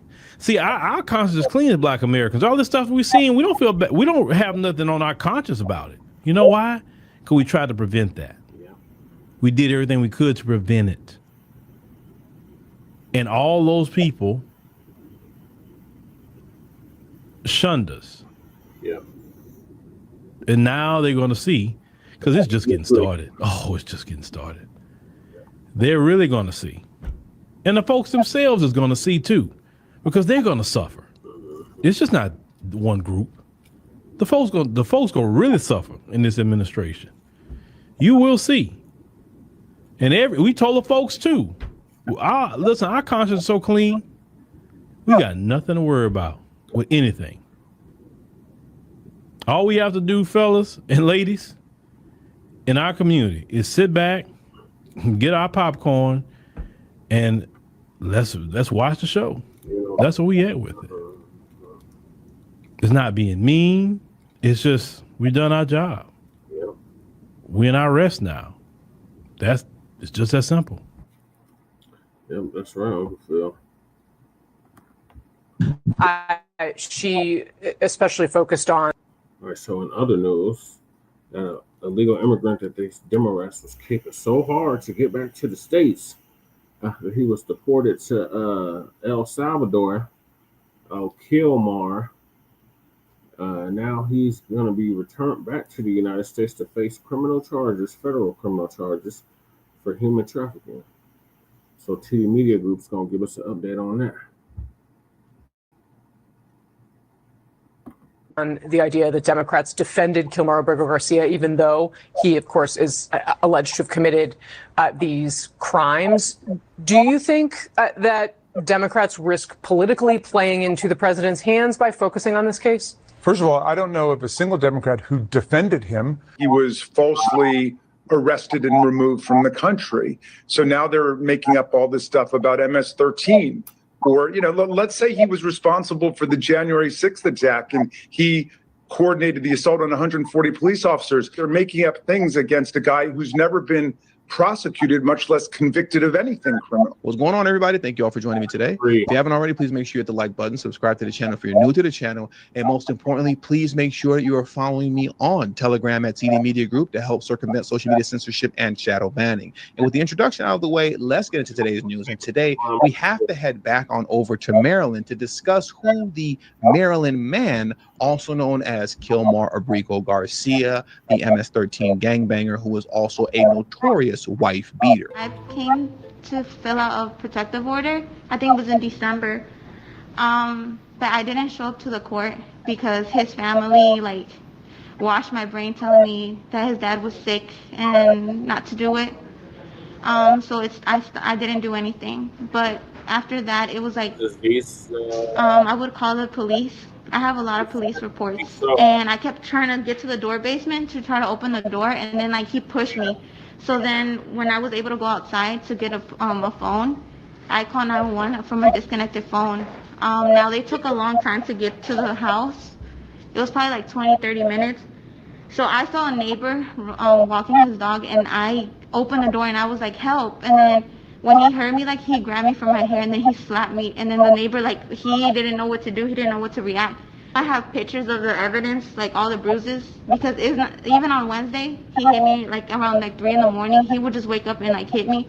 And then last Saturday for my daughter's birthday party, before I went to my daughter's birthday party, he slapped me 3 times. And then last week I did call the police. My sister called the police because he hit me in front of my sister. We have to talk about him because the last time we heard from him, he was kicking it with our man Bukele in in El Salvador. Well, our friend Bukele has sent him back to the U.S. because he has to face federal charges. What kind of charges? Human trafficking charges. Kilmar, Abrego, Garcia is back in the U.S. to face charges of trafficking thousands of illegal immigrants, including an MS-13 gang member. So he's back in the U.S. to face these charges. There's a lot of mixed feelings about this from what I've seen online. I'm going to give you my ultimate, thought about this at the very end of this video. But I want to do now is that I want to get into this article. We're only going to read 2 sentences in this article here because, what I want to do next is get into Pam Bondi, what she had to say. But then most importantly, I want to get into what Representative Jamie Raskin out of Maryland, Representative Jamie Raskin, what he had to say as well, because he has an interesting, salty take on this. Obviously, you all know he's a DNC lunatic. He's now trying to create a new narrative that Democrats never supported Kilmar Abrego Garcia, right? This insanity, you can't make this stuff up, right? You can't make it up when it comes to these DNC lunatics. But first, let's get into the 2 sentences that I want to read from this article here. So allow me a moment to just scroll down. MS-13 gang member and notorious wife beater Kilmar Abrego Garcia. I have to ask it.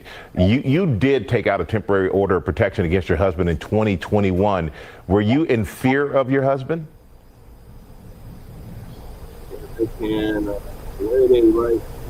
Husband is alive. That's all I can say. Okay, and I'm not going to push on that apparently. But how much hope is back on U.S. soil from El Salvador to face charges of trafficking thousands of illegal immigrants? His full-time job for years, Attorney General Pam Bondi announced Friday. Co-conspirators also allege that Abrego Garcia solicited nude photos of a minor. Wow.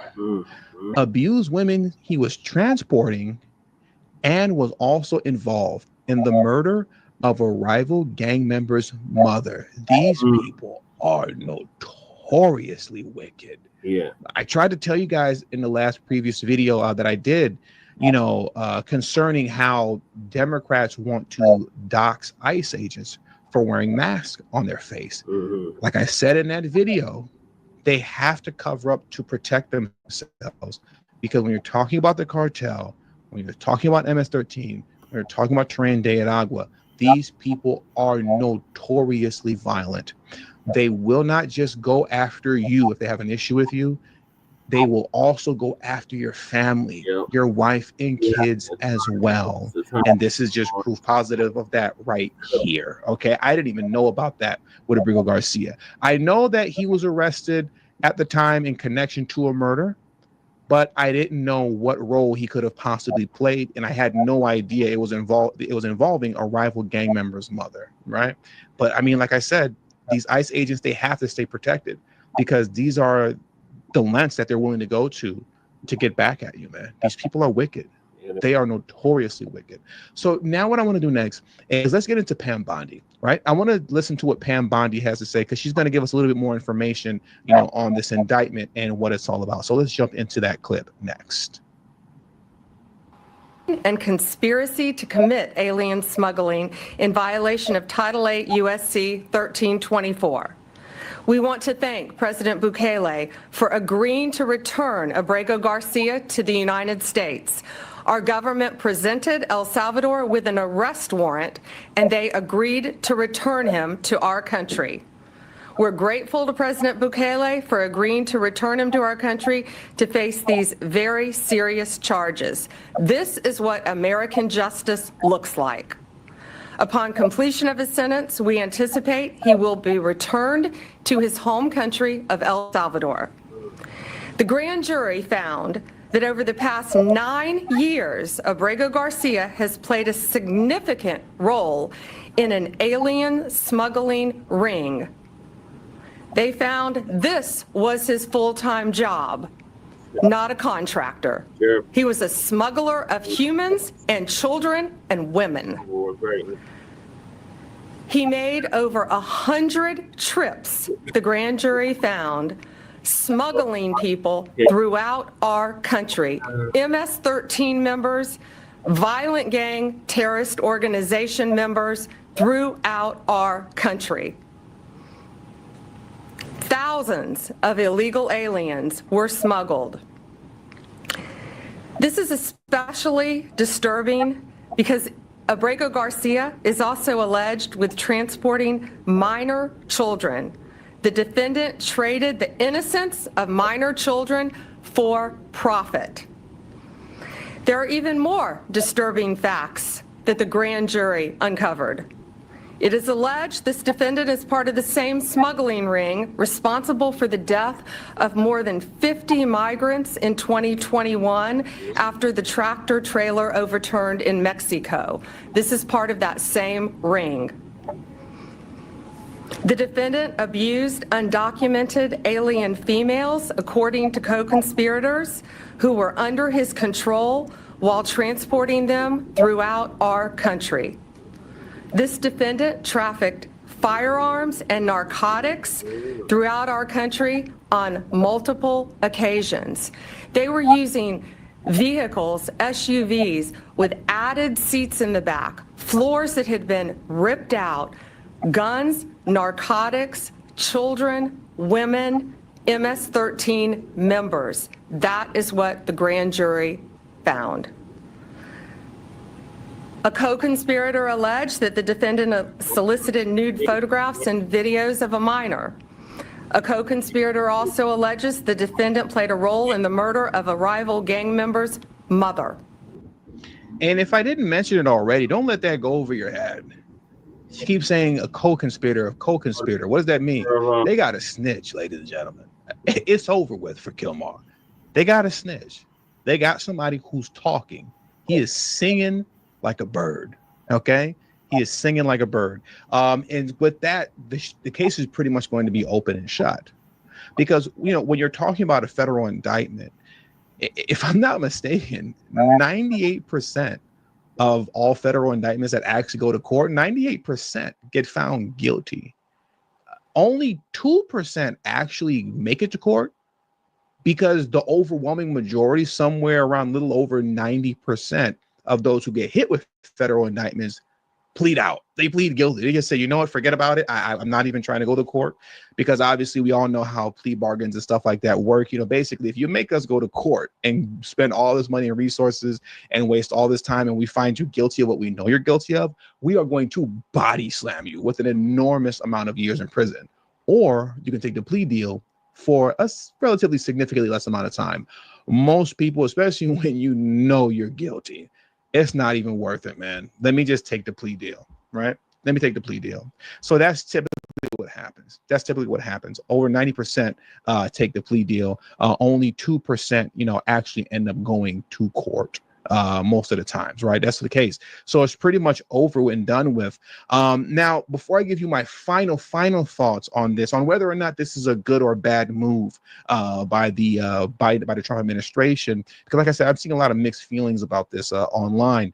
What I want to do next is I want to get into Representative Jamie Raskin from Maryland, right? He's one of these DNC lunatics out of Maryland who is fighting and has fought harder for illegal immigrants and Kilmar Garcia than he does for the American citizens, that are his constituents. Well, they're now trying to remix the story, now that this has come around to slap them in the mouth. Now, all of a sudden, hey, we never supported Kilmar Garcia. That's not what we did. We didn't support someone who was a convicted criminal. Listen to how they play with words. We're going to unpack that, and then we're going to round this video out. Let's get into this DNC lunatic, Jamie Raskin, next.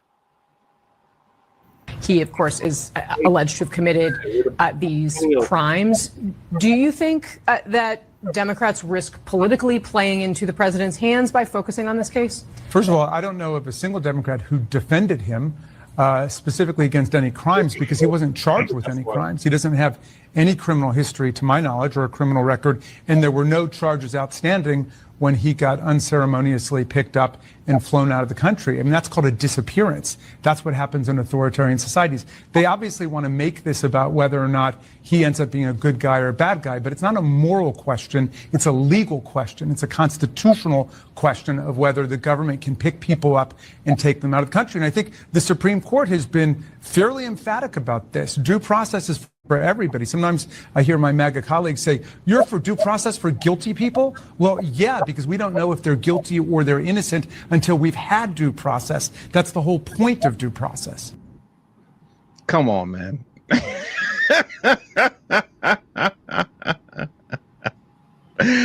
Listen, man, don't try to walk it back now. Don't try to walk it back now. I'm not trying to, we never defended a man who was, convicted of a crime. We never defended Kilmar Garcia, who, had charges on him. That's not who we defended. No, you defended Kilmar Garcia despite the abundance of evidence. This man had, his wife put at least 2 restraining orders on him because he used to put hands and feet on this woman. She has multiple statements that she's made to the police. The guy was busted with MS-13 gang members when he got picked up. If you speak to the local PD in the area where he's from, they will tell you that he is 1,000% an MS-13 gang member, a known MS-13 gang member in that area, just because they've dealt with him so many times. There's nothing to argue here as it pertains to this man's guilt. And you see he's even going so far as saying, you're saying you want due process for a guilty person? Well, yes, because that's what due process is for, to find out whether or not they're guilty or not. Let me give you my final thoughts on here. Like I said, I see there's some mixed reaction to this. Some people are upset and annoyed by it because they feel like this is some sort of at least a temporary win for Democrats. It gives them something to, kind of throw their hands in the air about and say, aha, we won, and look, you're bringing him back. I'll say this much. I 100% understand why this is happening and why they're bringing him back, right? Going into the midterms, and then especially going into the 2028 presidential election, where I would assume it'll most likely be J.D. Vance. I would assume it'll most likely be J.D. Vance running for president. Yeah. You don't want or need this hanging over your head, where these DNC lunatics could run around repeatedly saying that the Trump administration defied orders from the Supreme Court, right? They don't want to hear that over and over again. And the fact of the matter is this: when you're talking about DNC lunatics, it has to be officially stamped that this guy is 1,000% a criminal, to which he was actually convicted in a court of law fully by a judge and so on and so forth, with a actual conviction, because then that erases reasonable doubt as it pertains to the argument of whether or not Kilmar Garcia, was a demonic MS-13 gang member who shouldn't have been in the country to begin with, right? You want to put that to bed. As long as he's still in CCOT in El Salvador, it gives these DNC lunatics just room to work with as it pertains to reasonable doubt concerning who this man actually was, right? So now, once again, going into the midterms and going into the election of 2028, right, all that is put to bed. this man will have been officially convicted for human trafficking on a federal level. He's been charged, found guilty.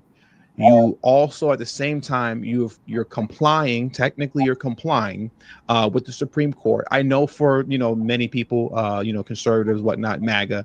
Most people that you listen to talk about this, they're not going to admit that obviously this was a way to work around complying with the Supreme Court without looking like you bowed down, right? But that's what it is. I mean, we could just be honest. It's not a big deal. Let's be honest. That's what it was. But like I said, you have to think about the future, right? It can't just be about feeling good in the moment. You have to play the long game. And that's what's going on right here as it pertains to Trump and the MAGA movement. It's about playing the long game as it pertains to future elections. You want to nip this one in the bud. You want to close the book on it officially. And in closing the book on it officially, at that point now, when it comes back to elections, midterms in 2026, but particularly the 2028 presidential election, as opposed to Democrats throwing it in your face that you made a Maryland man disappeared. You disappeared a Maryland man, and we don't really know, whether he had charges on him or not. You're just saying these things despite all of the evidence that says that he does. Now, on the flip side, once that conviction comes down that he's guilty, which I believe that it will, especially given the fact that they have a snitch, that's going to most likely testify against him. Now you can flip that on them. Now you can flip it on them. Oh, aren't you the guys that supported that wife-beating MS-13 gang member who was engaging in human smuggling? Illegal. Who smuggled literally thousands of illegal immigrants across the border, made well over 100 trips back and forth from the border into the U.S. and the places like where he's from in Maryland? You got just the guy that's the guy you were defending, right? The guy who had nude photos of those under 18. That guy, that's the guy you supported. The one who was abusing the women that he was trafficking. That's the guy, right? That's the guy you supported, right? The guy who was putting hands and feet on his wife, and she put multiple restraining orders on him. That's the guy that you were supporting, wasn't it? Can I say it again? Say it one more time, please. Oh, that's what I thought. So that's the point of this. And I'm all for it. I don't find an issue with it. I think it's unless the trial goes awry and it doesn't go, our way with a guilty verdict, which I believe that's not going to happen.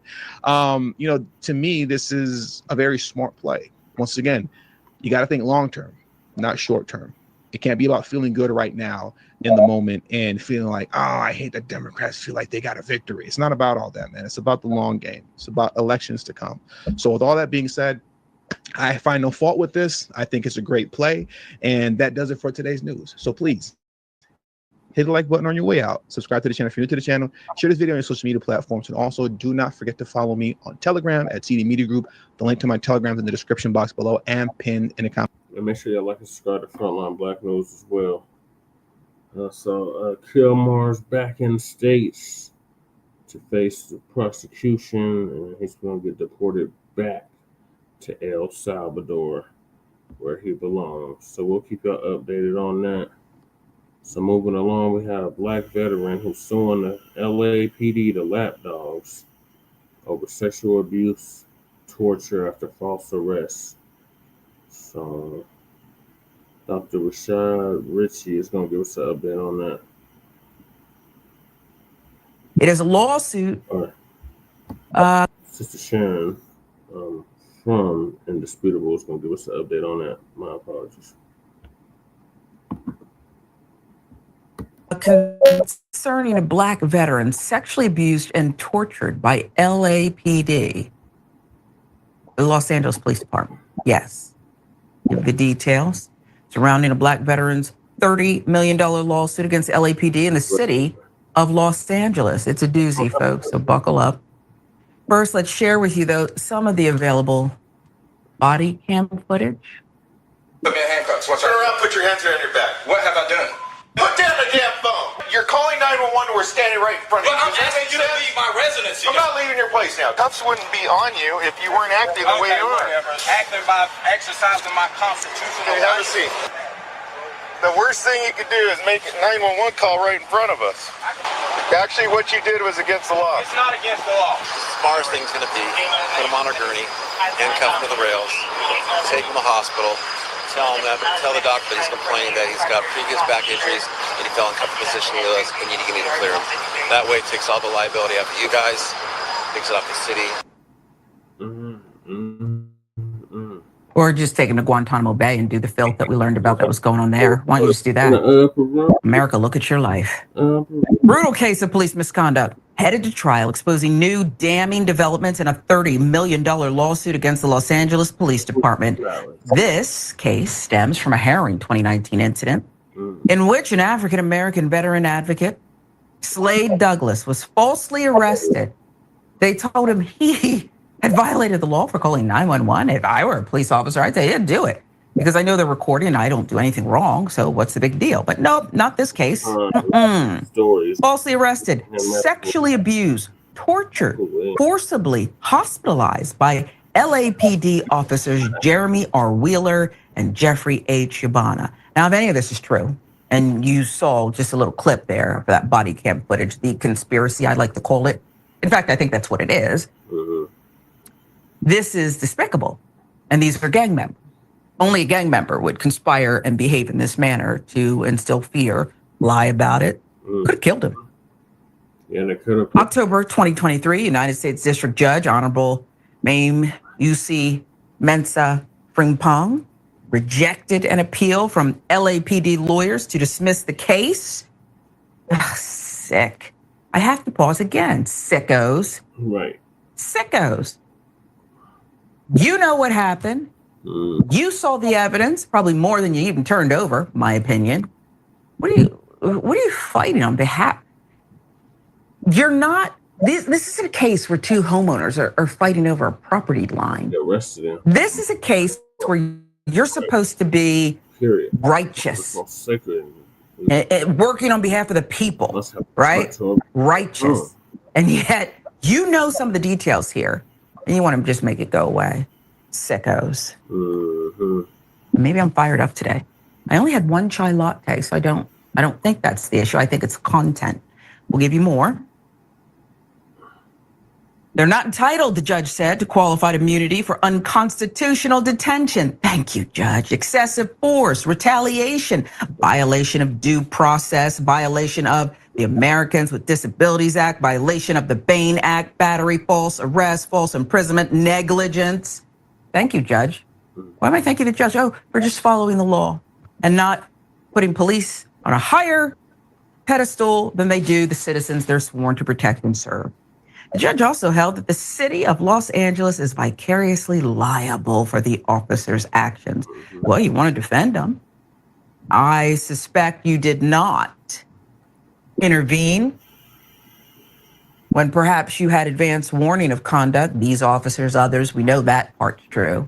I suspect with these two. You're culpable, but then again, who is the city of Los Angeles? Made up of the people who I suspect would not sanction this behavior. Douglas was unjustly targeted for a wellness check, labeled a threat after he filed a systemic discrimination complaint against the Veterans Administration. Retaliation. Following his formal complaint to the President of the United States, the Veterans Crisis Line, VCL, contacted him. Douglas then reached out to the VCL regarding his systemic discrimination complaint, which is currently being monitored by the United States House Committee on Oversight and Reform. If you say so, Congress, there's dysfunction there, but I hope so. Official Veterans Administration documents reveal that on August 27, 2019, the VA initiated a swatting incident against Slade Douglas, falsely summoning the LAPD to his location.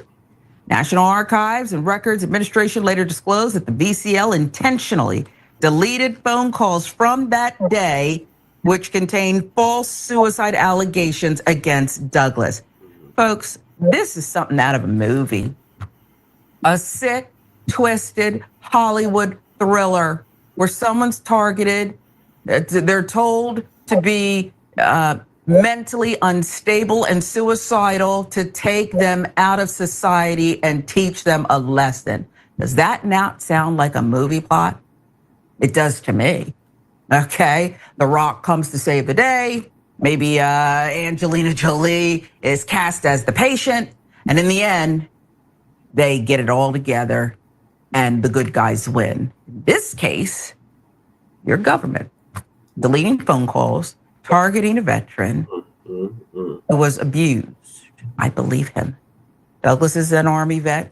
He has an impeccable record, starting kick returner in the 2001 BCS National Championship for Florida State University, dual sport NCAA athlete in football and track with sub 4.2 speed. Oh, an athlete. Wow. Yeah. Holder of multiple black belts. Exactly. Cool. What showed such restraint? Former Golden Gloves boxer. What didn't he do? Former law enforcement officer. Oh, wow. College grad with multiple degrees, including a Bachelor of Science from Florida State. This is sick. Yeah, and Mr. Douglas, the vet who served honorably, decorated, deserves every cent. The $30 million is not enough. But here we go with this perpetual cycle, right? $30 million, who pays it? Who will pay it? Once again, jumping ahead. But this is sick. And for anyone to stand up for these two sickos, just because that's what they do, well, they're officers, we got to try to fight the case. No, you fight the case before there's a case that's even filed. You fight the case by making sure that your cops are good, law-abiding citizens and they don't terrorize. This is domestic terrorism, make no mistake about it. It's urban terrorism. But they don't terrorize city streets and the citizens they're supposed to protect. A wellness check? Never mind what they did in D.C. or the offshoots of it when this man made a discrimination complaint. I believe you, Mr. Douglas. Bet Douglas, I believe you. That's horrific. But if you're doing a wellness check, you just go, you look at the guy, you talk. What are you doing? No wonder he called 911.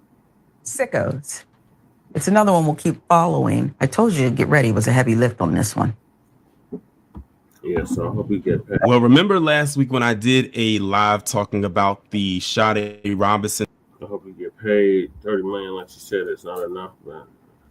It's a start, but like she said, it's gonna come out to taxpayers. It's not gonna come out of these officers' pensions and retirement, which it should. Yeah, they need to end the qualified immunity so that could be possible. So we'll keep y'all updated on that. In other news, the Neanderthal that unalived the sister in Milwaukee and chopped her body up has been found guilty of all charges. So Brother Torian Rand Reloader is going to give us an update on that. The murder in the case involving Maxwell Anderson, well, the trial that he is on, I said that the next time I would do an update about this will be when the verdict came down in the form of a short. Well, less than an hour ago, that verdict did come down, and I have to give kudos to the jury because they actually got this one on the nose.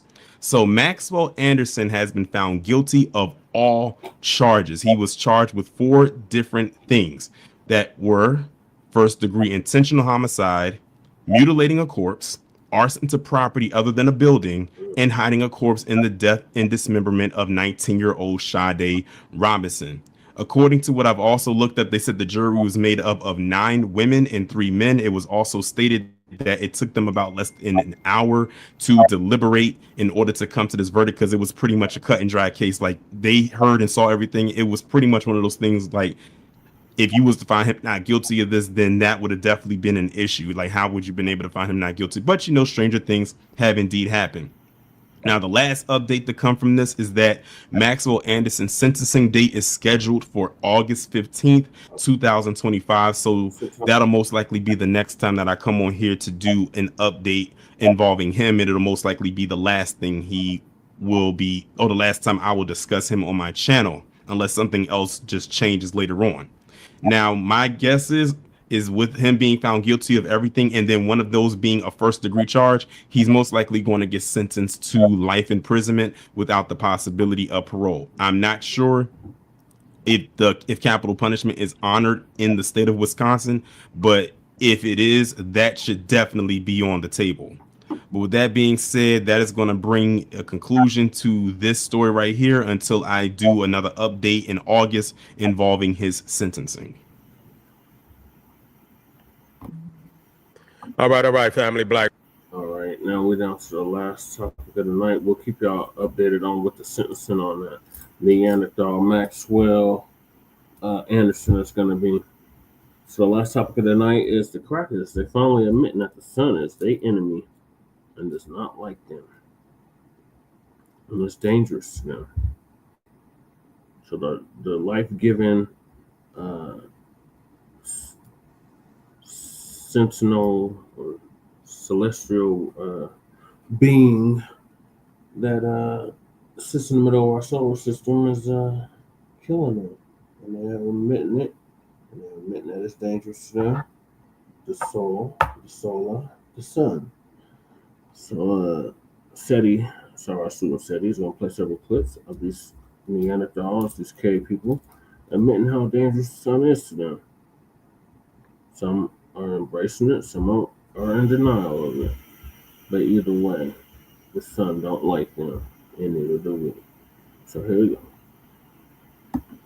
Black Power is the true power with General Sarah Susan SETI. Kick back, get your mind ready for some information that's guaranteed to be heavy.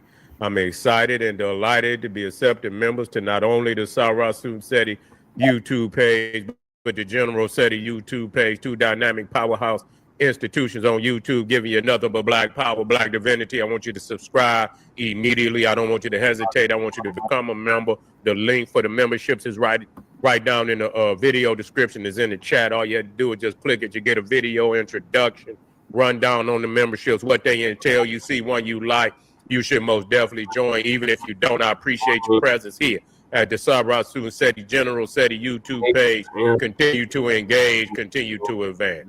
That's right, family. The General got a new website up on Teachable, uploading a lot of dynamic curriculums, powerhouse programs, certificate courses. First one up, 25 Steps to the Redemption of Definitive Black Manhood, is up there for you, good brothers. Designed by the General himself. Is amazing. Is amazing curriculum. You can preview it. Go to the site, preview it. Also included the Brotherhood of Heru Roundtable live stream where the brothers meet once a week, discussing very vital, very important, very powerful information pertinent to their growth and development. Get over there, preview the program, and become a brother, become a member today. Green Neil Long King SETI.com online marketplace. Official General Sarah Susan SETI, all them Christianity, Judaism, Islam, Hindu, and you can thank me later. To all the family out there that are donated to the General, that the sun is setting their ass on fire. You know, back in the day when I used to put out all my videos, you know, this is back in 2007. You see what I'm saying? When I was putting out videos, they goddamn it, they was taking my whole damn page down. Yeah. Now they coming out here and saying, and that's really the reality of the shit, is that, you know, a lot of the things that we say, and I'm so thankful for the internet, a lot of the and they've been saying it, but the fact is, motherfucker, you ain't got no right to be putting up white people that say the shit that you know, you trying to say, and you use them to get your point across. You ain't even allowed to do that. You know what I'm saying? But today it's just wide open. The internet is so wide open. And a lot of people are just coming out here saying exactly what it is. And they know. And then you got some, I'm going to show you the psychosis, you know, because we're going to come after this. And you got a lot of white people that believe, man, we good. Ain't nothing, all this shit that niggas talking about. And they act like they don't hear the ones of their own people. They always talk about what niggas and black people's always talking about, we burning. We ain't burning. And then you can get some that come say, I'm on fire. You understand what I'm saying? I'm on fire. I don't think I'm going to make it through the night. And here it is. They act like they don't hear them. You know, so they always want to blame, man. That's the psychosis. That's their motherfucking psychosis. You understand what that they can't deal with. But goddamn it, we got some today. They're going to tell you everything that's going on, family. Let's start this off. Let's start this one. This is Pop. Let's get to it. Who has the best sunburn? Like, look at this. How do y'all not care about your skin and health? This much. This man. Did you hear that? Wait a minute. I want y'all to hear me now. This motherfucker In Florida, say they got a motherfucking a contest of who can get the most burnt skin. Who got the burntest skin in the contest. It look like a motherfucker out there, man. Man, that man is literally dead. Yeah. That man dead, man. I know that motherfucker ain't gonna, that man dead. You see how red he is? Yeah. Man, I know that motherfucker got to be that motherfucker got to be taking all type of dope and shit. And he got to be on hayride. That motherfucker got to be taking all type of pills and shit, man. You know, the pain that I mean, that's painful just to look at that motherfucker. You know? And here he is, he out there as red as he is. Man, woo, you know his ass on. You understand? Go out there and throw some hot sauce on his ass.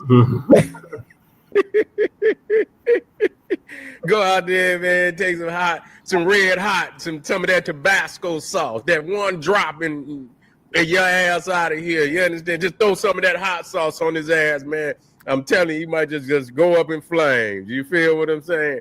That's crazy. Now this is just showing you that they got contests for this right here down in Florida. Here you go.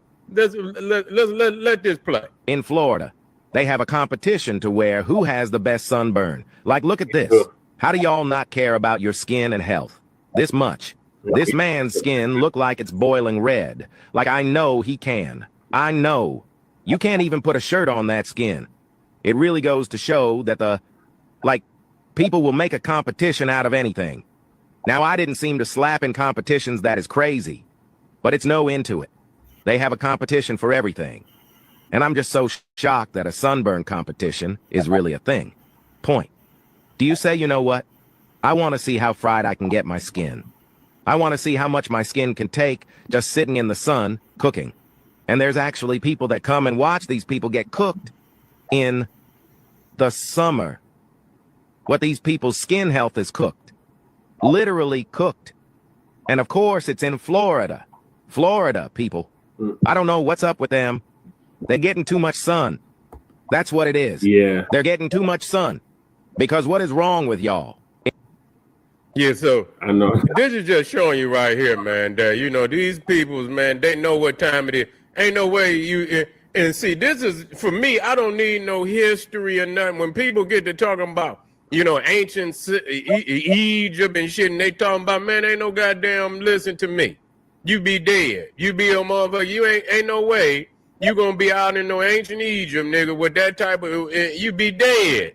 Ain't no motherfucking way, man.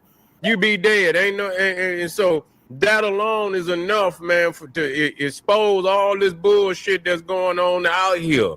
Cause you got to address this. You know, and these people's out here that's talking about, oh, well, they making this shit up. But what the fuck is all these statistics on the internet? You understand that the medical, you know, the International Medical Institute is putting out in statistics all across the world. And we didn't put that shit out there. But see, the thing is, they want to say, black, bitch, what is this? Who putting that goddamn information out? It ain't black people. But I already know. I already know what it is and shit. So we had to address these issues. See, this means, you know, that's when I say we the primordials. We came with the package. You see what I'm saying? We came with creation. We the primordials, prime in the order. The sublime primordials of the planet Earth. You see what I'm saying? And you sitting out here in confusion about this. In confusion about this. And so, yeah, they admitting they coming right out of that was a white boy. He said, y'all some foolish motherfuckers. You damaging your body. That one, you see all them motherfuckers out there? That one burn right there. You see how I read it? That one burn, they done, folk. That motherfucker, chances of getting skin cancer over that right there just went up damn near 80%. Literally. Listen to me when I tell you this. I'm trying to talk to you right now. I looked at the shit, you know, the demographics. And they say that a weekend trip for a European, a weekend trip in an area below, like, you know, into like Africa or the subtropical a weekend trip could cause their chances of getting skin cancer to go up damn near 50%. A weekend fucking trip for some of them. The chances of their ass getting, you understand what I'm saying? Go up damn near 50%. That's crazy. That's crazy. So ain't no motherfucker, you African, you came from, that's some bullshit. You know what I'm saying? That's some bullshit. But we're gonna go to this next, one right here. Let's listen to the Cro-Magnon speak for themselves. I love it when they speak for themselves. It's a beautiful thing.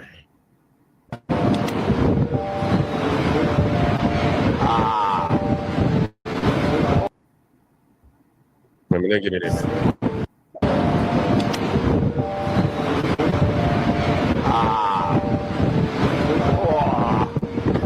Now they're showing you what the sunblock looks. I think it's through what is it? Yeah. It's UV light. The Holy Trinity. When you look at that sunscreen shit, when they put it through the UV light, it's synthetic melanin. Look at this. No ways. Look at that. Wow. Oh my God, gorgeous. This is just. No, that's unbelievable. This is. Yo. I saw the. That's insane.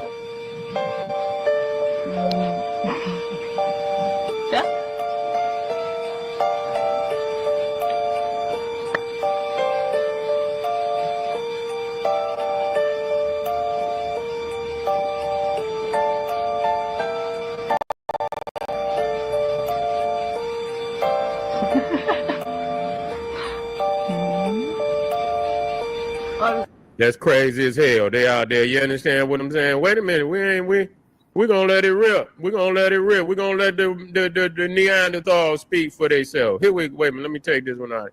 We're gonna let the Neanderthals speak for themselves. Since they saying, oh, and then we're gonna have the one after this where these confused ones talking about, oh, they always bring up black people. Black people's just saying this shit. But what about the ones of your own people? This shit. What the fuck? Y'all missed them. Y'all didn't hear what the fuck they said. You understand what I'm saying? And they keep talking about, see, that's a motherfucker in a state of denial. That motherfucker is in a mental crisis. He's in a psychological crisis right now. He don't know what to do. Can't even acknowledge his own goddamn people that's out here saying totally the opposite of what he's saying. And they up here with goddamn it, fried, died, and laid to the side, and so what the fuck happened with them if that's not true? Okay, here we go. It's no joke. Like I think my hold on, fam. No joke. Like I think my eyeballs got sunburnt. I put on SPF 50 multiple times. What the heck? Huh. Yeah, so see, this motherfucker right here put on sunblock 50.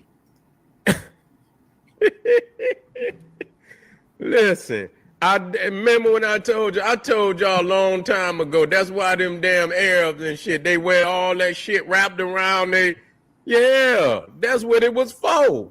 To keep that goddamn sun off of their head. That's what it was for. The reality is, and I ain't gonna get to, because this just ain't the place. That's why the fur was necessary. That's why, you understand what I'm saying? That's why it was necessary for all of the hair to come out. You see when I'm all over when you talking about the wild man and shit like that, that's why. That's goddamn why, because it's a protective element. You see what I'm saying? For those like that don't have the melanin. So it was now if they let all their hair, but see, then they be looking like Sasquatch. You see what I'm saying? You out there, you out there in the video, you know, they got motherfuckers out there in the woods and shit running around with cameras talking about they looking for the Bigfoot. Bitch, you the Bigfoot. Right. You understand what I'm saying? All you have to do is leave that Gillette alone, take them clippers, hide them clippers. You understand what I'm saying? Hide that shaving cream and them goddamn back blades and shit. All you had to do is hide them back blades and shit. You will see where to say he ain't out there running around. The motherfucker with the camera was the. He said, hey, "This is what I look. This is what I look like when I ain't got that back blade and shit." You feel me? Yeah. That's why. And see, I'm dropping science. This is not a joke. This is scientifically correct. That's why. And when they shave down and they come into the tropical, just like any animal that very well, you understand what I'm saying, may lose some hair and shit. That's what happened. Yeah. That's what happened. And they'll tell you their goddamn self. And so, yeah. So she said she put on goddamn something, but say her eyeballs got sun burn. Eyeballs and shit. You understand what I'm saying? Whoa. Here we go. Let's get this one straight from the horse's mouth. Let me get this one out. Straight from the horse's mouth. I love it. You see, I love it. Let's get it straight from the horse's mouth. White people out there, I see you. I don't know why this shit. But listen, summer is finally hit. To all my white people out there, I see you, I feel you, I get it. But listen, summer is finally hit. The sun is strong as shit. It is hot as shit. And you are pale as shit, fam. Act accordingly. Or you about to be fucked up. You hear that? Straight from the horse's mouth. Straight from the horse's mouth. You feel what I'm saying? So when you hear this shit, and then you start to reflect on history, and all these people talking about all these civilizations, all these civilizations and shit that come out the damn come out of Africa and out of this so-called Middle East, and they always got a bunch of goddamn Neanderthals. I mean, make this shit make sense to me. You understand what I'm saying? What was they using back then? Because ain't no motherfucking way you gonna make me believe using Egypt and with motherfucking 150-degree fucking temperatures, building pyramids and shit, and motherfucker, you couldn't even goddamn plant tomatoes down in Georgia. How the fuck during the time of slavery, you motherfuckers couldn't even plant motherfucker. I know what it is. You know what I'm saying? I know what it is. So you always go to the cosmological, natural laws of the nature and explain first. You see too many of you niggas want to be philosophical and use nature. The laws of nature trump any laws. You see what I'm saying? So you can see the peoples on the walls of ancient Egypt, they bathing in the sun.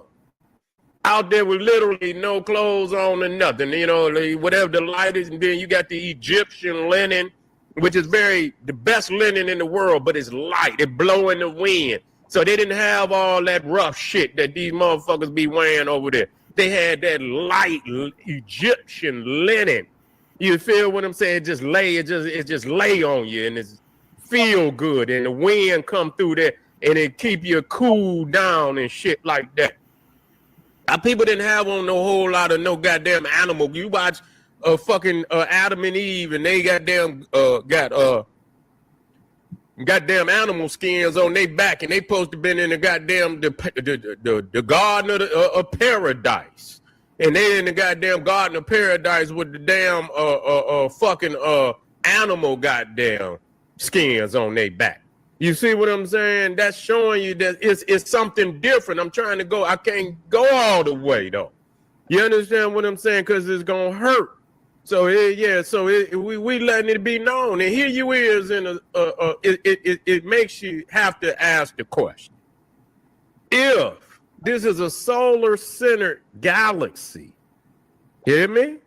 We're in a solar-centered galaxy, and everything in this galaxy, if it's living, it's connected to the sun. That's just all it is to it. You see what I'm saying? The sun emanates life throughout it don't go. I don't give a goddamn if it's the tree. I don't give a fuck if it's the fish. I don't give a fuck what it is. I don't give the bird, the man, the African people, man on the planet, wherever it is. You see, it emanates from the sun. How in the hell could you be in a solar-centered galaxy and do not possess the fundamental criteria to excel.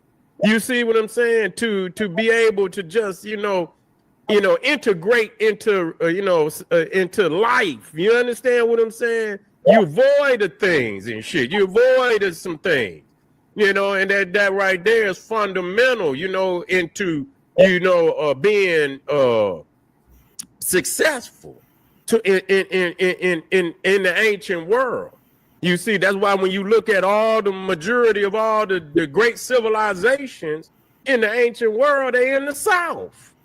They in the Southern Hemisphere. I don't give a fuck where they in the Southern Hemisphere. Mostly all the ancient cultures and civilizations in the ancient world are tropical cultures. I don't care if it's Egypt. I don't care if it's Nubia. I don't care if it's Punt. I don't care if it's Mesopotamia. I don't care if it's Angkor Wat. I don't care if it's Old Mecca. You understand what I'm saying? Even the two earliest civilizations on what we call the European continent, which is not really a continent, but nevertheless, it's in the South. It's in the South. So that's the reality of that. So this is very key and a key fundamental in explaining all of this. That no matter what you think, you cannot, Neanderthals cannot create melanin by getting in the sun. So a lot of people say when you look at the Egyptians, they brown. You feel what I'm saying? Black too.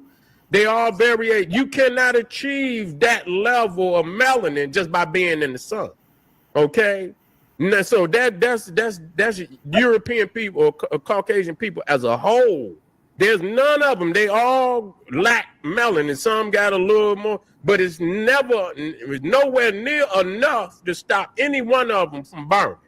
You see what I'm saying? So, I mean, how do you expect, the Egyptians to have been anything other than African with that level of melanin when good and goddamn, because you burn. You're not going to achieve no melanin.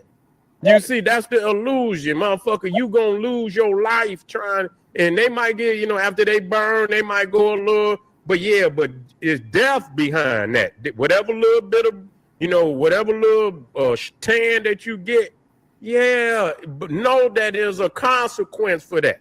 You didn't just set your shit on fire to achieve that, but also that comes along with that is that high percentage of you more than likely gonna get some form of skin cancer one way or another. Something gonna pop up on your ass sooner or later that you don't want, you wouldn't have wanted, but some of you don't care.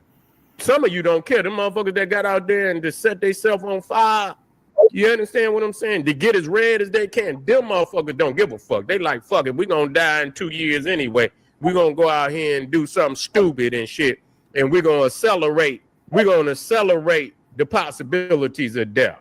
You see what I'm saying? But anyway, appreciate y'all for being here. We're gonna come back and we're gonna hear these motherfuckers that is in a state of delusion where they don't believe they own Neanderthal family that's saying, man, look, man, this shit, and blaming. See, that's what I hate about them. Even when they talk about the history, when they say black, these niggas talking about Egypt is black, what about all the white people that say? They act like they don't see them. They act like they don't see them. You know what I'm saying? They always say, oh, that's some Afrocentrism and shit, but they don't talk about all the white people that talked about it before the Afrocentrist movement even come into existence. You see what I'm saying? We were, a lot of our people were still stuck into the jigaboo shit. You understand what I'm saying? And so now that, they didn't read where the white boys just told the truth. They just like these ones told the truth. These is Africans. When they went in there, they wasn't talking about these was our long lost civilization. They say, man, these is Africans. But they don't want to bring the documentation where their own people then validated this. You see what I'm saying? So here we go, family. We'll be right back. I want you to hit the subscribe button. I want you to go over to the other pages and hit the subscribe button. And make sure you get over there to Patreon. Click that link. Get over there to KingSeti.com. and get you something nice, and I'll see you in a minute. Arm yourself with knowledge. What's up now? Arm yourself with knowledge. Bang on that wicked ass beast. Daily liberation through African education and confrontation. Black Pop.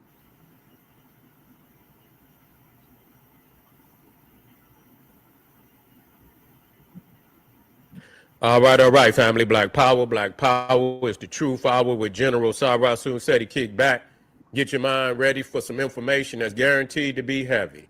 I'm excited and delighted to be accepting members to not only the Sarah Soon-Seti YouTube page, but the General Seti YouTube page, 2 powerhouse institutions on YouTube, giving you nothing but black power, black divinity.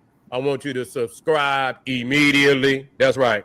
I want you to subscribe immediately. I want you to become a member.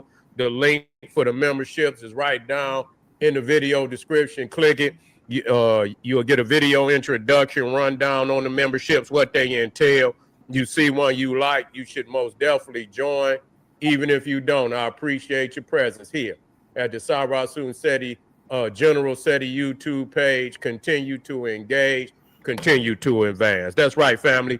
The General got a new website up on Teachable, giving you a lot of dynamic curriculums, powerhouse programs, certificate courses. First one up, 25 steps to the redemption of definitive black manhood, designed by the General just for the brothers, is powerful. You already know I come with all the information that is needed for one to be successful in this realm of existence. Also, I mean, you can go over there and you can view the curriculum is there for you to view, preview, and also included the Brotherhood of Hebrew Roundtable, where the brothers live stream, where the brothers sit down once a week. We discuss very vital, very important, very powerful information pertinent to our growth and development. Get over there, preview the curriculum, and become a brother, become a member today. That's right. Ring the alarm, KingSeti.com, online marketplace, official General Sarah Soon-Seti. DVD lectures, t-shirts, tank tops, hoodies, African and Kemetic jewelry, holistic tonics and remedies, home decor, accessories for every room in the house. I got something for your family. I know you're going to like and love. Get over there, check out that catalog, get a discount. Shop and save and shop. Pull the fire alarm, GeneralSeti.com, Seti University, over 2,500 videos, 40 different subjects, all the subjects that you know and love, from the General Omeka, Voyagers of the Nile, when Egypt ruled the earth, Nubia, mother of ancient Egypt, Black Babylon, African origins of Mesopotamia, Christianity, Judaism, Islam, Hinduism, all the isms exposed, Black Illuminati, Freemasonry exposed, hip-hop occult, Black woman is God, making of the white man, and so many, many more. Not another website nowhere on the planet that could compare, compete, become a member today. Everybody knows Seti popping on Patreon, popping his page on Patreon by far. Everything is exclusive. You cannot view it nowhere else other than Patreon. It's live. You get a chance to see every video live the first time. And so that's powerful, you understand, because nothing like live. You know, when you see the General live, Seti live is lit. So you already... I'm sorry, y'all. I gotta close this out. All right, thank y'all for tapping in. I'm gonna end the show now. Join us for part 2 tomorrow or later on today. In the meantime, make sure y'all like and subscribe to all of our platforms, Frontline Black News on YouTube and Facebook, Revolutionary Agenda on YouTube and Facebook. It's the Black Experience Enhanced on Facebook and Twitter. So peace, love, light, reparations and separations, and Black empowerment. Chan Kuma signing out from the Mile High Income. So to be deported in a rested city. Let's see, I appreciate you tapping in. Yeah, I went through all the topics, crew. So yeah, I'm gonna wrap this up. Appreciate you staying up late with us. Shout out to crew. Shout out to Twin. Shout out to Matt 285. Shout out to Bacc for staying up late. Shout out to anybody else peeking and not speaking. So yeah, we'll see y'all later. Part 2. B1 salute. Peace.